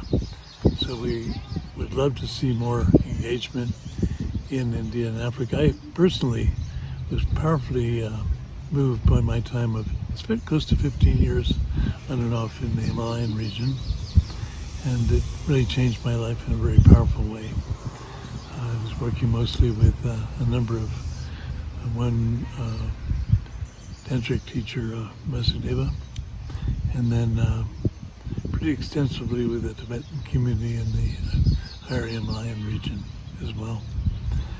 It would be a huge gift to see this deep connection process spread into Asia, which has been so inspiring for the Way of Nature as a source of connection to nature itself and to the Divine Mother especially. So we're hoping that this outreach will lead to a birthing of a similar flourishing of Way of Nature groups in India and Asia in general, so that we can truly be a global process. And I was also lucky to spend some time in East Africa and the Congo many years ago, 1963. I was helping set up national parks and traveled all through Africa on a river with an African friend of mine, and changed my life too. I would love to see this process flourish in the amazing countries of Africa, which have been able to preserve many of the deeply nature-connected traditions and lineages as well.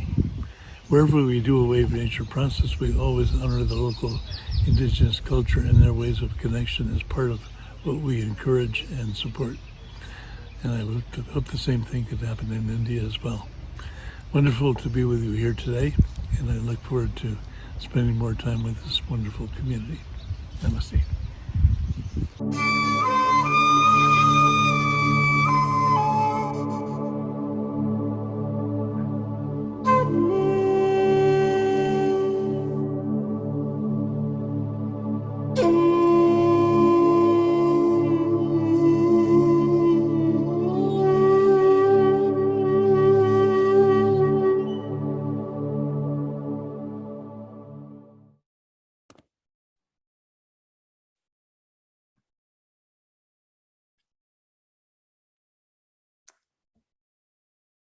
How wonderful, isn't it, Sharon?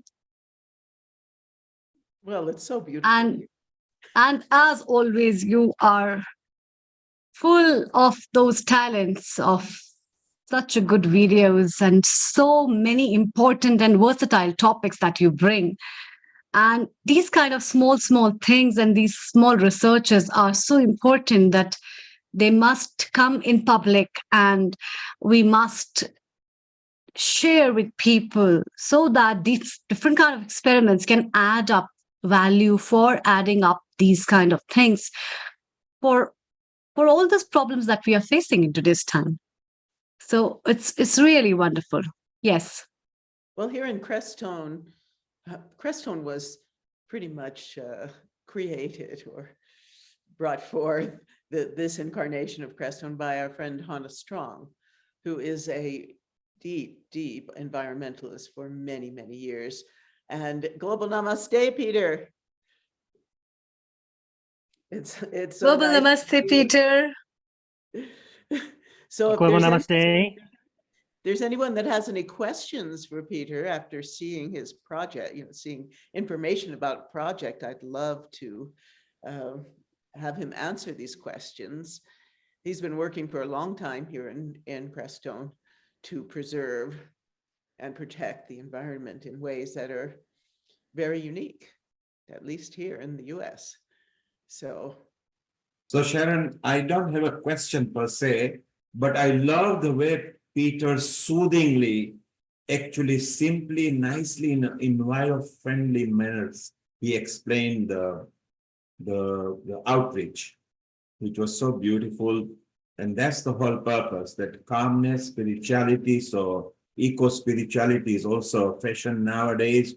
So Peter, very well done. We enjoyed the way you presented it. It was very nice. Amrita, what did you feel? Yes, it was really nice and a very important topic, which I found, which is really good to see and experiment at many levels, because there are a lot of secrets that forests hold and they don't tell anyone. And especially that book for children was so good. I think that book must be shared, and I want to bring it to India and Indian schools, because they are the basic roots which are so important. And the best thing is I like is the network of roots is the network of nerves, and the same signals what plants carry, we are also carrying. We must have our eyes and ear open and our senses open to hear what these trees have to say, these plants have to say, this microbiome has to say. And once we start hearing it, we'll value them, we'll care for them. And I know a lot of other schools in different parts of the globe where they specially take children to the forest so that children know the value of the forest. They can acknowledge and see how versatile the biodiversity, the flora and fauna, the important things, and especially when they touch, when they feel, when they hear the sound, the sound of the small insects, the sound of beetle, the sound of the chirping of the birds, and even the sound of the dry leaves when they walk. So some forests have their own unique sounds, which are pretty different. And you must have observed that in today's technological grounds of social media, people have been making these audios and videos for mental health. They are one of those sounds which should be heard in original, where you get all the five senses to acknowledge yourself, not only five, but I would say six senses to know what is happening in and around. And this kind of versatility from the virtual ground should be brought in reality for all the children and people around, so that they really know this is our wealth. This is where we have, and this is literally the big wealth we will be taking and holding up. So I think it's time to hug all the trees which are around us, isn't it, Sharon? And a remarkable job by Peter as well.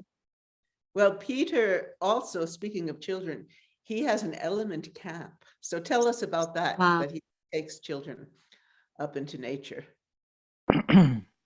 Yeah, we, as Crestone is a nexus for many spiritualities, we looked at a way of how do we allow the kids to get to know nature in a way that's not conceptual. And when we looked at all the traditions, the one thing that rose in common are the elements, and they are in every tradition.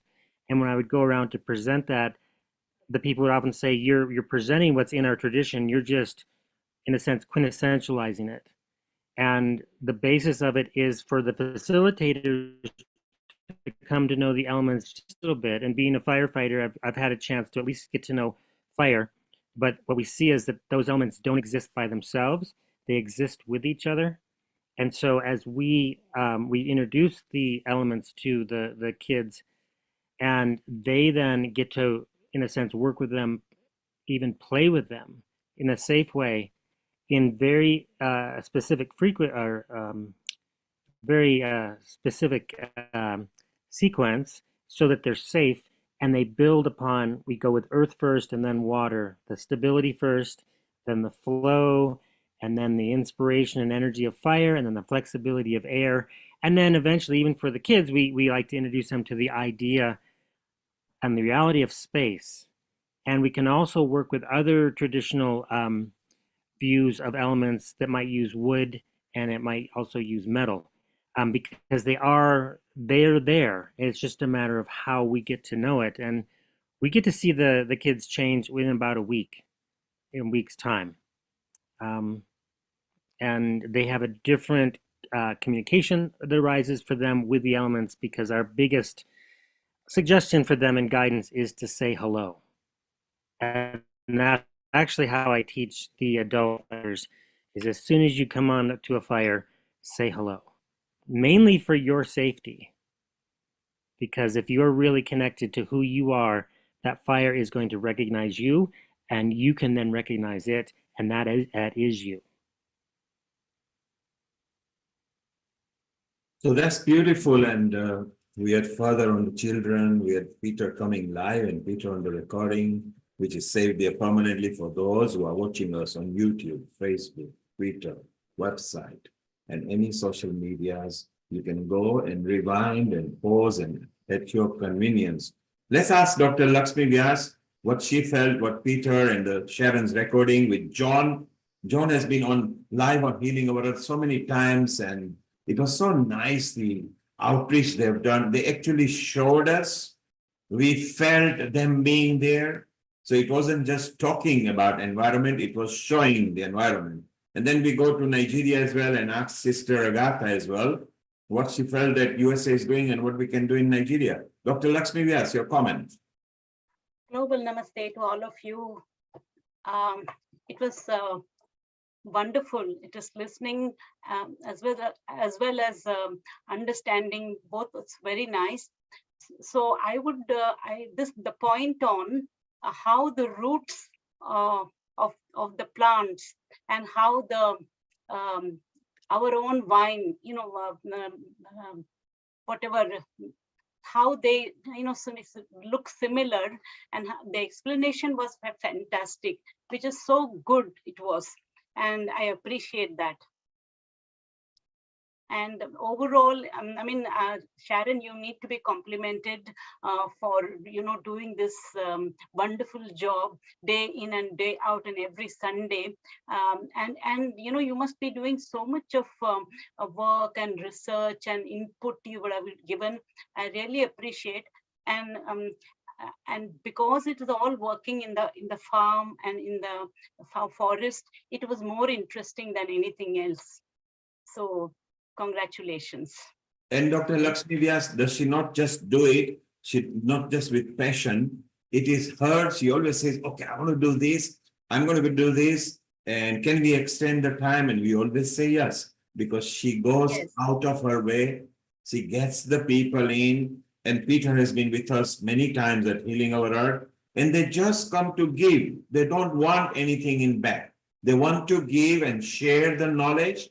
And they're also saying where you can connect to them if you wish to. And this is the part that I love with human beings, where they want to give, and give. And Healing Our Earth is giving free information, entertainment, fun. So I love that as well.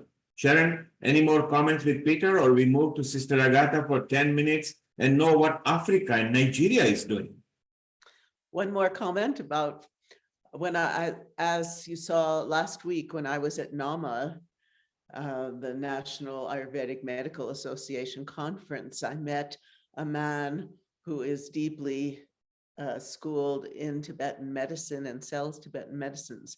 And so since Peter also has deep knowledge of Tibetan medicine, and Dr. Kim, who has also been on a lot, I'd like on our next Integrated Health to bring all three of them to discuss the power of these medicines of Tibet. So I look forward to that. That will be even more beautiful, because Integrated Health is a part of a memorandum of understanding for Healing Our Earth. So we want to bring that. And because John and Hannah and Peter and they're all there, I think we should start the environment conference, which is doing very well, because today we had IAHP people, we had Charles Appleby, we had the new lady from Spain who is in USA. And I think environment is a must subject now. If we want to leave the earth a better earth, because it's our future, and the current generation and the generations to come, I think we must concentrate on environment very seriously and actually bring education right through the children's age. So it will be very useful. And Peter, what you discuss about children, it will be very nice to involve Professor Ish Sharma in Mauritius, who is already involved with that, and Kiran Robinson in Switzerland. I think let's get people together. It'll be very nice. Peter, we are very proud of you. We want more of you. We want more information. Let's take a comment from Sister Agatha, which Dr. Lakshmi Vyas was very keen that she comes. And she is there in Nigeria.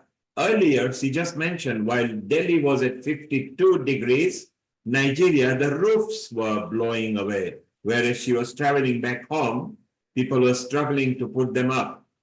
Global Namaste, Sister Agatha, and welcome. And how do you feel what America is doing in the video that Sharon recorded with some of the experts? Yeah, thank you. I think it's interesting. Yeah, it's interesting and it is beautiful.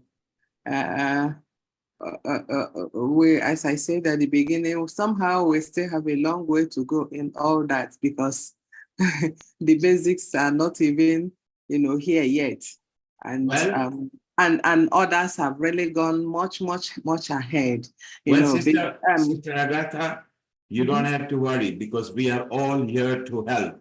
One of our ethos and moral is to help countries, and particularly people who want to do good for humanity. We would like to share free information. You saw the book there through the children. You saw Peter actually in action, John in action. You even saw Michael was there. I mean, it's so many people that we have got.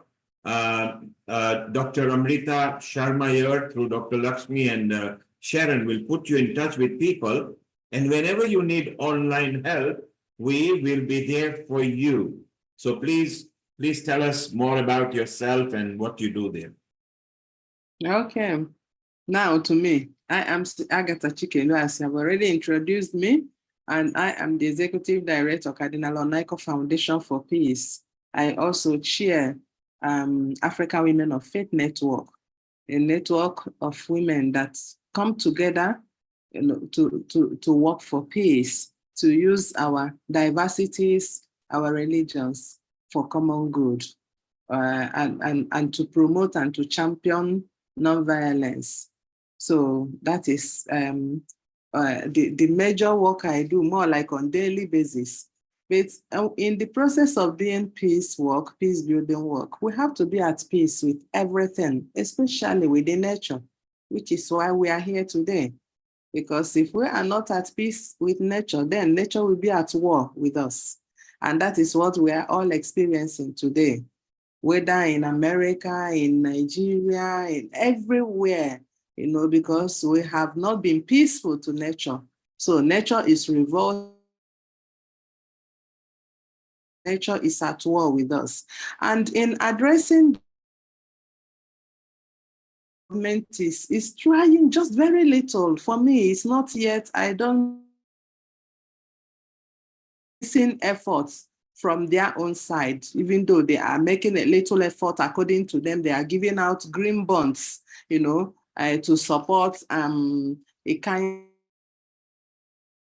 of projects like solar-based electricity, you know, encouraging communities to plant trees, irrigation drips, powered by solar and rainwater harvesting, you know. So these are the little things they are doing. And people also at their own individual level are also doing. Our foundation, the Cardinal Onaico Foundation for Peace, we have taken it upon ourselves, going out there in the community, not only to sensitize and create awareness about climate change, the impact it's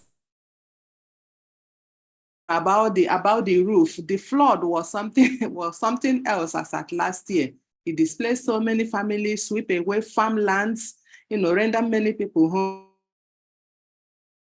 Because of that, we have taken it upon ourselves, you know, annually, that on the International Day of Children, November 20th, every year, we will be going around different parts of Abuja, different parts of Nigeria to advocate and to engage children.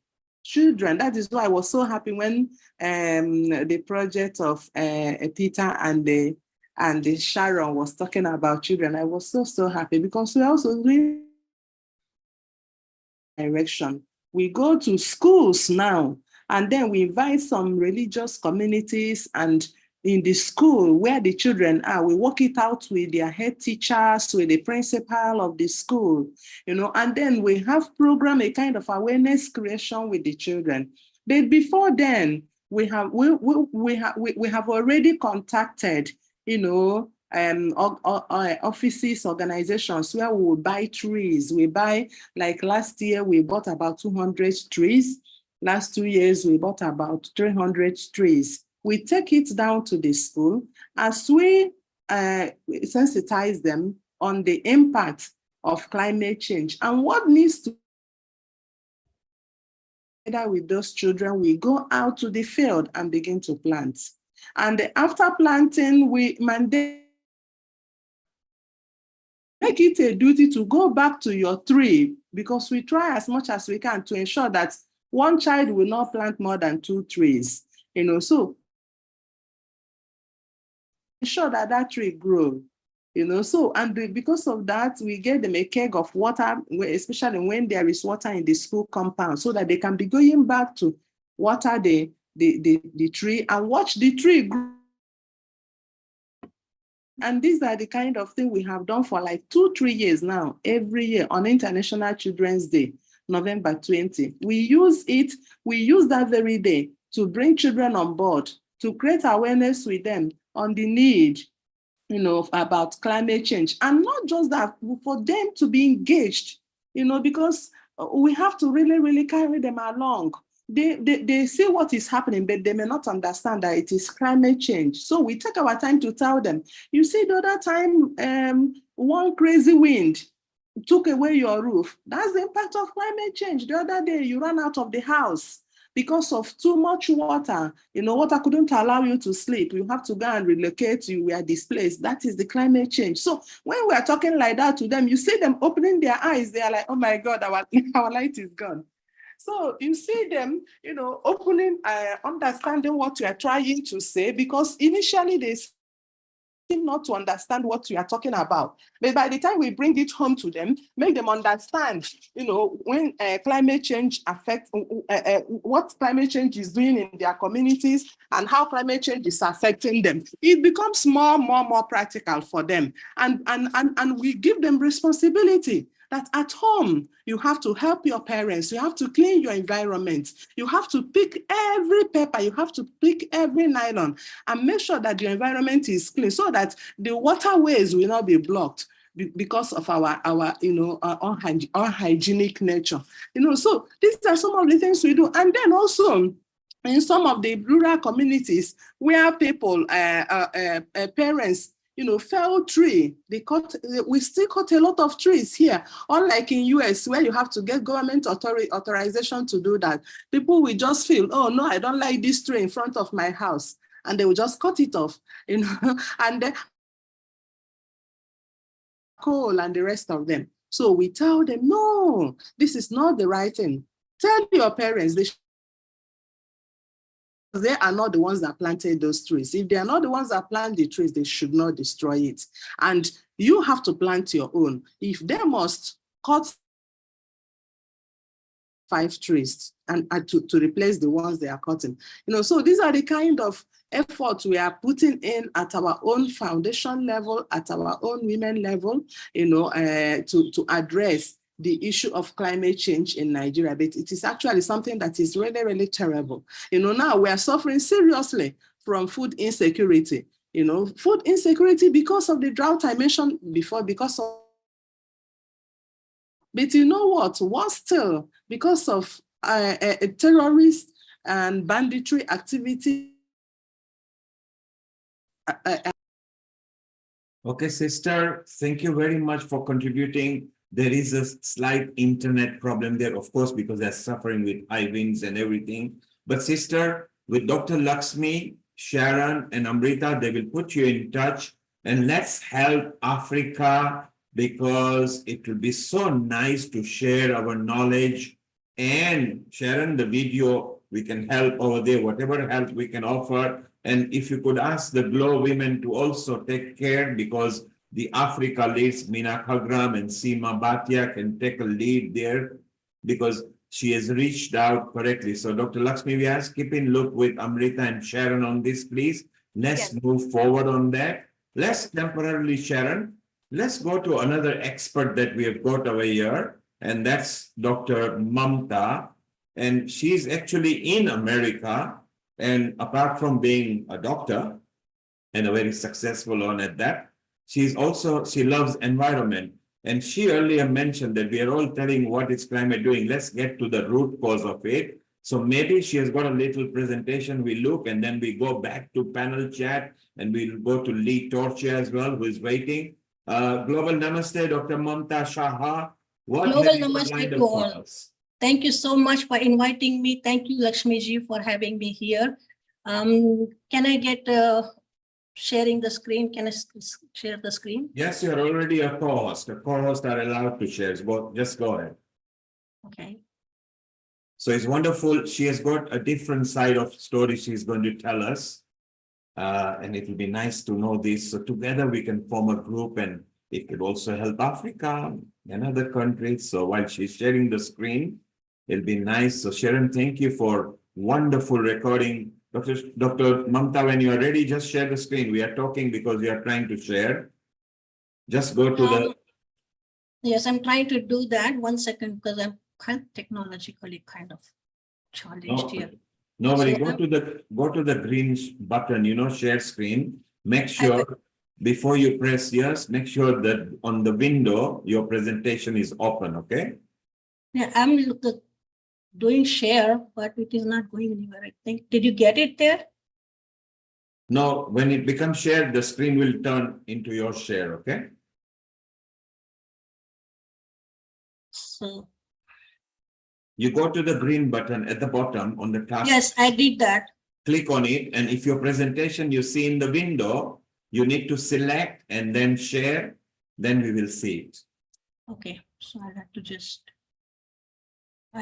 share and then. So in the meantime, because we're about to talk about the causes of climate change, and I'd like to bring in, a theory that. You see that? We've got it, Darren. Yes, go ahead. If you maximize it. Yes. So we see just that rather than your taskbar. If you just mix, yes, perfect. Go ahead, it's perfect now.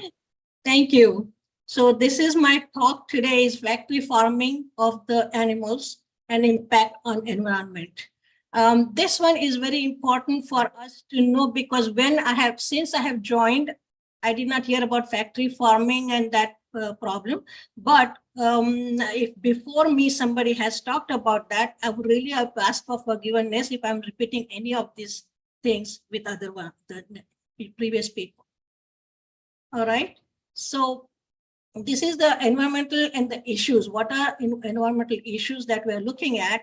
And sorry, every time I click, it goes to the next one. Let's go back. Okay. So it is the climate change, pollution, resource depletion, the disturbance of our ecosystem. So we need to do urgent action as to address all these challenges. Everybody has talked about that, as we know. I just wanted to give a basic thing so that we can develop from there. What is the triple planetary crisis described by the United Nations? Climate change, air pollution, and biodiversity loss. And these are the most important things. And they have also divided the whole global thing into 9 planetary boundaries. And 6 of them are already beyond the normality of that. So very important that we understand, as we all are talking about, that it is very, very important that we talk about what is important. And most important, as see 6 boundaries have been already crossed, and most important is the CO2 concentration. That was at 350 parts per million before. Now it is at 417 parts per million. So you can imagine how big the load of CO2 is there. What is it causing? So anthropogenic impact that is done by the human beings. The primary drivers of this transgression are the emissions of the greenhouse gases, aerosols from human beings. Urgently needed to take some action about it. Okay, so these are most important things everybody has talked and we know about it. What are the different things happening? First thing is deforestation.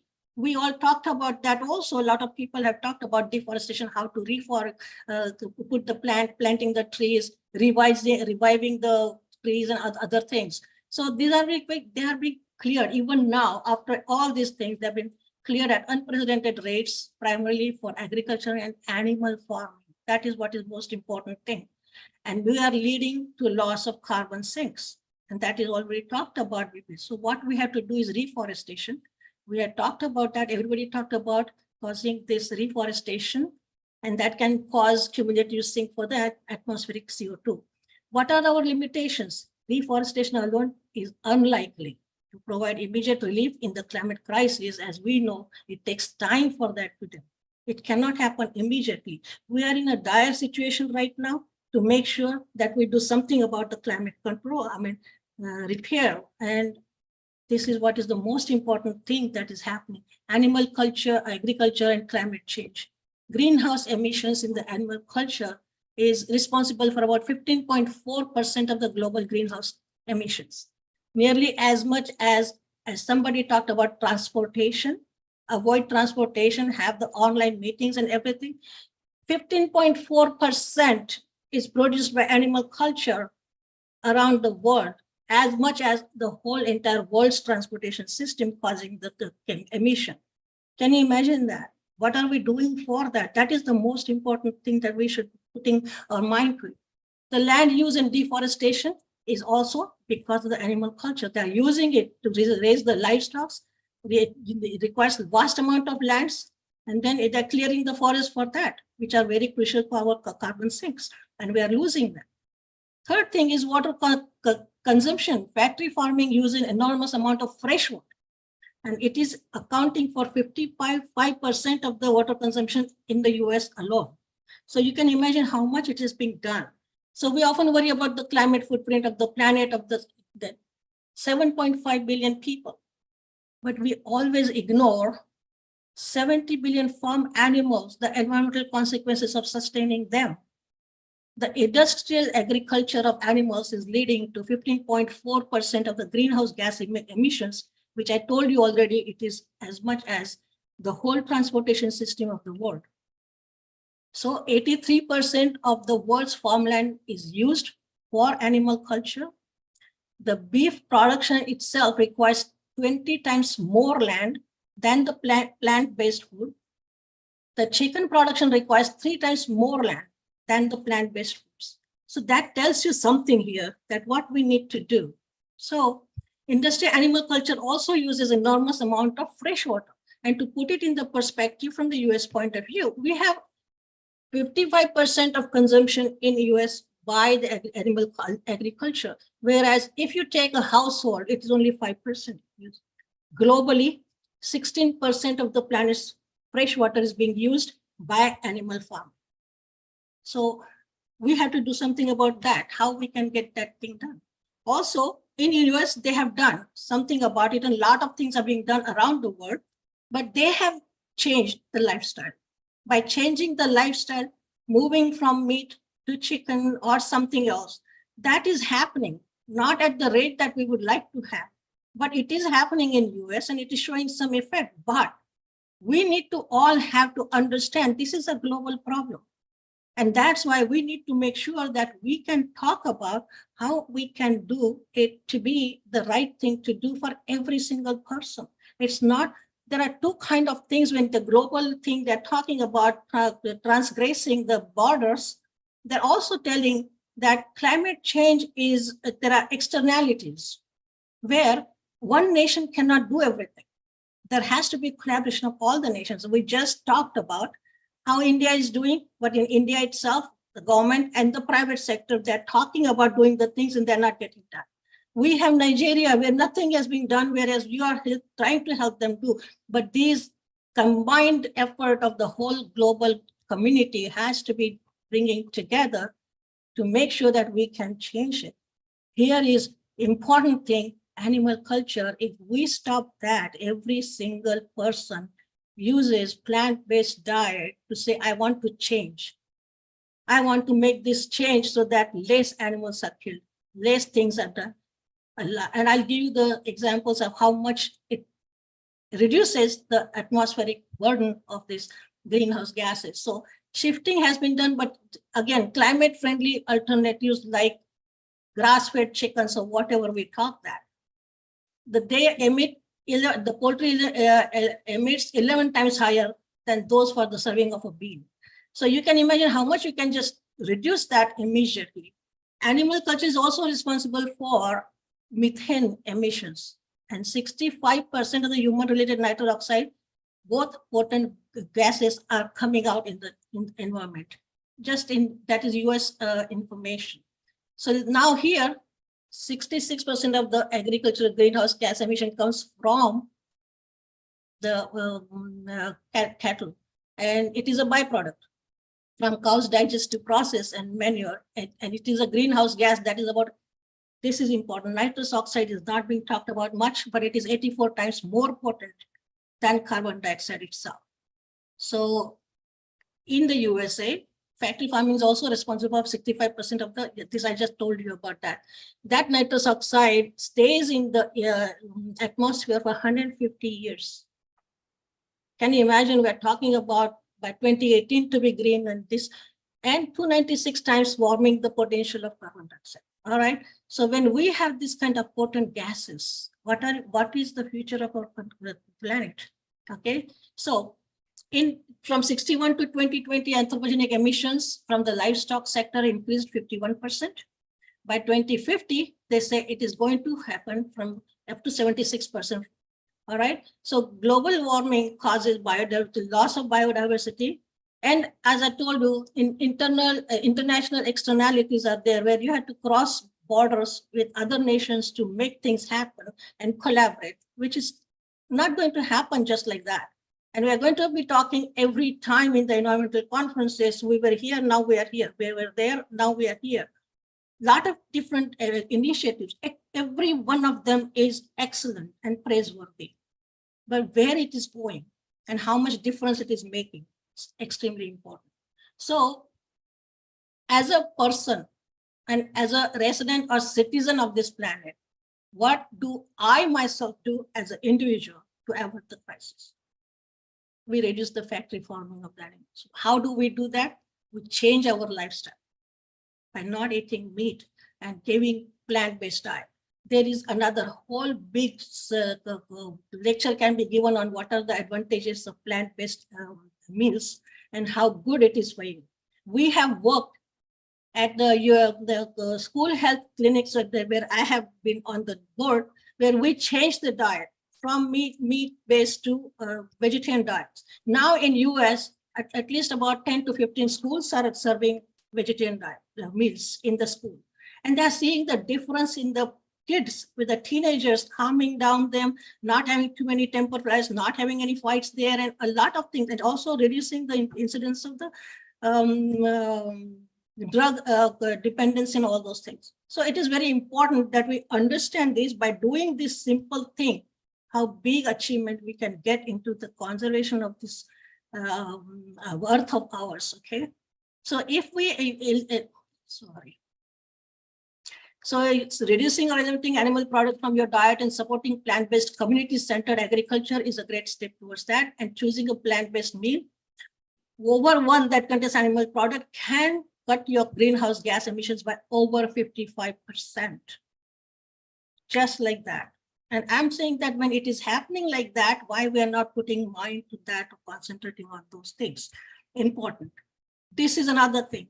We're not killing animals just for food. We're killing them for luxury. So many things are there. We had a conference done on a cruelty-free products. The president of PETA organization was our keynote speaker there. And so many things in the world are used just by experimenting on different animals. They are factory farmed for those kind of researches and products to be done and all those things, which don't need to be there. So we had this complete exhibition of things that are done without having any animals involved. And that can be done. And it has been getting done. There are a lot of cruelty-free cosmetics. See, can you imagine testing cosmetics on the animals and then killing them for whatever it is? So these are very important things. And you can just see here the greed for having the luxury and everything. 8 bulls, more than 8 bulls leather, for leather in Rolls Royce, 1 Rolls Royce. So I think that it doesn't make any sense to have that. But everybody who can afford can do that. But we need to make sure that we give a culture of something sane to our next generation to say what we should be doing. And we have to change ourselves to make sure they can change. And this is my background. I've been brought up in Jaina Dharma tradition, where non-violence is the supreme principle. So we don't hurt anyone. So not even hurt any animals or small insects or whatever. Because of that, all Jains are basically vegetarians or vegans. And this is just natural to us. So speaking about being vegetarian is very natural for me, but I can understand it's not that easy for everyone to change. But what needs to be done is that the thing that everybody has so much what do you call that, strong belief that we must do something for the planet. We must do something. Why can't we just talk about me? What can I do? And I can do this simple thing. And there are a lot of things that can tell you that, giving up one burger can reduce 50% of one person living, not eating burger for 1 week can take 33% cars off the road. I mean, there's so many statistics available in the world for these kind of things. And they're telling you that can happen. We are going for electric cars, not recognizing there are batteries and other things involved. They have an effect on the environment long term.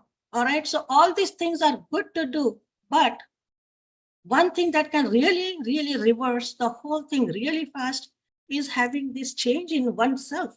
And that has to be decided by oneself to say, if I want to change. Very, very important. So what can we do in the conclusion?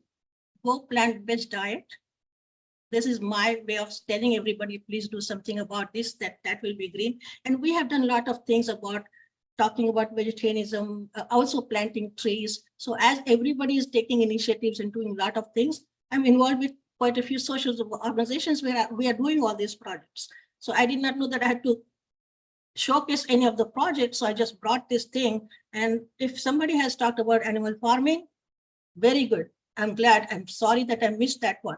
But I hope that I'm not repeating something that somebody has said. And I hope that I can give some message today to people that there are small, small things. So when being locally relevant and being locally,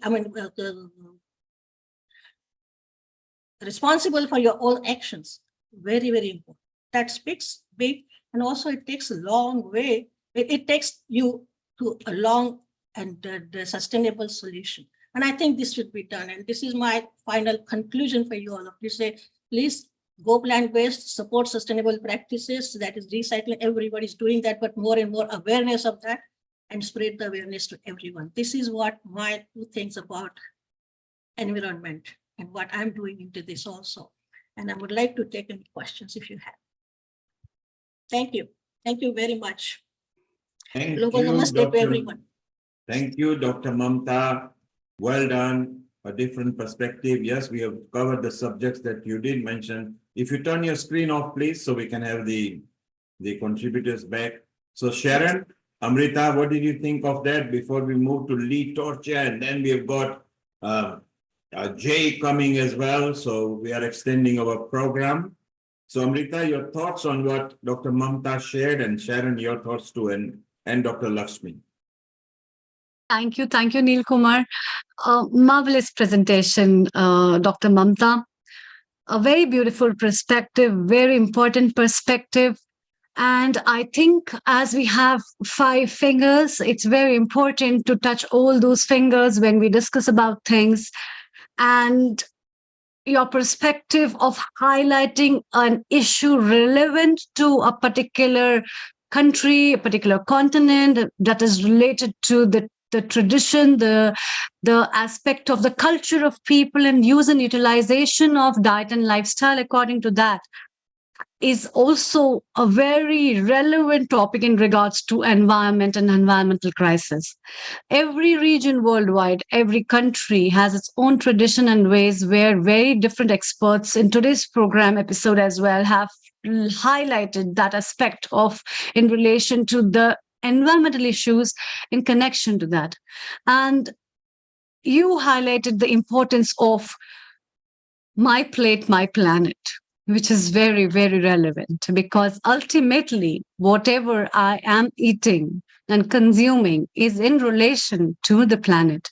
And whatever planet is giving is in relation to my plate as well. And it is not just that, it's in connection to all the flora and fauna which is linked with it. And this issue is not only raising up a lot of standards of building up the relevance to know about how important it is to go vegan, how important it is to restore your health on basis of hormonal disturbances. It's very important to build your health in terms of emotional and mental well-being, where Sister Jayanti in today's episode has been highlighting a lot about eco-friendly attitude and eco-spirituality, which is an utmost important thing. And you have covered up a practical aspect through your presentation, highlighting and giving us the facts and figures of what's happening, which is much more related with the corporate sector, which is also related with the socioeconomic status, as well as the requirement and the demand and supply of things, on which the 3 points of yours talking about your own social responsibility towards yourself and towards your plate which people hardly think about, because when they cover up their plate, they just talk about the tastes and the food fashions, which I have been talking a lot on various grounds. And one of the projects that I have been working with one of my friend Purvi Sankla is about Yopla, Your Planet, Your Plate, which is run at from Tilburg University in Netherlands, which is also talking about all these things. And another important thing is nitrous oxide. Many people were not knowing, and I don't think so a lot of people know about how dangerous these gases are, apart from just CO2. And nitrous oxide itself is so poisonous that it can make you die much more quicker than even many other gases, and simple carbon dioxide as well. And when people talk about we in India are running up with all these heat waves, and a lot of conditions are self-made problems. We have got a lot of forest fires these days. We have got a lot of crisis of water. We have got a lot of crisis of electricity. All these things are man-made. And so it's a very beautiful initiative. Thank you so much. And I congratulate you. Please do come over time and again to raise up different topics and issues at Healing Our Earth, at various episodes that can help people to give another vision and approach to think how better they can curtail different problems and issues of their life. Over to you, Sharon. Thank you. Thank you, Amrita. Let's take a comment from Lata and then Dr. Lakshmi Vyas, and back to Sharon, and then we move to our beautiful Lee Torcha, who might bring a bit of music in our environment. So, Lata, what is your comment? Yeah, I just felt what you brought to our attention, Mamta, today was just amazing for the planet, the population of the planet and the animals that we've been overlooking in the billions that are actually creating the problem, and we're just overlooking all that. So I felt that was so necessary to bring that awareness, and the more we can sort of infiltrate this across our globe, the better. And I think it's got to come from educating the women, because they're the ones who actually do the cooking at home, teach the children, and health issues. They take command of the health and well-being of the family. And if you tell them it's the benefits of it, that they will have fewer trips to the GPs and mental health departments and fewer vitamins to take and all that, and the cost elements, I'm sure, you know, we're going to have the army we need to promote this, because she's the one who actually has the control of the strings on the family and the diet and you know, the supermarket, the shopping, and everything across our society, you know. And she can influence her man as well, and her parents and whoever, to actually change. And she's the educator, actually, isn't she? So thank you, Lata. Lata is saying, empower women, empower humanity. Because if you empower women, they can empower education, children, men, society, and humanity. So Mamta, Lata, I appreciated the points that you brought back. We'll move over to Sharon and Lee. Before that, Dr. Lakshmi Vyas, your comments on what Mamta delivered. Over to you. Well, Mamta ji, I mean, she talked what I actually wanted to say, or I'm saying always, because plant diet is always better than any other. That's what I agree with. But before that, I have to perform this thank you to sisters Agatha and Mamta ji, both of you, for coming here and giving us a wonderful lecture on World Environment Day, how to protect animals. And also sister from Nigeria, I know the trouble that all the people there are going through. Let us pray that the things improve over the years. or let's say over the months. I also would like to say that Mamta ji, Sister Nigeria, and myself, we work for the Religion for Peace, where all three of us,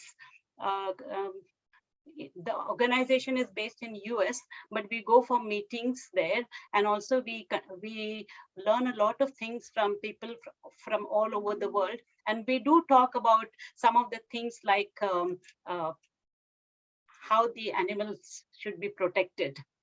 And I also want to say that Sister Agatha is currently a doctoral candidate of conflict, peace, and strategic studies at Turkish Nile University of Nigeria. She does a lot of work, and she doesn't have free time at all. Same way,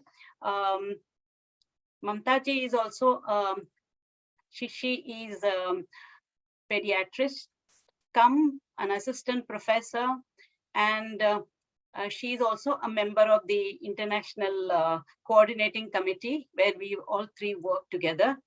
And I would like to end this bit.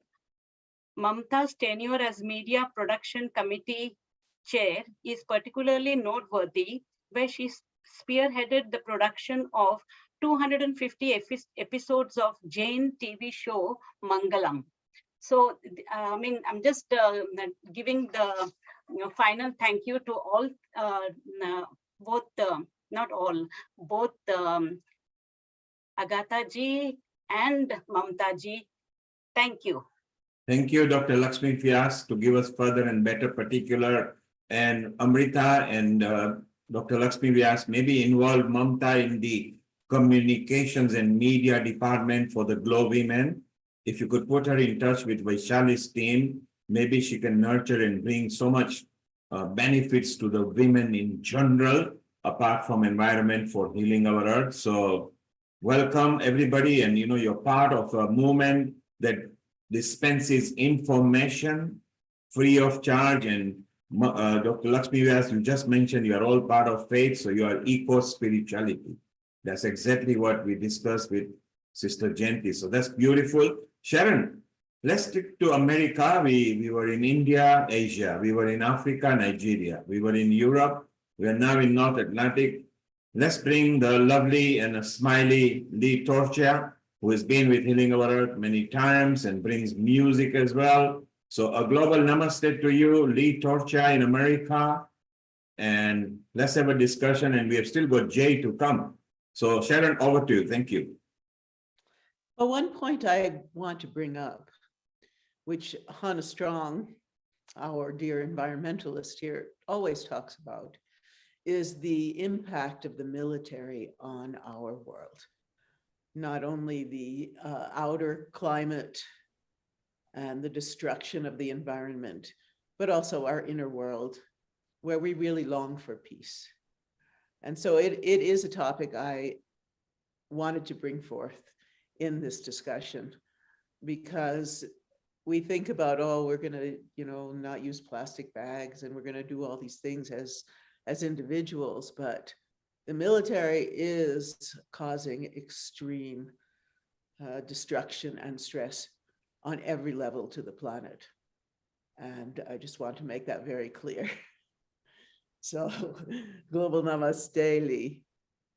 Yeah. Hi, Sharon. Hi, everybody. Thank you so much. I've already learned a lot. My mushrooms. I'm going to be talking to my mushrooms. I want to show you something today that I put together rather hastily. It's a topic that almost nobody has thought about. It's a one-celled animal creating 50% of the world's oxygen. I want to really try to share this screen. Can anyone see it? Yes. You can. Great. Yes. So, but maximize it, Lee. Just maximize the screen so we don't see your taskbar, and then it will be beautiful. Just maximize it, please. I would love to. Let's see if I can. I'm not sure that I can because this is my new computer, and so it's let me just do what I can. Okay, that's fine. I don't know if I can get rid of this. It's Huh? better now. It's Okay. better. All right. So I tried to stick to a some rather important people. Okay, so this is the Are you this from planning to show a video? no, it's just this PowerPoint, very short. This insanely important world of phytoplankton is by NASA Goddard. And so there it is on YouTube. They have allowed people to share the entire thing. So I wanted to I just did a very short search, but I've been interested in phytoplankton for 40 years, ever since I heard about them. They generate half of the world's oxygen. I wish I could maximize it. I don't know how. As much as all land plants. So everybody's talking about the land plants, but nobody's thinking about this one-celled creature, the phytoplankton, which is half as much as all the land plants. There's 10,000 species, even more, I think. This is my crude. This is you know, they do photosynthesis. They take the carbon dioxide and capture the sunlight and produce the sugars that is the food system of the ocean. So that not only, but there is this certain type called coccolitho something. While they're doing all that, giving the food to the ocean, they also produce the oxygen. So they are really why we owe our lives to phytoplankton, is they are the basis of life. I mean, 50% is a lot. You can plant 1 tree, 2 trees, fine, but these animals live on the surface of the ocean, so they have access to the sun, these one-celled creatures, and we're actually polluting the surfaces of the ocean with all the oil, with all the plastic, the ocean of plastic that's out there, all of that we're doing. We're actually destroying the oxygen of the earth. All animals would die. 90% of the oxygen animals rely on the oxygen that is produced by half of the phytoplankton. So that's why we really like it. They're really crucial. Now, these are some of the threats to their survival. Of course, the ocean acidification. Some types will grow slower and some faster. Warming water. There are also the microplastics. Block the phytoplankton from receiving enough sunlight to survive. And we all know how pervasive these microplastics are.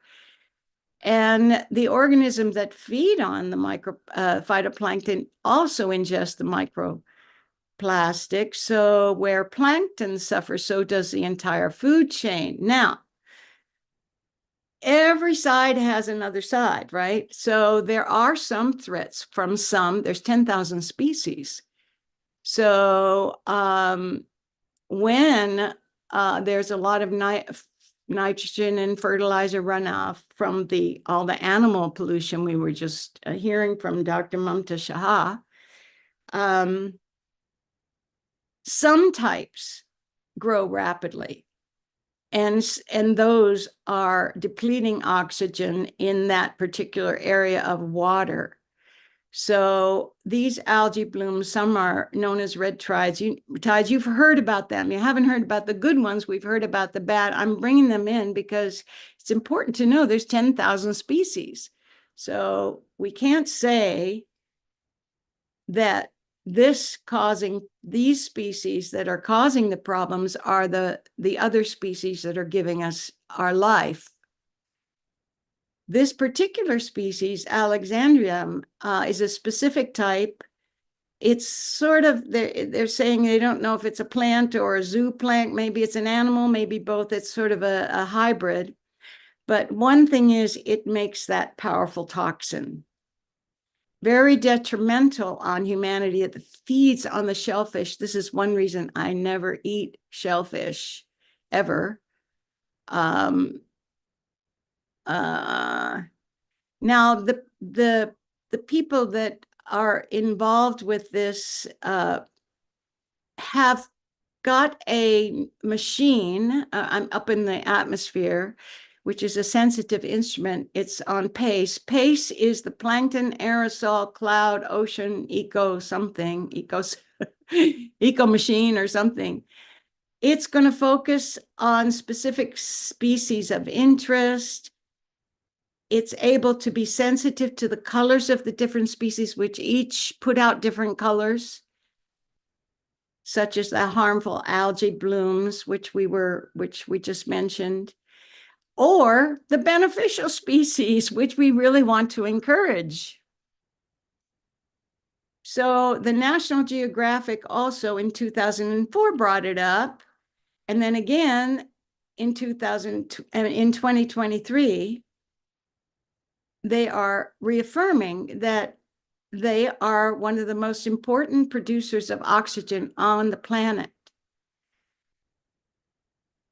So I'm giving credit, it was called the PACE, Plankton Aerosol Cloud Ocean Ecosystem. That's the machine. And this is from NASA Goddard. They've allowed it to be shared. They asked for credit, and this is the YouTube link. And that's it. Let's see, I have to quit that somehow. Thank you. Yes, you stopped it. Very good. So, I can't hear you, Sharon. Sharon, you can unmute yourself. Okay. Thank you so much, Lee. It's wonderful. We all know you as a singer of North Indian classical music. And also, I think Jay's coming in soon. I don't know if he's come in yet. Easier. Wonderful. So after Jay, I really would like to play this piece of music that I've got the Earthling Blues. Oh, do you have it? Oh, wow. I have it. So we'll do that. Global Namaste, Jay. Unmute yourself. You're muted. Jay, you need to unmute yourself. Now I'm here. Now I can hear you. All right. Yes, I'm here. Welcome, everybody. It's a pleasure to have you, Lee. Yep. And I know you were coming in today to talk about desertification. You have a lot of knowledge in many, many areas about our planet, our politics, and our world. And of course, we have our beautiful garden that is really Jay's baby. They were talking earlier about how I think Lotta was bringing in about how all the women are the cooks and the women take care of these things. But in our family, Jay is the main cook, although I cook, and he is the main gardener, and bringing all kinds of knowledge about gardening in a place like this that is fairly dry. But please give us your thoughts on desertification. Well, I probably have a somewhat unusual view of it. Of course, I believe that our farming practices are contributing greatly to loss of topsoil, and we need to stop that. And I don't mean we need to stop farming. We need to stop farming the way that we're farming. No more plowing.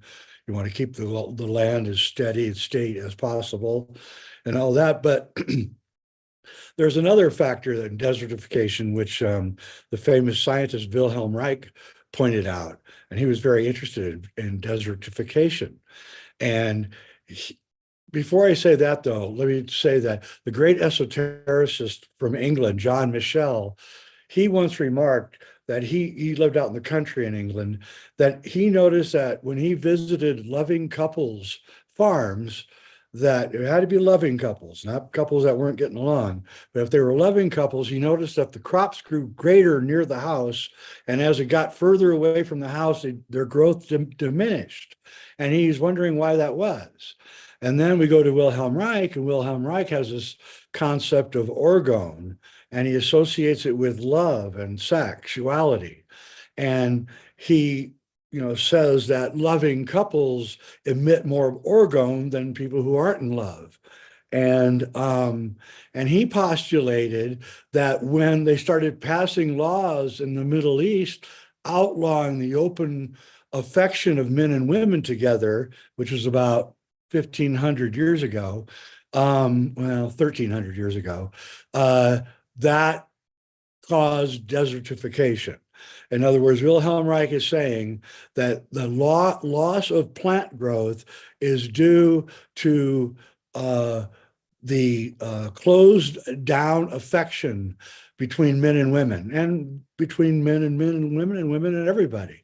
And that when you outlaw, holding hands in public, when you outlaw, any sign of affection in public, then all of a sudden the place starts going to hell. And I think there's a lot about that. I really do. And I know that, in Tantra, the couple would go out into their garden and practice Tantra. And what they're doing is they're creating this gigantic biodynamic field that he called orgone, and then the plants all get affected by it. And so I think there is something to this idea that, yes, we have to change our farming methods, and yes, we're not doing things in the right way, and we're wasting a lot of water and things, and we have to change that. And that is all coming because new technologies are being invented that are going to solve all these problems. But we also have to look at what effect our own spiritual life has on the world around us. And Sharon and I are madly in love with each other. If you walked on our property, all you would see, we're in a desert, rains 8 inches a year, maybe, snows maybe a foot a year. We get no moisture. Yet if you walk around on our property, we have giant 30-foot tall trees all around our house. We have, we can't stop nature from growing in every direction. Half of my life is just trying to make sure that I can control the growth that's going on everywhere. And we're not watering. This is just natural. So I know that we want to talk about practicalities, but this is a practicality. And so I think that if we create more loving societies, more compassionate societies, we will see the result in the environment around us. And to get rid of toxins and get rid of pollution. And we have to do things that are physical. I'm not saying we don't, but we also have to add in the spiritual and the love concepts too. Oh, that's beautiful. That's very beautiful. There are so many issues we could address. Like, I don't know if it's been addressed today. Lee was just talking about all the little plastics in the water, in the soil, in the air. And there's also, of course, all the pharmaceuticals that are going into the water systems, particularly in the main cities. Here, our water, we're very fortunate. We have a lifestyle that is unusual. We live amidst nature, in the beauty of nature, and we have beautiful, wonderful, pristine water. I also mentioned about the military and the effect of the military on the planet. That's a good one. I completely agree. If we would just eliminate the military, at least 1/3 of the fuel being used and the pollution would immediately go away. And, the whole thing is America, I'm sorry, I'll get me going here, but America is addicted to war. We have a war machine that feeds billions of dollars into it, and we can't stop the war machine no matter what we do. I've been fighting this war machine for like 60 years and I haven't had any effect. It just gets worse and worse and worse. And so that is the number one thing I think that has to be stopped. And basically the American war machine, because we're about half of the military spending on Earth is spent by America. And for what? I mean, for what? And so, yeah, I'm very much in favor of cutting back all of the military spending. Yes. So Sharon, you had a music to play. Was it a music? I have something to say to Jay. It's very important. Jay, I looked it up because I was shocked. Stranger Than Fiction, hugs were banned in schools. This is and also, and that was in, I think 2004. Here's the New York Times archive, 2009, hugs banned in schools. And so what you were saying is like, they can bring guns in, they can't touch each other. That's right. And if you notice, there's a lack of love now. The songs aren't very loving. The movies don't have a lot of love in them. The TV shows certainly don't have any love in them. And it's as if we're just like, suddenly we're not even considering love and for each other as anything that's important. So, you know, we have to change that. Yeah. And the concept of loving touch is now, because I understand there's so much porn, there's hardly any concept of tantra, you know, the true tantra, the true loving touch between couples. And it's just sad. It's because they think they have to conquer a woman, but that's not the way, by beating her up, you know. No, and you know, and men are not being taught what women want, really want. I mean, not what they hear in movies and songs. And so men are completely confused and don't know what to do. And frankly, COVID didn't help, because now we can't even, you know, we're walking around with masks on and we can't even see each other anymore. And so it's as if there's like I don't want to say a conspiracy, but it's just there's this driving force that wants us to all be living alone, alienated from each other, not talking, not touching, not kissing, not holding each other's hands. And that is, to me, the key to our salvation. I know it sounds weird and selfish, but it isn't. It's actually the most unselfish thing that we can do. Well, I have to say, we used to have a rebirthing thing going on years ago, right? That I haven't heard of that ever. And sometimes, or a lot of times, it's because our parents didn't hug us. You know, maybe we have a need for our father figure to hug us. And that's why so many children are taken prisoners. You know, they look, it's like a little duck. It'll follow whoever gives it attention, you know. And so sometimes we need mothering. Sometimes we need fathering, but we need it desperately. Yeah, and I think fathers aren't really taught to hug their kids. I think they are now, but my generation, my father never hugged me, never. We shook hands, but we never hugged. And I remember one time when he was in his late 80s, I hugged him and he flipped out. And he just completely flipped out. He did not understand it. And I said, Dad, it's just a sign of affection. I'm not trying to pick you up or anything. Don't worry. Right. And it just broke through a barrier that he had all his life, you know. And so I really think that the theories of Wilhelm Reich are super important, and we need to get them back out into the body politic, because he really did have a lot of answers to the problems that we face. Mm-hmm. Thank you.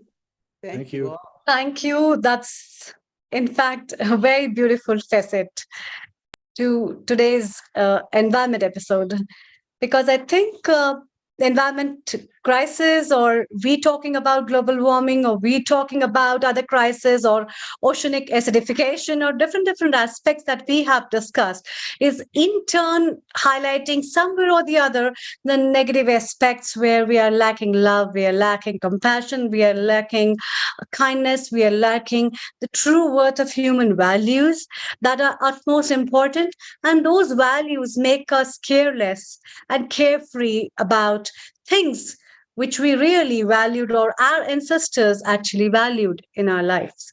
And that is why I think the relevance of when you talk about Tantra yoga is not just about sexuality to give an idea about lovemaking, but it is much more than that. It's about a spiritual understanding of existence and respect for one human being for another human being, and valuing that. And valuing, when you value the existence of soul consciousness, which is in every being, we understand the importance of how to value our earth as well. And that's what is particularly very right. It is in relation to the food, it's in relation to our relationships, it's in relation to our body languages, it's about our mental, spiritual, and emotional understandings, and about education and how well are we educated, not in terms of books, degrees, and knowledge, but in terms of wisdom, in terms of spiritual life. And that's what is the part which is so important. Indirectly, when we are teaching children these moral values, we are ingraining in them that part of light, that consciousness or our soul needs to remember. And that will always add us the value. Okay, now it's time for me, when I'm dead, to in turn mix with the same earth of whom I have been valuing for years and years. And I think we'll be all thankful, and we are thankful to Mother Earth when we all take our last breath. And that's why this aspect that you have touched, Jay, and the aspect, Lee, you have touched about phytoplanktons, which are our little microbiomes where the existence comes as our existing nature is so important. So thank you so much. Over to you, Sharon. It's been a pleasure to be with you. I'm going to play for you a song that Lee wrote years ago. It's a jazz song, and she's playing with her musicians in New York City. So I'm going to share that with you right now.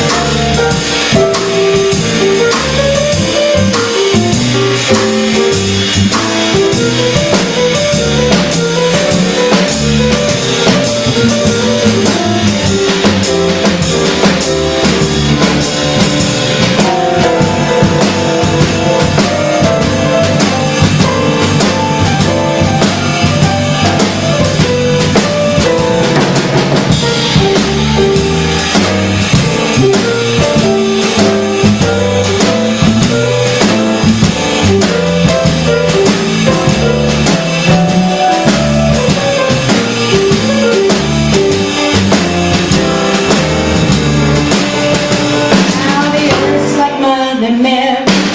Watch some Jesus die. Don't know if he was black or white, but I know he was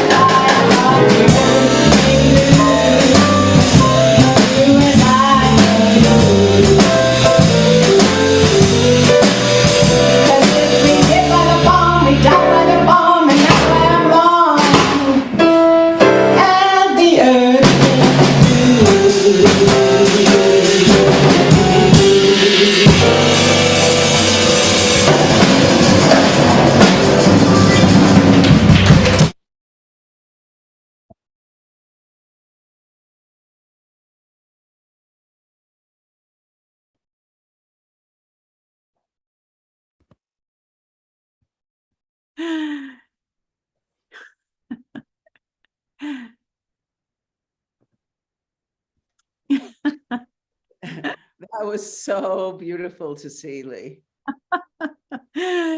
Yeah, thank you so much for playing it. Oh, yes, you were so sensual and just beautiful.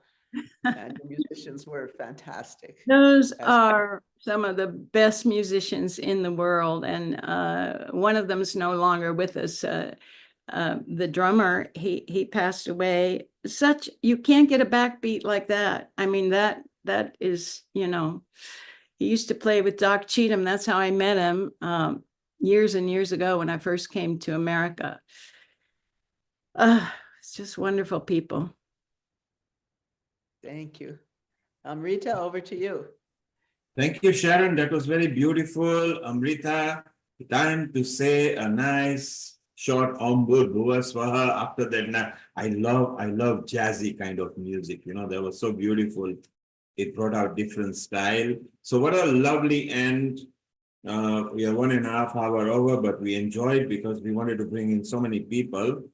So Sharon, thank you very much. Your smile, your jest, your gusto is always beautiful. Lee, lovely to see you smiling. We always want you on we also want you in our Glow Women organization. Sharon will put you in touch. From next month, they will be added to a special WhatsApp group, those who are very active and really bringing the women's matter up front. So we love you, Sharon. Amrita, let's have a nice wind up. Thank you, Neil Kumar. Thank you, Sharon.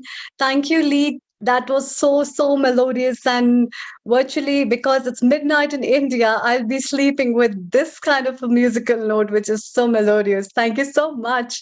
And today's episode has been really rocking. We had great panel discussions, and thank you, Dr. Lakshmi Vyas, for bringing beautiful guests. A special thanks to Sister Jayanti from Brahmakumaris, as well as Sister Grace, who came over and took us time for us. It has been really wonderful. Thank you, Dr. Mamta. Lataji, as always, you have been a beautiful part of every episode, putting all the small twinkling tickles in our episode. And we love everyone. Mitaji is also there, busy planning up for the environmental cooking, I think so. And over and above, thanks to all the viewers, thanks to all the contributors.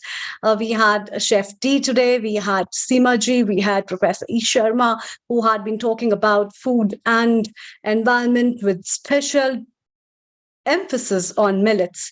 And we had Shailendra as well as Solemi too, with Kailash Parekh bringing her guests, and Rotarian Lal Goyal with his guests as well. And over above, thank you, Neil Kumar, and a special thanks to our technical director, Nishit Kotak. Without his help, these episodes are incomplete. And yes, my last thanks to Vaishali, my co-host. She is always there to support us. And a very big thanks to all the viewers who have given us immense love and been listening and supporting us forever. Thank you so much. And let's wind up today's episode with Gayatri Mantra. Om Bhur Bhuva Swaha तत्सवितुर्वरेण्यं भर्गो देवस्य धीमहि धियो यो न प्रचोदयात्। ॐ भूर्भुवः स्वः तत्सवितुर्वरेण्यं भर्गो देवस्य धीमहि धियो यो न प्रचोदयात्। ॐ भूर्भुवः स्वः तत्सवितुर्वरेण्यं भर्गो देवस्य धीमहि धियो यो न प्रचोदयात्। ॐ शान्ति शान्ति